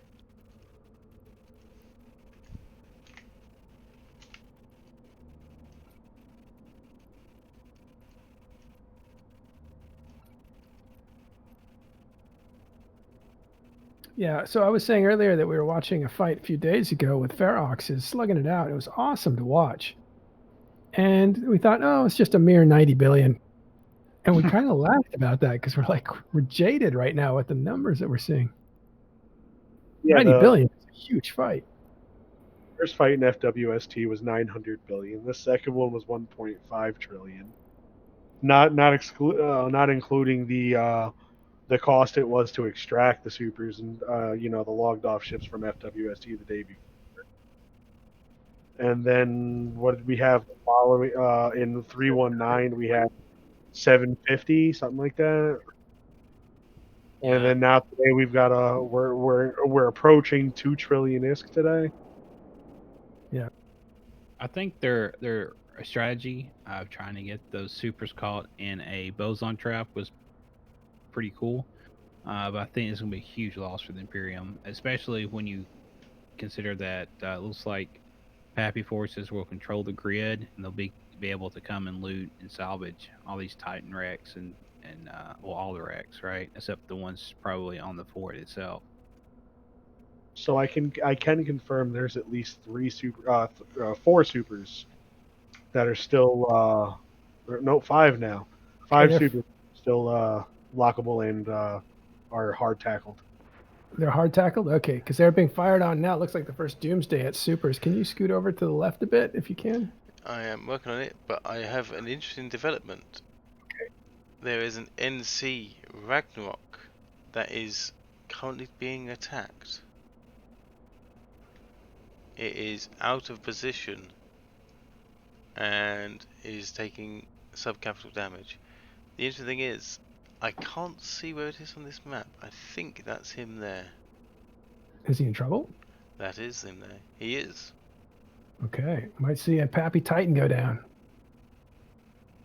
Remember we were talking about those the bumps, about how they still matter?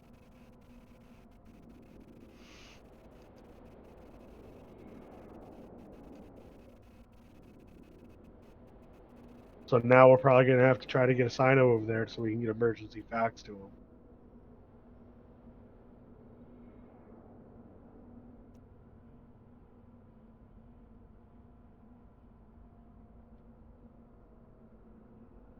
Looks like he's being targeted by the Fortizar as well. Yep.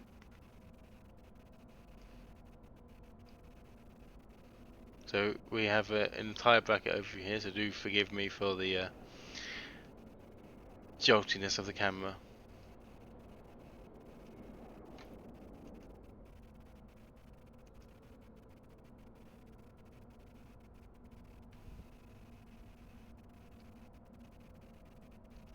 I'm gonna go straight back to the caps one because it's just, yeah. Although it's honestly not that much better because everything's still capital really.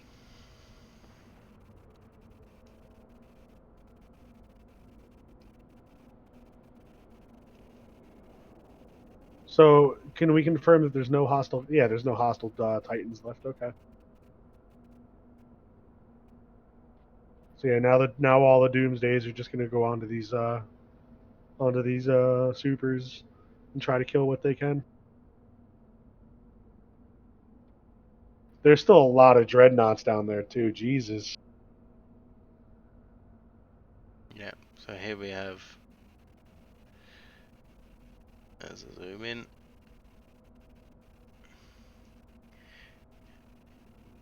the super and dreadnoughts.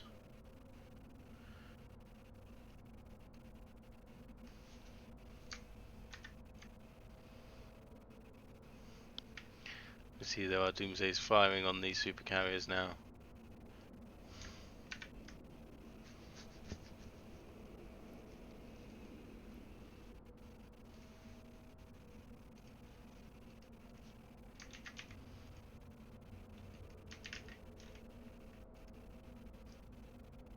Looks like the standard capital fleet's starting to jump away. Yeah, I confirm as well. My dreadnought died without getting on a single kill because of the tie-dye. Go. Oh well. My character's first ever loss. So that looks like it's going to be it for the Imperium Titan losses, because it looks like they've all been either extracted or wiped off the field. 12 Titans down. Is that where we end up? That's where we ended up. So that's a trillionisk in itself. Oh. And we still have a large number of super capitals on grid. We are seeing Sinos go up as Imperium are trying to withdraw.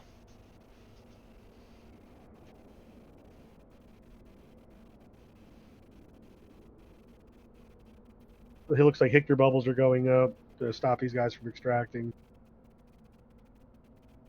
Oh, look at those! A quad Doomsday on a target. Oh, jeez. Well, they're trying to get him quick, huh? Uh-oh, I think that rag's going down. There's something exploding up there. That's where the standard capital fleet for goons was, the carriers. Somebody probably got Doomsday. I can tell you the Ragnarok is still healthy. Oh. He's still alive. I can't say how much health he has, but he is still alive. He does not have the facts on him though. He's just tanking by the grace of Bob.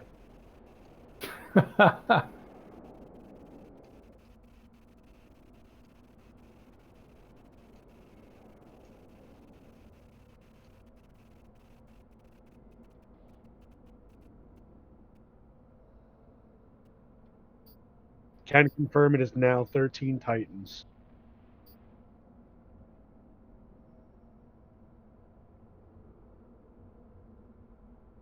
Oh, shoot. Elise Randolph's here. How's it going, Elise?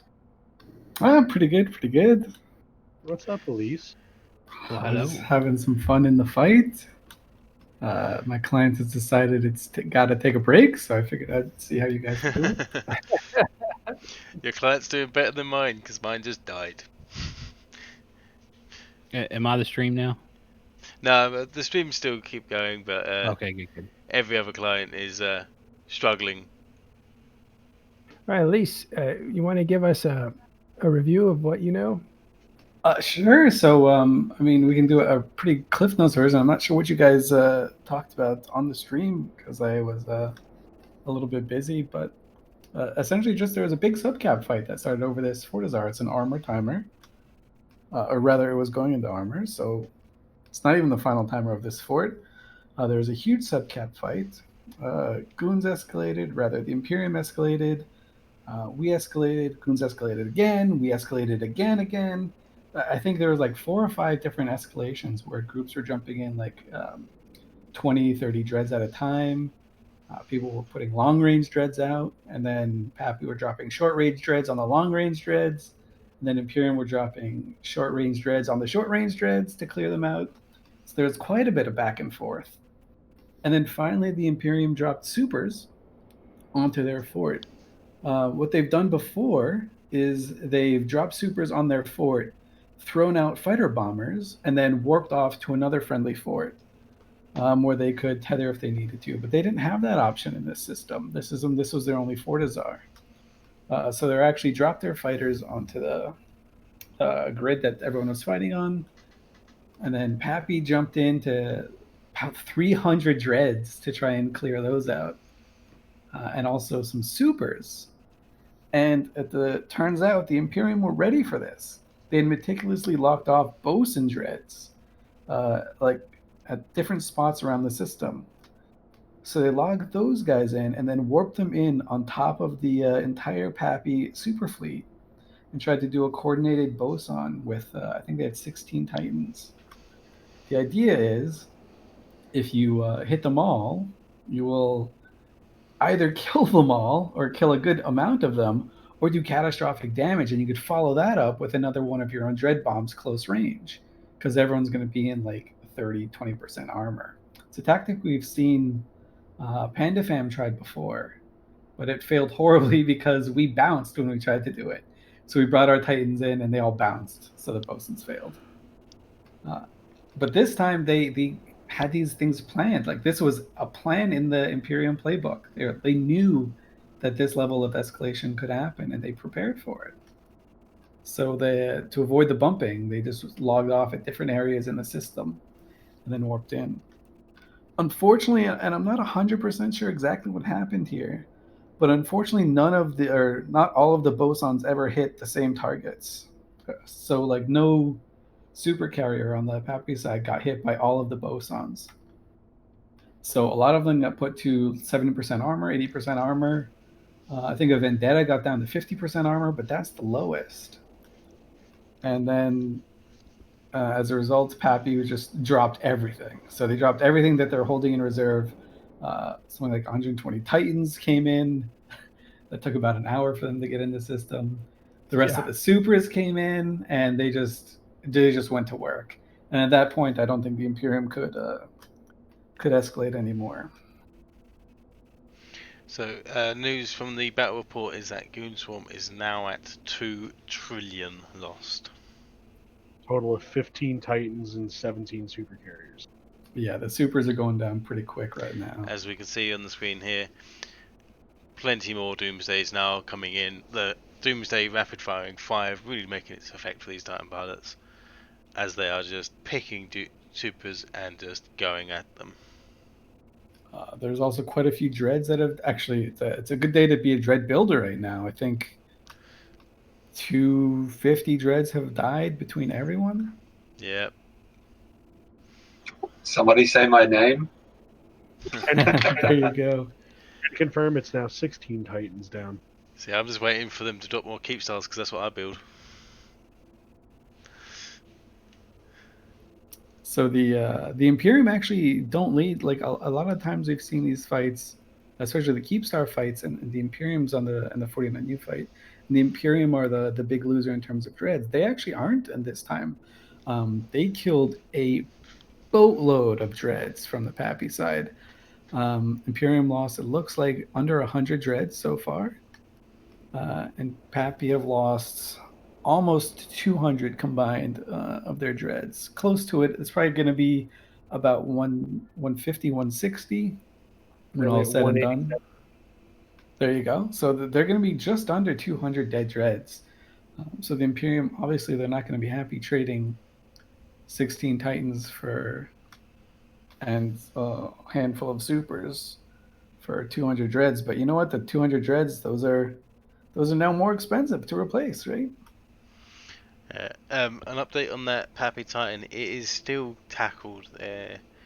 I don't believe there is help on it. I'll have a look. I heard that it's safe, but that's somebody reporting inside of EVE Online channel in Discord. Hey, Elise, thanks for that wrap up. That was great. That really puts it was definitely a really fun fight. It feels kind of very old school, if you want to throw it that way. Just a battleship slugfest that escalated into a massive capital brawl. Yeah. So as we were saying, as it's unfolding, we've had every stage of escalation in this fight, which has been a very rare thing, especially on this scale of players. It's literally, we've had every scale of escalation. I am seeing faxes on top of that Ragnarok that was tackled, so it may be okay. It's still taking damage from the fleet, it would seem, but there is a couple of faxes in range of repping it.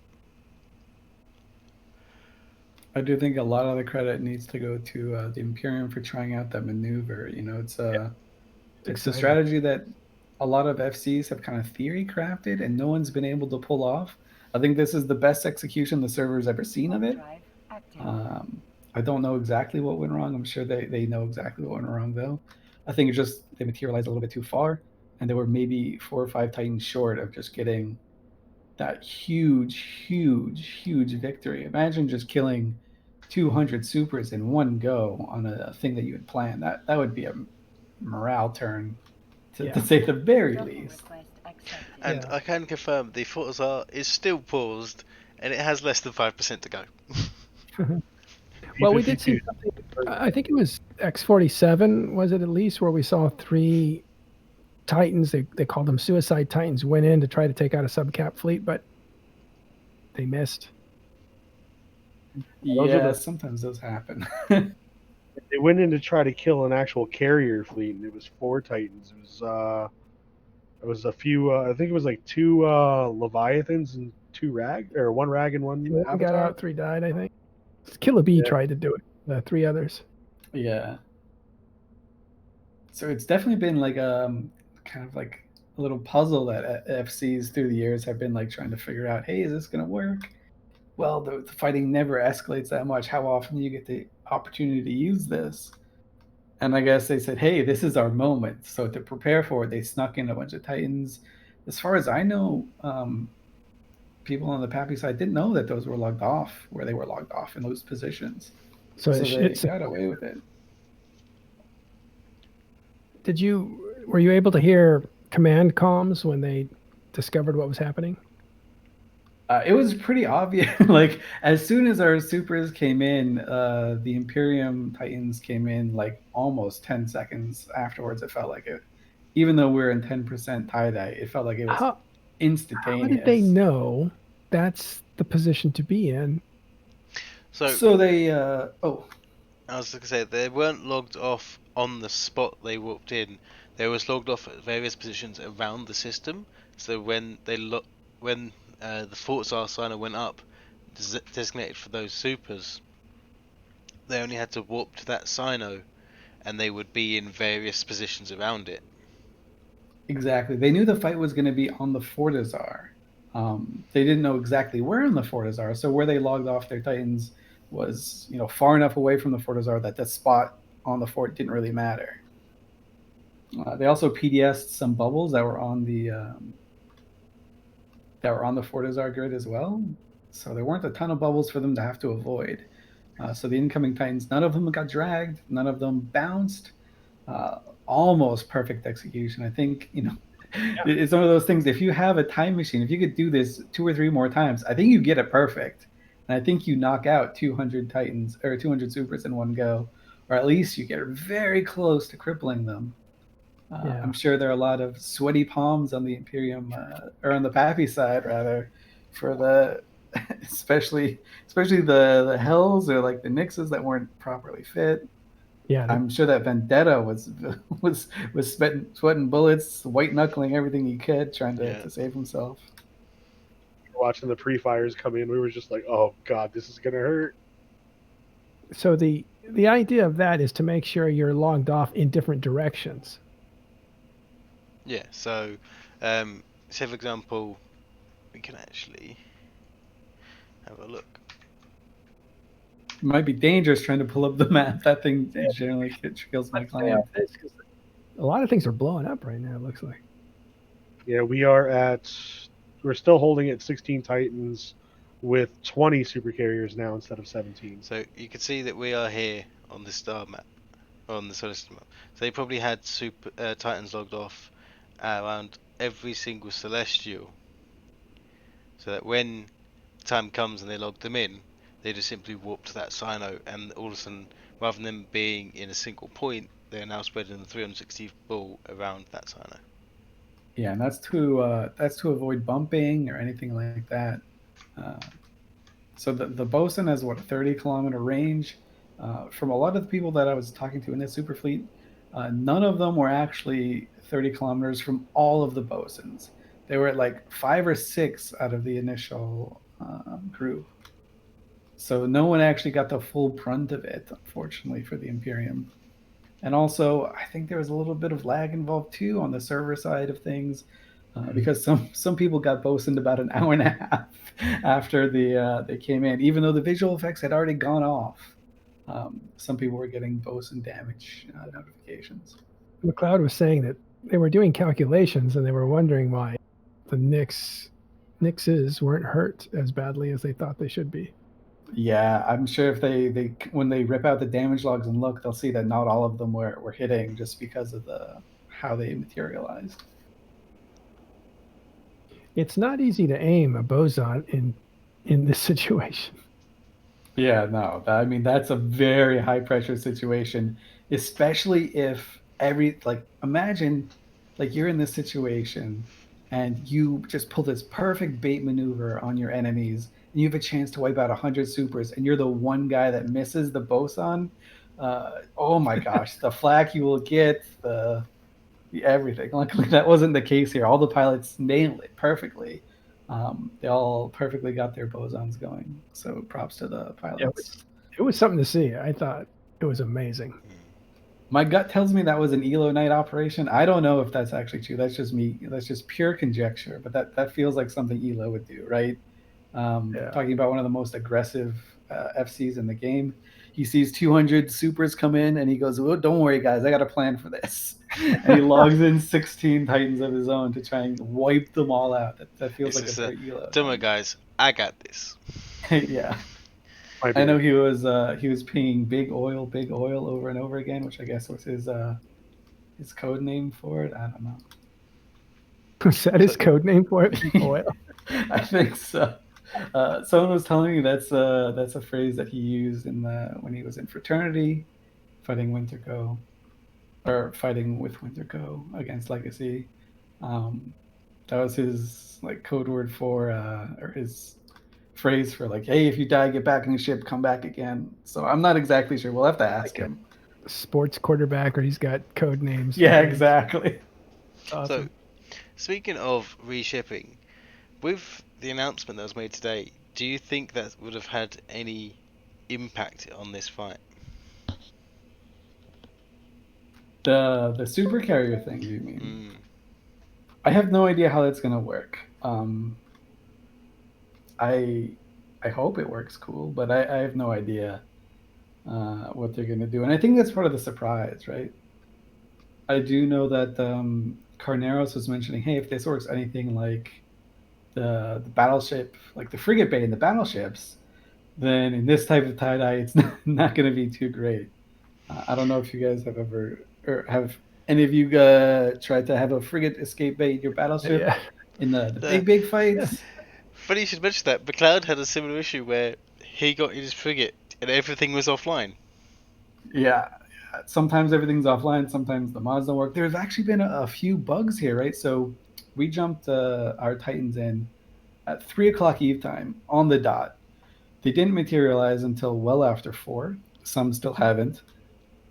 Some materialized, even though the Sino survived the whole time. Some materialized in a safe spot with no modules. Some materialized in a safe spot in their own system, the system we started from in 8QT, with no modules fit. So luckily, there was no bad guys in 8QT because everyone's here. So they were able to warp to the Keepstar dock and relog and everything fixed. But there's some really, really weird bugs going on. But all things considered, the server has been handling this fantastically, right? So some people have had disconnects, some people have had some hard time, but this is the best and most responsive I've seen the server ever. Really, in a fight of this scale, we're talking 3,000 people, just a ton of supers, a ton of titans, all the big toys are out. The server feels fine. It's completely wild. Do you think it was the crime watch? I don't know. They said they turned off like bounties temporarily just to monitor. I don't know if that was that. I have no idea what they've done. This was the first time I was able to do the Control Shift F9 thing to remove space. Like it does the black screen, so it doesn't have any space elements in it. How do you like that? It was astounding. Oh my gosh. So I was in there. I think I had 5 clients in the fight, and I wanted to pay attention to one of them. So I left that one up. That client was using 9 gigs of RAM towards the end. Everything else stayed under 1.5 or 2. Wow. It was just, I don't know, maybe I got lucky. I know some people didn't have the same effects that I had, or the same positive effects, but it was just amazing to see. And I thought it turned everything off. I thought it just gave you a black screen, an overview only. But no, your brackets are still there. You can see your fleet. You can see the enemy fleet. You can't see the physical effects of bubbles, but you can have bubbles on your overview, so you can see if you're in a bubble or not. It was just great, a great quality of life thing, especially for people running multiple clients in these big fights. So that was a huge, huge plus for me. Yeah, I did have it on a couple of my clients. I didn't have it on my Dreadnought, and obviously the cameraman, because visuals are important. Yeah. I gotta say, when the bosons were going, I turned all effects on for that one. That was one of the coolest sights that I think I've seen in Eve. I think I'm glad that I caught that on max graphics with the right things going. So I think that was, well, at least medium graphics as I am now. So I'm sure I'll take a lot of flack for this, but I was hoping that maneuver would work. I was hoping to see 150, 200 dead supers right after that, because that would have just been like just the highest point of EVE Online in its history. It would have been an equalizer, right? They would have immediately caught up. Yeah, that would have been... Or surpassed. They would have taken the lead. That would have warranted, even if all those Titans fell, that would have been a huge swing. I think there's no recovery from that, honestly. Like, I think you cannot recover from having someone plan to kill your entire super fleet.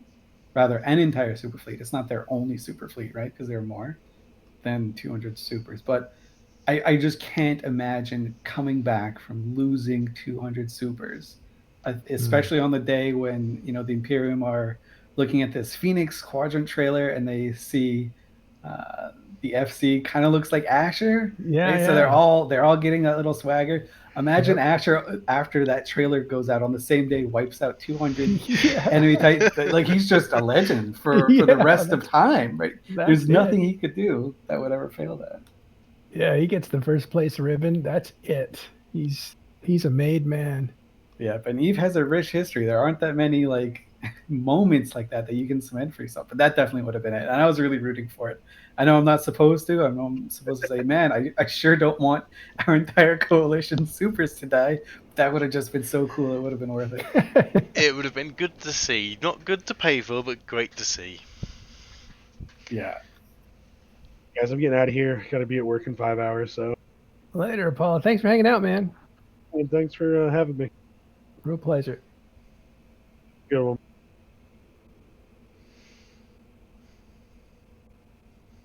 Well, let's try to get caught up on some stats here. I'll have a look around, see where we're at. That is a huge super fleet on. This isn't all of them, is it? This is. Do we know how many Titans are out there? Ballpark? I will try and get a D scan, and it I won't be with the cameraman. believe 170 queued to jump out of 8QT. I don't know how many made it in. Yeah. Well, I know we saw one Leviathan travelling at Mach speed, which was always funny. Yeah, he was flying out. He was flying out at 5K. 5,150 meters a second. He was travelling at least. Yeah, there were quite a few Titans that bumped. One bumped into the Fortizar and then careened right off again. So he was very, very happy that he didn't land right onto those things. Yeah, that must have been a moment when the Titan pilot thought, "Oh God, this is not the way I want to be going," and then he just slides off, and it's like, "Whew." So he ricocheted off the Fortizar? That is hilarious. Titan, like bumping, has always been the one thing that's been a constant scary moment for anyone that's It's a like capital pilot. It's like driving and then hitting a patch of ice. Yeah. You're like, no. That's exactly what it is, right? It's just black ice everywhere, and you have no idea when it's gonna hit, right? Because it could be you, it could be the guy next to you, it could not happen to you for 5-10 years, but one day you're gonna jump in and bounce, and then you're gonna be like this rag that's out here in the middle of no man's land, getting shot. Also, during all of this, the subcap flight, I think, was decidedly won by the PAPI side. There was a really good smattering of ships. So it was Roke's Nightmares Eagles versus Roke's Megathrons Abaddons. I think a lot of the subcaps from the Imperium side actually ended up tethering towards the middle of the fight as it started to escalate. I mean, they're the ones that started the whole thing anyway, so I think they tethered for a bit, which gave time for both people, because most of these people are multi-boxing too, right? There's no one that just has a super, or no one that just has a Titan, right? They all have multiple things. So how many Titans did you guess at least? I think 170 jumped out of 8QT the last I checked. Matt, do you want to have a guess at Titans? 16, right? Oh, you mean total PAPI? Total on field right now. I think like 172, I think. Manascar, do you want to have a guess? Oh God! It's not 45. I know that. I want to say 220. Let's open up the chat. Let's put some quick guesses in chat, because I've got the exact number here of current Titans on grid. All right, guys, start typing in how many PAPI Titans are on grid.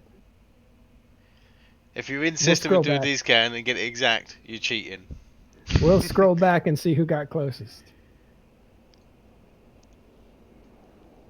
Oh wait, so hard to tell. They're all blobbed together. Well, I'm afraid I've seen one cheat already. So somebody got it? Okay. Someone got it dead on. Just want to clarify one thing. Poking Hornbad says, I only have 2 Asteros and a Confessor. What I meant was, if you're a Titan in this fight or a Super in this fight, you also have a subcap. So it's not like you all have only a Super invested in this thing, right? So you've got a few pilots to manage. So that's probably explains why a lot of the Imperium subcaps may have taken a breather for a little bit. Hippojax is in here. Hey man, we were watching you on there. You did great. You did go the first one to go down, I believe. You're the first Titan to go down, but your name's going down in history. Good to see you. So the number was 294. Oh, that's a huge number, right? That's like a blood in the water, bring everything type on the D-scan that I took. 501 dreadnoughts, 484 battleships, 314 heavy assault cruisers, 294 Titans, and 233 supercarriers, 217 faxes.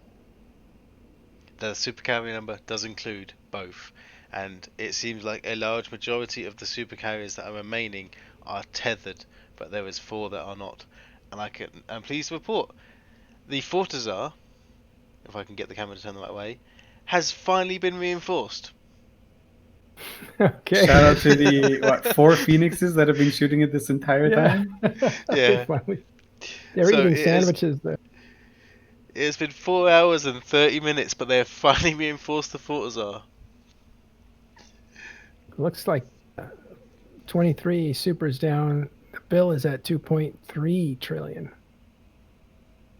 It's going to be much higher. It's going to be much higher, I think, once everything comes in. Yeah. I mean, if you combine everyone together, we've easily broken 3 trillion. Oh yeah, and that's now with like it's a 3 trillion battle. And now the cost of all these ships has gone up dramatically because of the resource redistribution too. Do you remember BTAC-R's bill at the end of the day?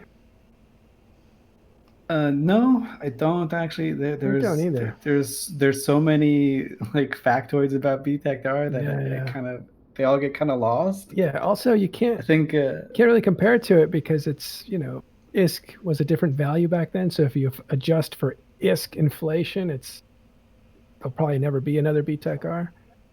This felt like a short fight for such a huge slugfest. Mm-hmm. This feels short. It's been what, 5 hours, but for some reason it feels like it just blew by.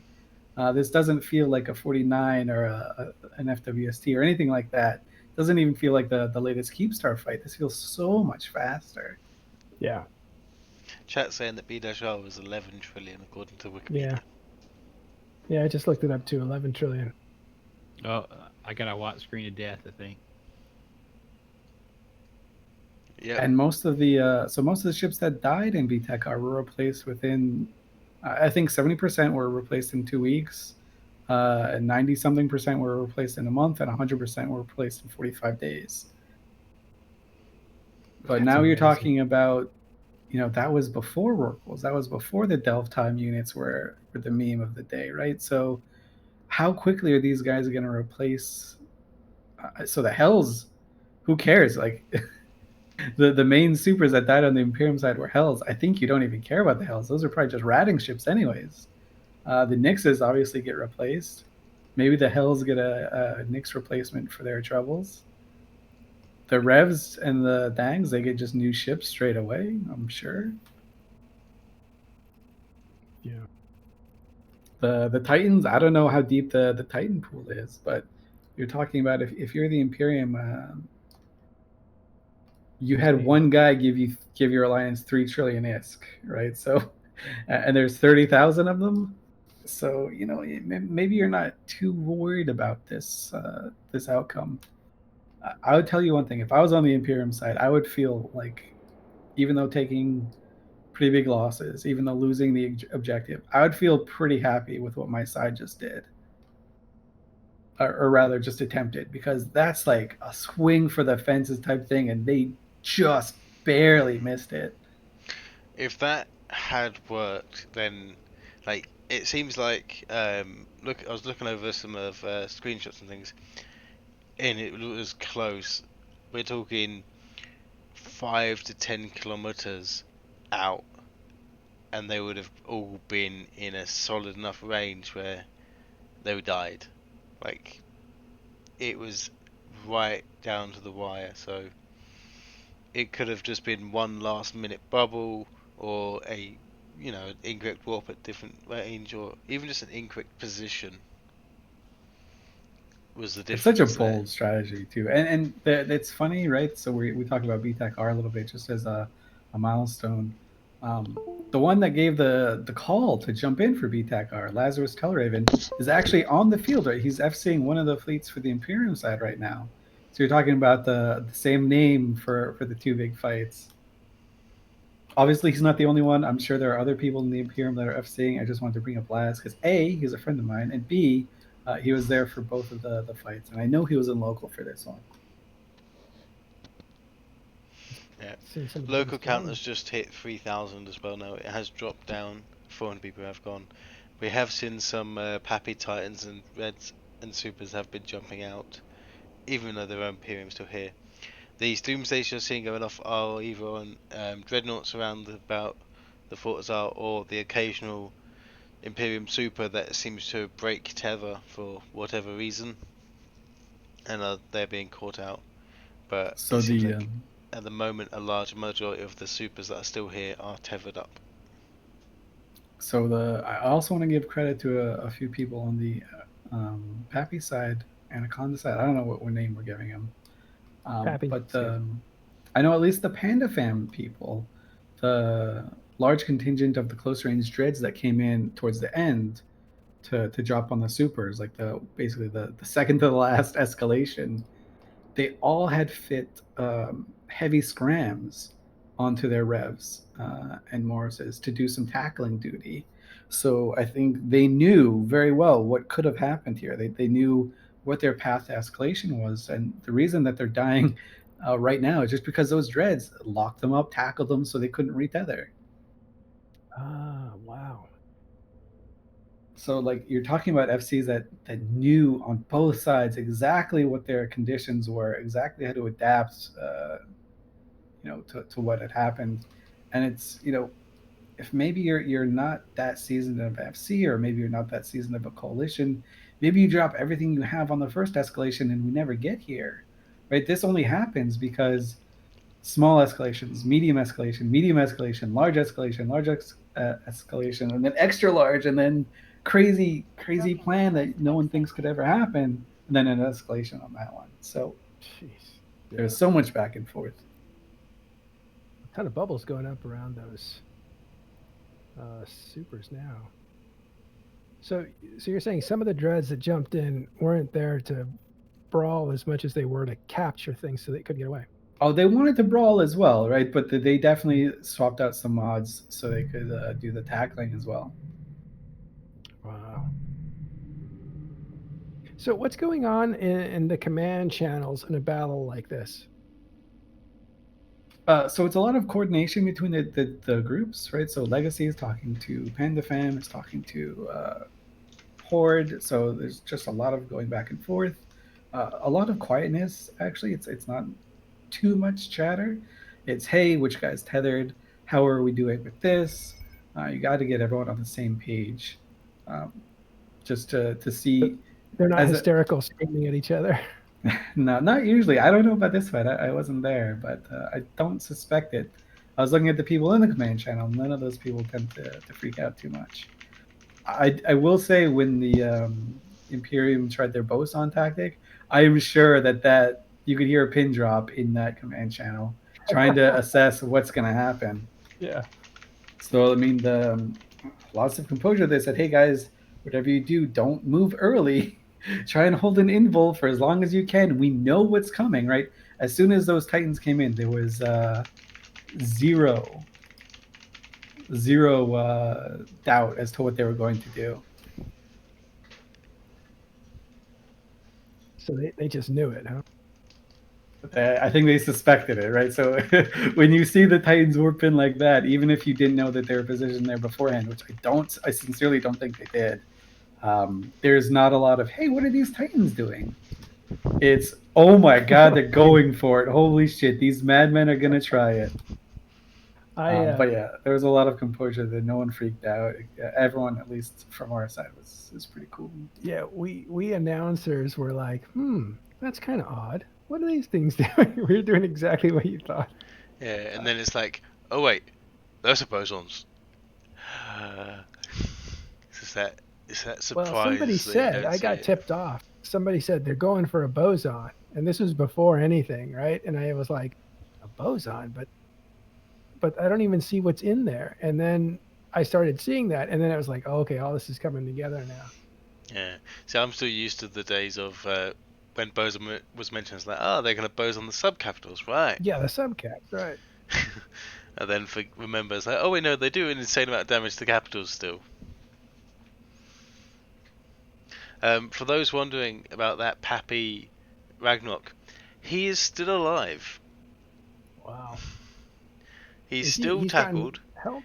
Okay. He's still taking damage from the fleet and the Fortizar.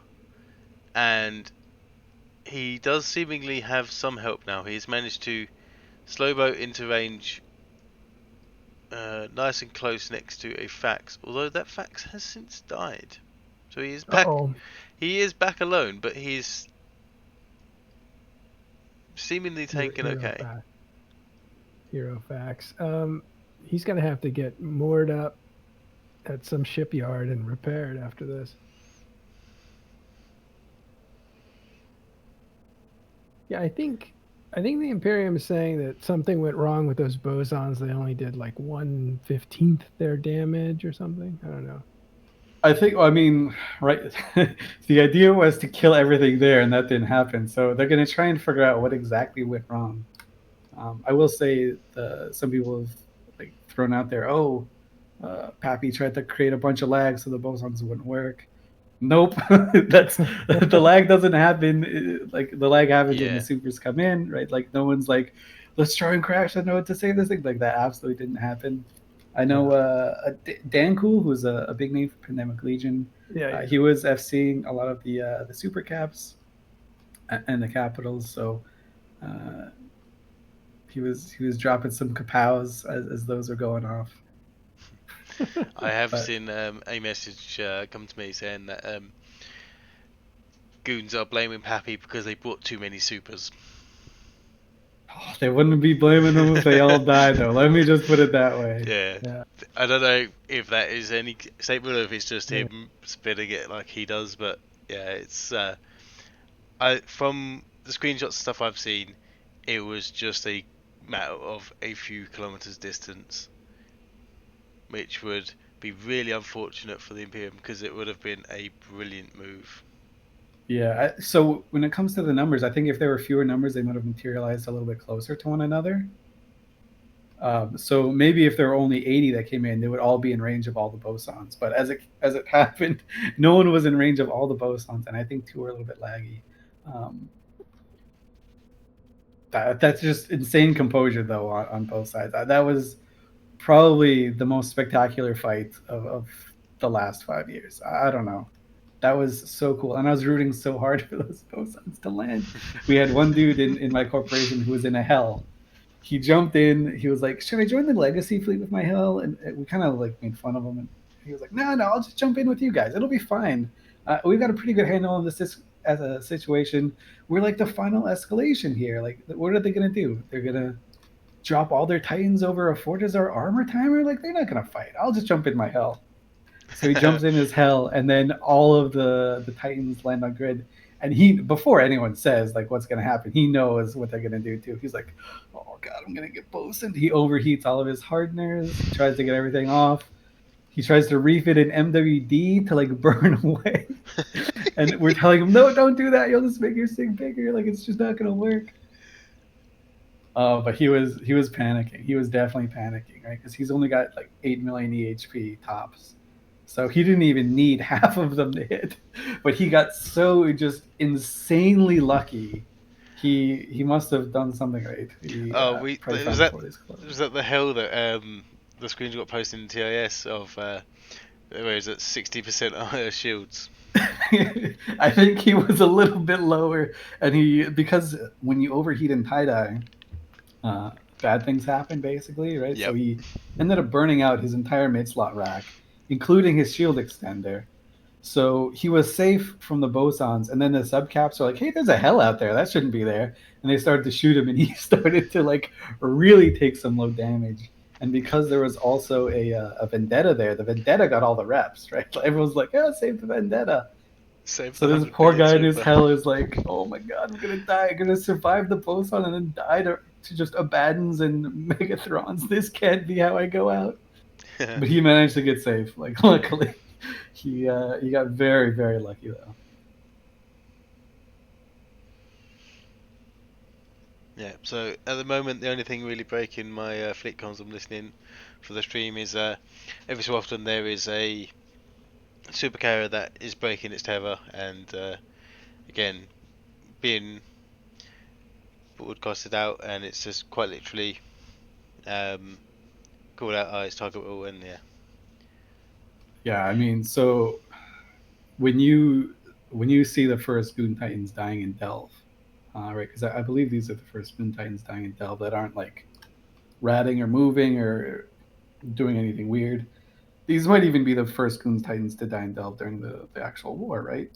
When you hear that's happening and you have a Titan, you want in on this. You want this to to go down, and I'm sure Legacy and everyone else has a bunch of pings going out saying this is it. I know I pinged my own corp Discord, which I never do. Like, hey, the guys, this is the real deal, and the server is actually letting us do it. Like this is a completely insane, right? This I said 49U, and that happened 2 or 3 weeks ago. That was some of the best server response that I've ever seen. This just blows that out of the water. Not obviously, it wasn't perfect. It took Titans an hour and a half to load system, so it's not super perfect. But my dread was cycling fine. My super was cycling fine. Everything was going good. It felt great, right? Like I never felt like the server was going to crumble underneath the fighter or play a big role. All right, we have a special treat. Elise, I'm going to bring in Hippojax. He's going to jump in here with us, and we'll talk to him in a second. All right. Oh, that's awesome. For those that don't know, Hippojax was one of the Titans that was doing Operation Boson. Hey, Hippojax. Hey, how's it going? Good, man. Love your name. That's why we remembered. But we were also checking you out doing the Boson Trap, which is amazing. And then you were the first one targeted and destroyed, unfortunately. But you went out in a blaze of glory. How are you doing? I feel like I got bullied a little bit there, you know? Yeah. I had a buddy of mine message me, and right when that happened, he was like, "Yeah, the first thing they said was Hippojax's primary," and I was like, "Oh." It's that moment of just go, well, that's not good. Hey, I start with an H. What's going on here? Yeah. So what was it like being a part of that? It was exciting. It was a lot of thought was put into it, and it was just a really cool experience, I guess, from somebody who hasn't really done something like that before. I've been a part of something like that before, but on the receiving end, I don't know if you remember the DTAC-W beacon. DTAC-W beacon. Where Sir Edmund lost the Revenant in Delve. Oh, like, are you talking about Jay Amazingness lost his Revenant? Yes, I was there for that. And, was one of the Titans that survived that. That was Peanut Smash, wasn't it? Yeah. Well, now he's on your side, so. But yeah, that was a pretty tough loss because Jay Amazingness lost a Titan and a Revenant, right? Mm-hmm. Yeah, we had a couple went down. Well, so this boson is carefully planned. What was it like when it was actually being executed? Were you like super hyped up? There was a lot of hype. I mean, a lot of, like, you know, Elise was saying, a lot of things had well, to. So this boson is carefully kind of planned. What was it like when it was actually being executed? For it to happen. Super hyped up. And it just kind of worked out the way it did. And I mean, a lot. I mean, I'm still kind of like shaky from it. You know, it was crazy. Yeah, man, we're still hyped about it. We can't stop talking about it. I was watching the video of it happening on the stream. Like, I was watching the stream while it was happening, and it was beautiful. Like, watching everybody kind of warp in and seeing the ranges, and it was great. But I see a lot of people in chat talking about, you know, like, I guess they're kind of trying to spin. As far as I know, nobody on, like, you know, our side or whatever was saying that, you know, anybody was trying to crash the server, or at least I didn't think that. Like, none of us really thought anybody's trying to crash it. There wasn't any super conspiracy theory going on. It was, I think that the load was just heavy on the server, and some of our guys, you know, the bosun went off on some of them for 3 cycles. I guess some of them got 1 tick out of it. You know, we're looking at the information now, but it could have gone really well, and it didn't, and we died, and, you know, that's just the way it goes sometimes, you know. So whose plan was it? Who's making the call to log in and do this thing? Or are you allowed to say? I don't know. I mean, if you know, I can't really talk about that. Okay. We suspected it was Elo just because of the brazenness of it. Just whisper it to at least. No, don't. I will definitely not be able to hold on to that. I mean, you just got to send a message to your buddy Laz, and I'm sure you guys can talk about that. Yeah. Get to the bottom of it. Well, there's a lot of inventive FCs at Imperium, so could have been any one of them. So, yeah, I mean, when you got told about this plan, did you have doubts about it? I don't think I did.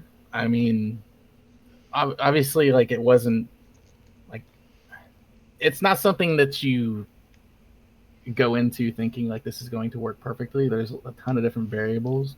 So, whenever it's brought to, your attention, you kind of, I think you naturally think what could go wrong, and then you try to go from there. So when you try and execute something like this, obviously you have to have like incredibly good execution, and they don't just broadcast to the entire cap channel, "Hey guys, need 16 Titans decks up for something cool." How did you get like into that spot, number one, and like what did it feel like launching that boson while you were in that situation? Like palm sweaty? Was there like what was going on? Oh, I don't know. I'm sure you've probably been there before, but like you're sitting at the computer and like your chest is like you're shaking from the adrenaline because like you're so hyped for the experience. Like that's what it was like. And I mean, it's just something I was lucky enough to be a part of, But the boson going off, I felt like on stream, they were aimed perfectly. It's just, yeah, exactly. Knees weak, mouth spaghetti, dude, for real. Like, you don't understand. I'm hyped. You know what I mean? Like, even when I died, like because I died, and even dying first, like it was so cool to be a part of something like that. I didn't even care. I mean, not trying to spin like already replaced, or I don't even care. Like, obviously I care that it died, but it's not the end of the world. Like, it was still, it was so much fun. I couldn't even like put it into words. Yeah, I mean, that's a once in a lifetime opportunity, at least in terms of like Eve, right? Like, no one can say that they've tried that really and gotten this close. I mean, when are you ever going to see something like that, Like, or when have you ever? I've seen people like practice for it on the test server, but I've never seen it like this close to actually executing, right? I think we were saying that before. I've seen PanFam like try it and completely whiff by bouncing their Titans. I've never seen anyone just have coordinated warpins like this and get all of them to hit, right? So like when you line that up and go for it, there's like no room for error. I can't imagine if you were like the one dude that missed, the amount of flack that you would get and how bad you would feel like letting everyone down. That was kind of like that was the general like conversation too. Like, as we're in warp, it's kind of like, all right, who's gonna jack this up? Who's gonna aim it straight up in the air or something? You think about all that, and then you just try to do your best, especially with the server performance. I mean, not that I keep trying to say these things and not trying to put a spin on it. You know what I mean? But like, it's hard to aim that stuff whenever the server's just taking a dump. Yeah, no, it's definitely not easy. Like I've whiffed in perfect conditions. I know Peanut Smash has too. Like it seems like even some of the better pilots that I know have whiffed on this one. I can't imagine being in a position of trying to line this up with tie-dye, with lag, with the adrenaline going that, hey, we might just nuke 200 supers with this. Like it just, and I was rooting for you guys too. Like how many were actually in there? How many supers were in there? I'm pretty sure the fleet was full, from what I understand. Ooh, wow. So is it when you saw that they had a full fleet that was like, okay, let's try this? Or did you just get lucky and they filled an entire fleet? Well, the fleet being full was kind of a benefit. Yeah. Because you could have done that with like 100, and that would have been a great thing too. But wow, that could have, well, so close to being huge. Yeah, there was a lot of moving parts there, and it worked, not as well as I'd like it to. But I mean, I feel like if I would have seen somebody else do that, I would have been like, oh shit, that's so gnarly. Like, you don't care who it is, you want them to succeed. I think that's where Elise is coming from with it. Yeah, for sure. Like that would be so cool to watch, right? So imagine, like, we were talking a month or so ago, in Y-2, DBRB gets a bomb run that wipes out a Raven fleet, and it turned the tide of the battle, and actually turned the tide of a war for like 2 weeks. Yeah. I can't imagine taking that. Not so like we're going Ravens. I guess the next logical step up would be like Phoenixes, and then you've got like supers after that. I can't imagine just doing a full fleet wipe of a super. Just how crazy smug and hubris, and just the amount of swagger that the Imperium would have for the end of time. Like, you could lose every station in Delve tomorrow, but if you're the guys that wiped out an entire PAPI fleet in one go, like, that's just etched in stone forever. Dude, I'd have been walking into work like Vince McMahon yesterday, or like tomorrow. Yeah. I mean, honestly, you still should, to be honest. That was some pretty good piloting. It was like I think this on stream. We are seeing there the bubbles did get clear from the Fortizar, and in 2 different directions we saw a bunch of PAPI dreadnoughts and carriers extracting, as well as a bunch of Imperium supers just parting ways, both going different directions. Well, I think the saddest thing for me was I had a large rigged avatar that died. Rest in peace. Gone, but yeah, those are quite rare. Yeah, well, it's dead now, boys.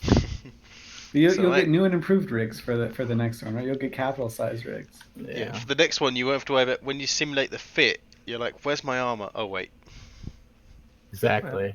Because I have that problem all the time with my avatar. I always think you want to die in this way, though. This is the best, because you can commit this to memory now that, because a ship doesn't exist until it dies, right? Yeah. And when it dies, then it's marked, and this is the best place to mark it. I mean, I wouldn't have had it any other way, you know. In a big fight like this, like, that's the way you want to go out, like you said.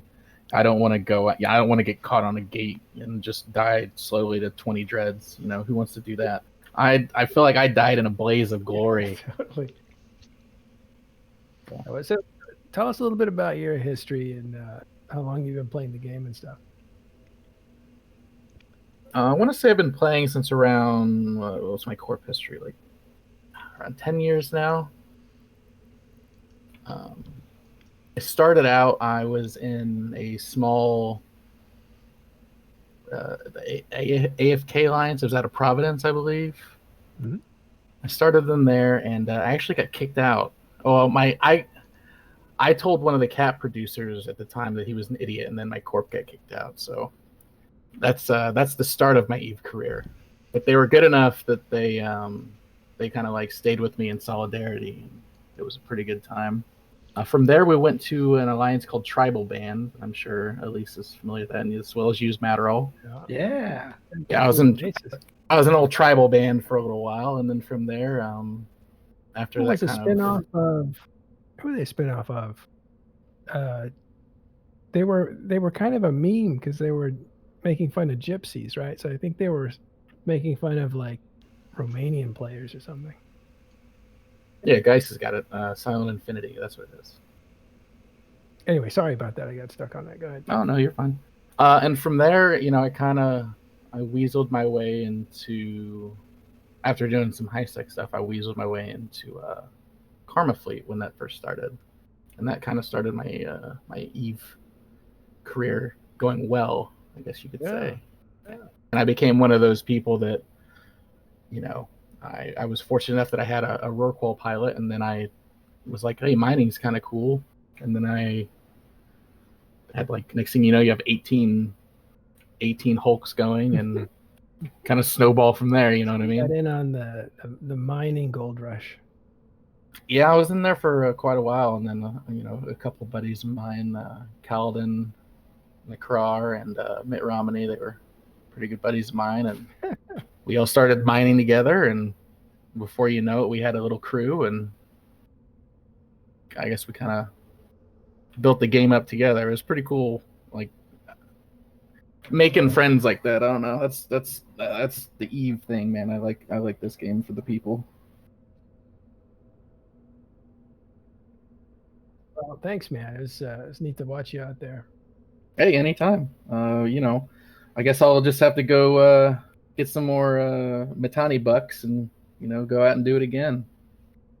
Yeah, well, listen, try to get some sleep later tonight if you can. Yeah, I'm about to go to bed now, but I appreciate you guys having me on here, and I tried to answer whatever questions I could without being too. Yeah, thanks, man. You were absolutely great. Like, I think some people might actually be kind of sad because, especially in this thing, we like both sides like to kind of vilify their enemy a little bit, and you're just like this really cool dude. Way too cool. I just had a good time, you know what I mean? So, anyways, I appreciate you guys having me. I'm gonna head to bed. Thanks guys. Hippojax. Take it Have a easy. good night, man. Good job. So I'm looking at some of the kill mails coming out from the bosoning thing, right? About a dozen apostles died in that. I think there were like 12 of the 20 that came in on the initial wave died to the bosons. But it looks like this is kind of something that we're theorizing a little bit. I don't know if this is the case for everything, but it looks like on average 7 or 8 of the Titans got onto the apostles, so they didn't get full hits on everything. But as Hippojax was saying, some of them did do substantially more damage than the others. So it is. Can that be determined? It can be determined, right? Who did how much damage, kind of thing. Yeah, so they can pull the damage logs, which I'm sure they saved and they're going through it now. I'm sure as soon as this happened, they said, "Hey guys, rip your damage logs. I want to see them." That's exactly what I would do in the heat of the moment. Just be curious. But you can also look on the mails, right? So obviously, if you hit an apostle and shield, you're going to have a huge spike in your numbers, so you can see the first one. But everything else should be pretty much about even, right? So if you look at some of them, some will do 100,000, some will do 30,000, and that's not necessarily just because they're finishing it off or anything like that. I will say the Imperium do have some of the best Titan names in that whole thing. Yeah, so they do. Hippojax Yeah. was great. Dirty Yeah. Blobbert is another one. Yeah. Diplomacy via Sinum was another one. That was a rag pilot. So some really fun names there in the fray. Yeah, they have some good names, good humor in them. And I don't know about Headliner and Dancool and the rest of the FCs, but whenever I was FCing a lot, I would definitely choose targets. Obviously, I'd want something that's in line that makes sense to shoot, right? So I'm not going to shoot a bad target. But all things the same, I will then go based on how funny the name sounds to me in terms of a primary, right? So if you're fighting Elise, you want to have a name like Bob or something. Really, yeah, the most mundane names I will not shoot. It's no fun to say aloud or anything like that. Also, Bill. In my experience, have a character that starts with a Z, because I say my Dreadnought pilot's name was Anna. Didn't last long. Yeah, I think some I was people like the second Dreadnought to die in my group. When you're in a situation like that, a lot of people just sort alphabetically A to Z and say, "Hey, they're all right next to me. Let's just kill them as fast as you can. Go A to Z." Yeah. That was a strategy back when ships died much quicker. The cadence of ships dying was very fast. For this fight, the ships were dying really fast for a while, right? Before both sides brought in supers and titans. The server was doing remarkably well, even with the first set of dreads that came in. You're talking 500 dreads coming in between the two sides in about 5 minutes of real time. And the server was fine. Like, you could cycle your guns, you could do everything. It was just absolutely crazy in the best way possible. Yeah. This, do you think, like, 2018, when there were a ton of Titan fights, do you think it would have been a different year if the servers were working like they're working now? I don't know. It's hard to say because we kind of took those fights regardless, right? Like we would know that the servers might die here. We came up with plans to fight against it, right? We came up with formats. So when we bounced into a carrier, then bounced back. Yeah. So people kind of adapted to those changes. I am frankly kind of glad they're gone. I don't. There are some things that I miss about that era, but there are some things I definitely don't miss. Fighting with all capitals and slow cats and no subcap fleet was some of the most stressful FCing I've ever done in my EVE career. That is no fun. People say, "Oh, you just light Sino and you win the fight." That's not what it's like at all. You have to make contingency plans for everything that could go wrong, and everything goes wrong eventually, right? Every fight, something goes the way it's not supposed to, and it's so stressful. And those fights just drag on, and it's no fun. The meta right now is much more fresh and much more fun, right? So you have to have one guy can't do everything. You have to have several FCs, right? So for the PanFam side, because we kind of split our fleets up a little bit because we hit high numbers, so we can't have one FC for everyone. So there was Dankel with the caps. There was DJ Aldard before that. Headliner was running the subcaps, even though he has got to go to work in like 13 minutes, right? So he's not even going to get any sleep for this when he was running the subcaps all night long. And then you had Blazing Bunny as well doing supers and titans and stuff like that. So it really does take a team. Really? Now. He's already doing supers and titans? Wow. Absolutely. That's a fast tracked. So it's amazing, and I'm sure on the Imperium side there were another like dozen people doing everything in there, right? So you can't have just one guy. There has to be a bunch of people because there are so many moving parts, and that's one of my favorite things about this level of combat in EVE. But so I think this one fight might go down in history for being one of the most memorable for the people involved. Like it's not going to turn the tide of the war too much. The Imperium did take a little bit of a punch on this one. They lost 2-point-something trillion. They also killed 200 dreads, which I think they're going to be really happy about. And they got really close to their strategies. I think everyone's going to remember like this one fight that they were in. Even if they don't play anymore, even if they take a break from EVE, they're going to be like, yeah, this was the fight. YZ9, and that's just going to be it for them. I gotta say, a lot of things went right for this fight, right? Like, especially starting with the servers. The last few fights, the servers been performing pretty well. That makes a lot of things possible. So I have a feeling that both sides have actually been having fun for most of these fights. Yeah, I mean, so I think a lot of it's just so diverse in what was happening. Yeah, that's the thing, right? So the Keepstar fights, they do feel like they kind of drag on.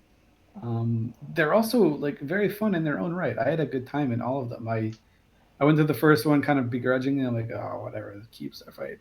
And it was so fun that I went to I made sure to go to the next one. I cleared my schedule. I did some work from home stuff so I could make it. But it just feels like you're against a clock on that one, and it's very formulaic. You know about what's going to happen. You know the bad guys are going to shoot your thing, and you have to shoot them, right? But in this fight, you didn't really know how it was going to turn out. It could have just been like a subcap fight. It could have just been like a bunch of battleships fighting another bunch of battleships, and it could have ended there. Someone could have jumped in everything they had, and the other side would have just de-aggressed and tethered up and docked.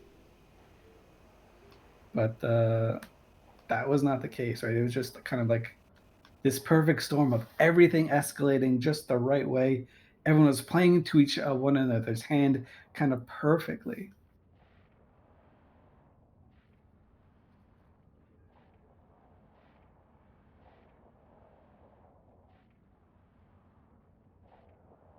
Oh, okay. We're watching the extraction of Titans headed back to 8QT. Yeah, there is no more goons from capitals left on grid. Any that are safe devil and not going anywhere. As a reference, some more of the Russian coalition of Russian alliances on fire are trying to join in this fight. Well, unfortunately, the fight is well and truly over. As we watch these, they're just trying to get Titans. Out. Yeah, they're just getting out of bed now and like, oh, is the fight still going? Nope.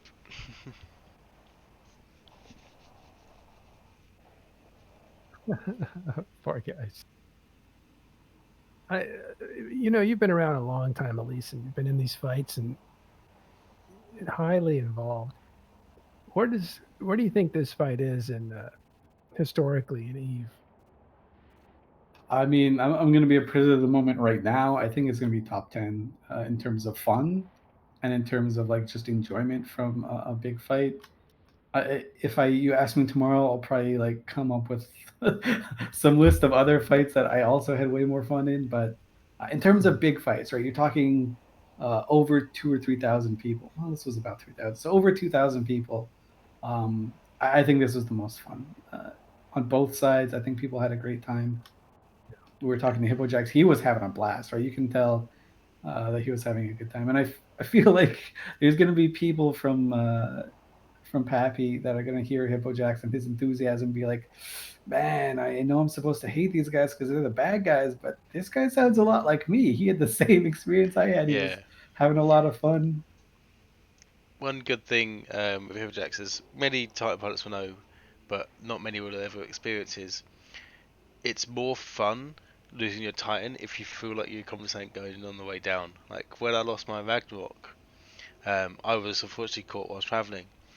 But the way I got over it was I doomsdayed a carrier. Because I'm like, well, I'm going down anyway, I'm taking someone with me.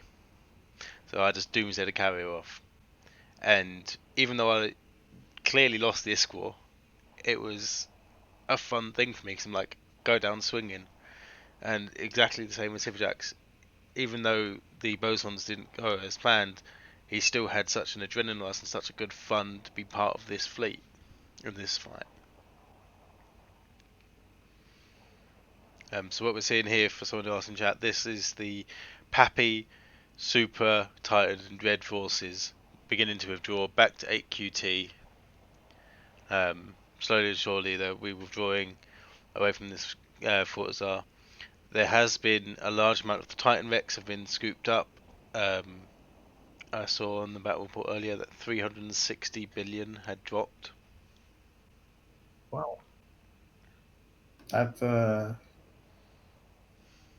that's a nice little bounty to pick up, right? I know in some of these other fights, Philly was out there in a Rorgul looting. I was out there as well in a Bustard looting a bit. It reminded me. Yeah. In this one, I wasn't out looting. I was kind of tapped out trying to do all these things. Just be a little rude to be funny, but he's like a hobo with a cart. Yeah. Picking up pieces of trash. Except each one of these dread wrecks has like 500 mil in it, so might as well. Someone asked in chat, how much do you think the kill rates and bounties being turned off helped?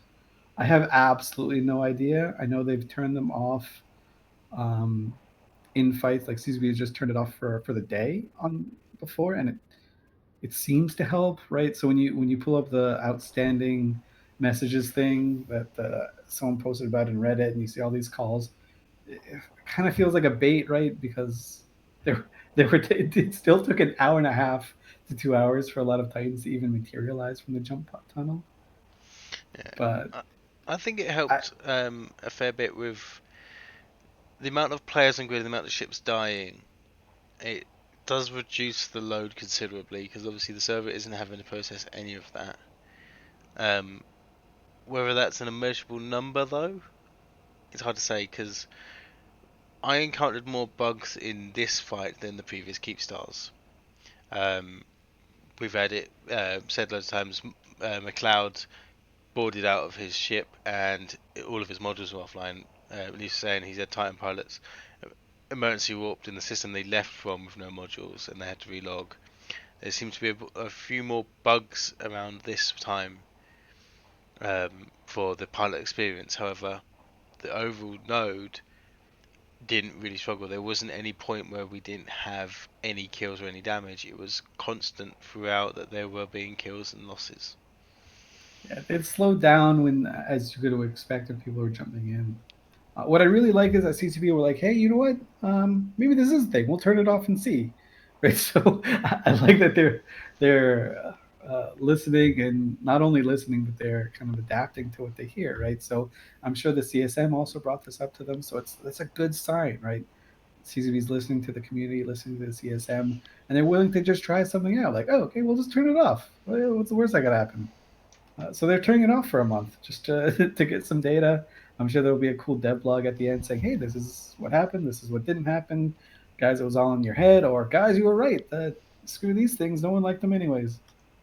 I just like that they're committing to doing something and following through with it. Someone in chat also says the control shift F9 thing helped them too. That was the game changer for me for sure. I absolutely liked it. What I said when I first got on, and that's the new feature. If you're not familiar, it came in on Tuesday, where you can hide the space elements from the space game. You can still see your brackets. You can still see your fleet. You can still see the enemy I can fleet. demonstrate. There. So as you're seeing on stream, this is how Elise was fighting this battle. Yep, it was fantastic. Wow. So it's still 3D. It's just there's no graphic. Yeah, that's that's exactly right. And I also learned out that if you have post-processing enabled still and you warp to the sun, it'll make your screen get stuck bright red, which was very spooky. On one of my characters, I decided that I'd fly a Kitsune. My goal was to jam Laz, but he was in a monitor, so I couldn't jam him at all. So I jammed Brisk instead the entire fight. Frustrating. Sorry, Brisk. It is quite interesting that if you do Control Shift 9 and then do Control F9, it just makes it all black because it hides all the overviews. Hides everything. All your windows, and you just end up with a black screen.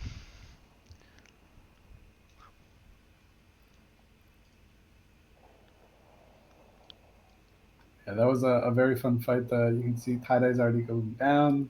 Tie-dye's just 70%. We're at 1,300 in local down from... Yeah.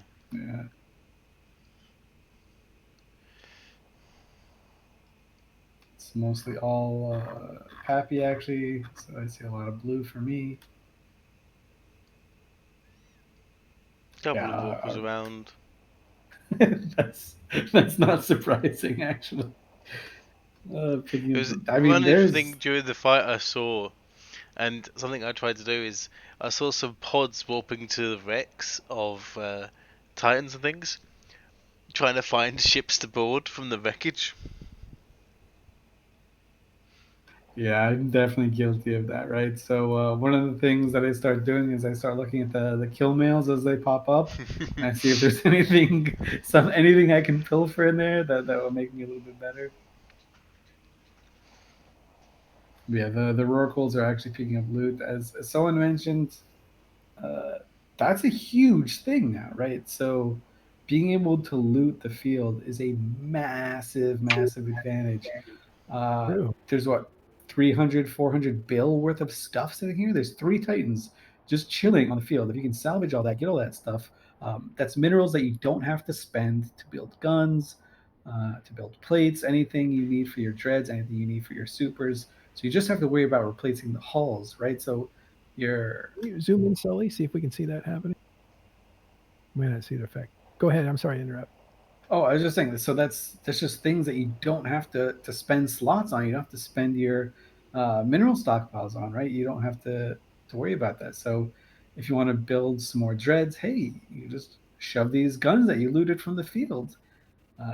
Everyone on the field fits guns to their dreads. Who cares if they're Imperium dreads or your own dreads?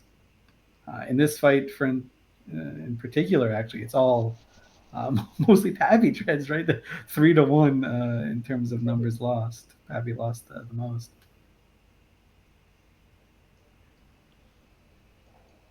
I like salvaging it after a battle means something. Yeah, it does feel way more significant. I mean, there are times when we would have a big cat fight years ago, and no one would really like. Some people would, of course, pick up the loot, but it wouldn't be like, "Hey guys, we can't go home. We have to worry about the loot." Now it's definitely transitioned to, "Guys, the fight's not over. We've got to loot the field." So that's definitely a little feather in the cap for the winners here. We'll get those clowns that would shoot the wreckage all the time. I used to hate that. Yep. Yeah. So funny, and you're starving for a warp, for a micro warp drive, and you're like, oh, I finally got one. They're blowing things up. It's not fun.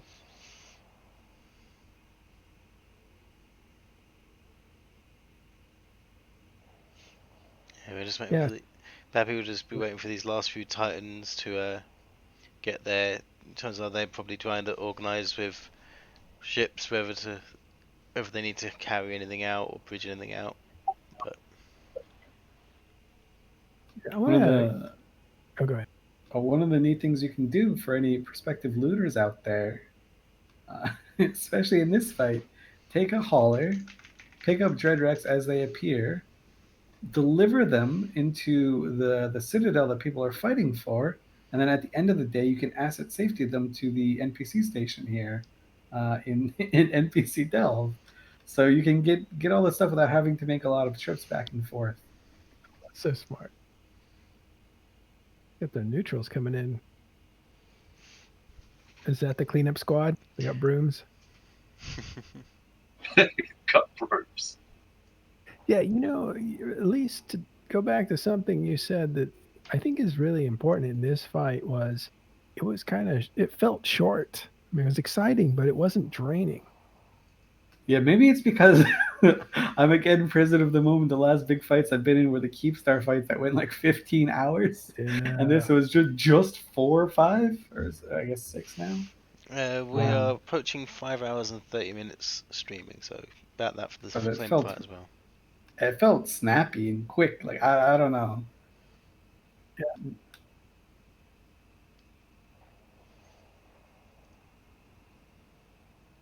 But that kind of a fight doesn't wipe people out like that 14-hour Keepstar fight was like. Had a hangover the next day. This one will be a bit of a mix. There'll be people who, like myself, had a dreadnought in there, didn't get on any kill miles, be a bit miffed by it because the node was so heavily under tie-dye. But it won't stop me from getting another dreadnought in the fight. We have Alliance SRP, we have Corporation SRP. It's done so that these big losses don't hurt your wallet, so you can get another one and get back in. And it'll be very much the same for a lot of other people. They'll be happy to get back in, be willing to get into the fight. I do believe we have Villy in TIS. Pog. There he is. All right, Villy. How you doing, gents? How are you doing? I'm having a pretty good fucking night. Oh, smug alert. No, it's cool. It's cool. You deserve it. It was a great fight. I mean, this is this is a pretty huge battle. Enjoy it. Don't listen to me. What's it like, man? Because you're part of this in a big way.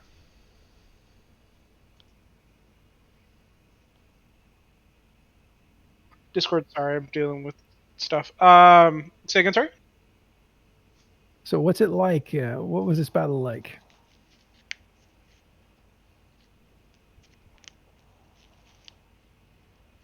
From your perspective. He's too busy looting. He's trying to get the reps into his oracle. I can hear He's got to it. get that salvage oracle going. He pulled a gold tooth out of some dead guy. No. Implants from pods. That used to be a thing, right? Right. At this point, we're literally trying to loot as much as we can, obviously, but focusing on extraction, getting ourselves out of here, and trying to make life as simple as we can. I don't know. Were you hoping that the bosons would land and everyone would die? Like, obviously, you don't want. Well, there wasn't enough to kill all the supers, anyways, right? There was only like 12 or 15. Even if every single one of them hit perfectly, it was still short, like 5 to 10. Like they would have wiped out all our facts, but they wiped out a bunch. Yeah, I'm sure they got a few, but most of them were still in invul timer, right? So I don't know. Like it was a really interesting play, a really kind of cool setup, but it's just they're trying to be too pretty, right? Like I hate to put it like this, but like when you're playing at these levels, tie-dye is not something that just causes problems in terms of slowing things down. Like the game just fails to function in a number of ways that are very predictable, and everybody knows how the game can fall apart. And you just try to be too cheeky, and it like much like the PDS thing in the 49U fight, like the game will fall apart on you pretty quick. So it's so you guys are like the big brawler that's kind of walking slowly and Discord's was something. Yeah. All right, go ahead. I'm He's thinking still trying to extract his fleet, I think. Yeah. As we can see on the stream now, this is the grid of the remnants, and I think even Metal could agree, there's a lot less here already than standard fights of this size. Like, we saw grids at the end of Geepstar fights where it was just, you couldn't see anything, whereas this one, a large majority of it has already been picked because of the value of these ships, There's 1100 in local. There's no tie-dye. It's pretty crazy. As well. Oh, there's still a lot of Imperium, but they're all tethered around that fort. I think that to Villy's point, what he was saying is, this felt like a bit of a finesse play as well. Something that, I still gush about it because if it lands, it's the coolest moment in EVE history, bar none, right? But I think Villy's point is, hey, this it was a very cool, swaggy swing for the fences play, but I think if he were on the other side, he would not have attempted it, or he would have told people not to try it, because it's a super risky as well. Yeah, doing the math, if all 16 Titans bosons hit 100%, it's 12.8 million damage before resists. Which is enough to kill supers, but it does require a good precision hit. It would definitely maim a lot of them, and I do think that probably part of the plan was, hey, we're not going to get all of them in one go. We're going to maim like 80% of them, then drop our final dread bomb on them to clean up, because then your dreads only have to chew through like 50% armor instead of anything else, and no one's getting any reps. I noticed after bosons, this fleet of dreads came in and they were gray to us, and we're like, oh my god, is this the coup de grace here?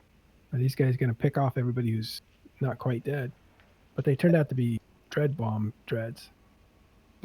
So I assume that might have been like part of the play as well. But again, at that point, we had made the call to bring in our Titans, right? So to counter whatever escalation that was coming out. And they took an hour to load grid, right? So even if the Imperium guys did want to come up with that, at that moment, you were not getting a dread bomb in to finish those supers off. Right. Well, it was interesting because we thought we didn't know what side they were on until we looked at it, and then we figured it out. Yeah, but I still say like maybe I'm so I'm definitely detached from an FC perspective. I'm just like a fan right now of EVE Online. I would have loved for it to work, and I'm glad that they tried it, and I think they deserve a lot of credit for it. Yeah, Billy has like more sense than me, and he's more sensible, and he was like, "Hey, you guys shouldn't have done this." But Ron, USMC, always great coverage. Thanks for raiding us. We'll finish out for you. We'll make you proud. But one thing that Billy said was like, oh, it was a little too much. What do you say? Finesse? It was like a little too finesse, too cute. And it reminds me of like the big slugger in the boxing ring and the little thin guy that's running around him dancing and stuff. And then the big guy lands a huge left hook or something. And the guy that's dancing around just hits the floor. So it was too much power. Especially when all the Titans came in. What are we seeing here? These what are those battleships flying around there?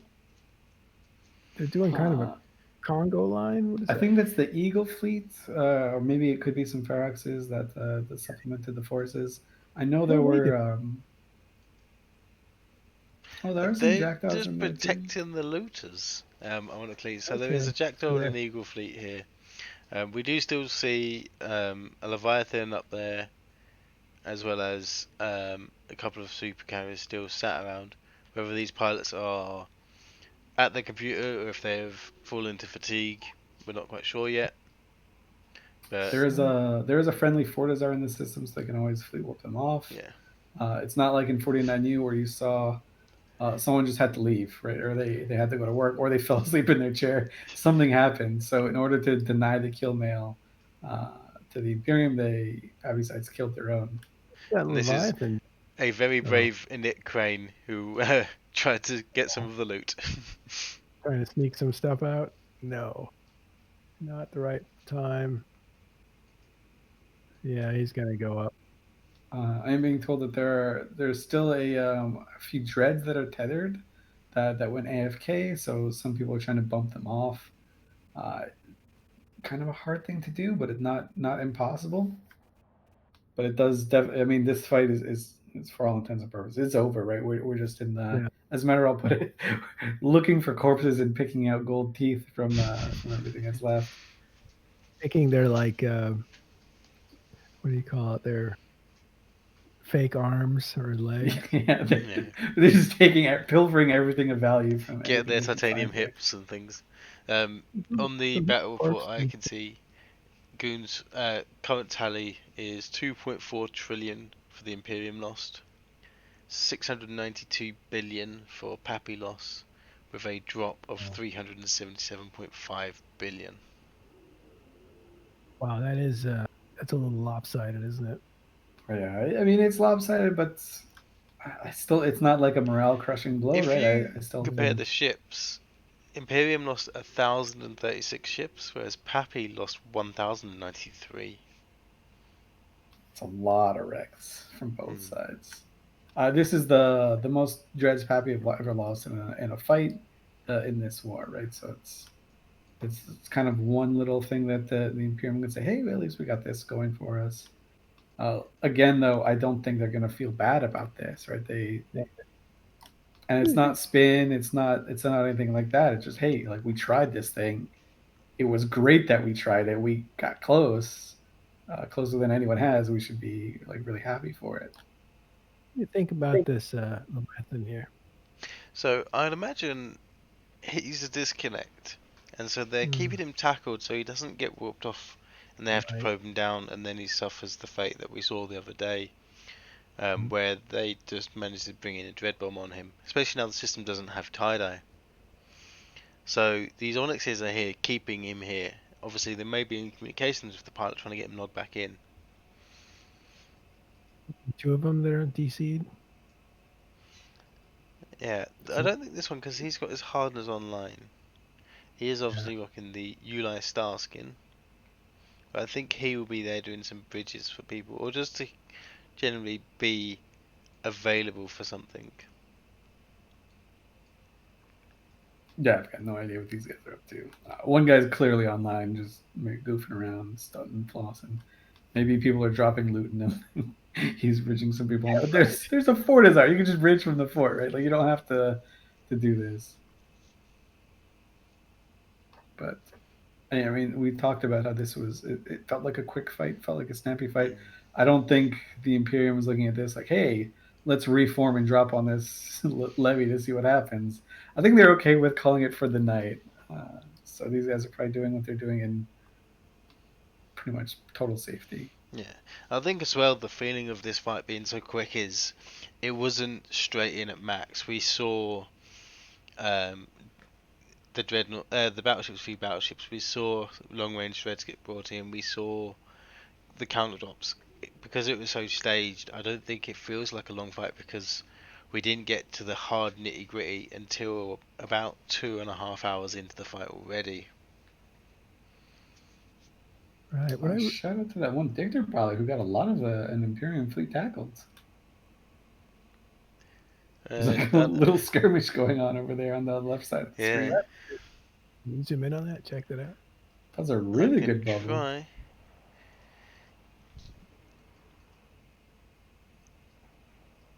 Yeah.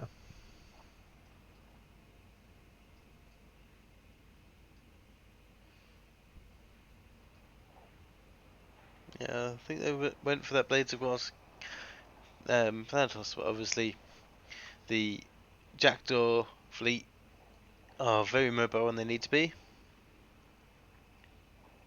They ate those guys up quick. Yeah, that's one thing that the Imperium are probably they're adapting to, but it's still a struggle for them, right? They're very accustomed to when they're fighting big battles, big wars, even like that. They're accustomed to being able to depend on their numerical advantage to almost always secure the subcap battle, right? So when you're fighting someone smaller than you, um, by virtue of numbers, and you've got good FCs as well. It's not like you've got crummy FCs. You will be able to hold a subcap advantage. In these fights, the Imperium is fighting like pretty grossly outnumbered. In none of the fights, really, none of the big ones have they been like dominating the subcaps just by virtue of the numbers going against them. They've got so many other things that they have to do. They can't have just a bunch of subcap fleets and outnumber their opponents. They can't dominate the same way that they're used to. So you're seeing their tactics evolve in real time through this war, and I think they've been doing a really good job. It's one of the smaller things, maybe not small things. It's one of the things that it's kind of hard to see on a day-to-day basis, but when you look at it month to month, you can kind of see how they're changing their plans, how they're adapting to not having this advantage that they're used to having. And that's a big thing. If you're used to in like this situation, if you're used to saying, "Well, I don't have to worry about extraction because I already have the subcap advantage because I've always had it," then the fights look very, very different. So that's definitely one of the things that the Imperium pilots are adapting to, right? And they're not done adapting, right? They're doing a good job now, but I have a feeling they're not satisfied with where it is right now, and they have probably plans to get a little bit better.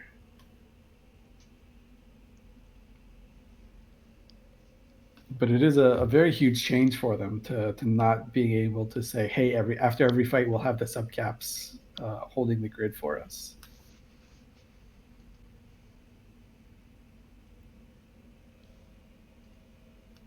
The the hardest part about watching a stream is I try and click and drag and manipulate the screen. It does not work. Unfortunately not. Do feel free to ask for instructions.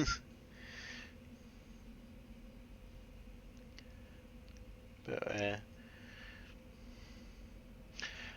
I think like I say, we've had all the super capitals withdrawn. There's just some faxes and dreadnoughts now on grid with some minor wrecks. I think that safely will allow us to begin wrapping up this 5-hour 40-minute stream coming up to, which is, like I said, mental, seeing as it's been 2.4 trillion destroyed for the Imperium and 600 odd for 690 odd for PAPI, so a 3.1 trillion battle. Over Fortozar armor timer and NPC death. Yeah, not a kill timer. It was just a textbook escalation. Oh, he brought dreads. Okay, we bring close range more dreads. Oh, they counter dropped our dreads. Right, we counter dropped them, and the counter drop, and just kept repeating in that pattern. So it really did sum up just as a textbook. So I say thank you all to everyone who's tuned in, and thank you to Elise Manskar, who was here earlier, who's probably gone to bed, Mattel, who's also disappeared as well, and thank you to the guests who came on. It's been a very interesting fight, and who knows what we'll see in 2 days when it's the actual whole timer of this Forza.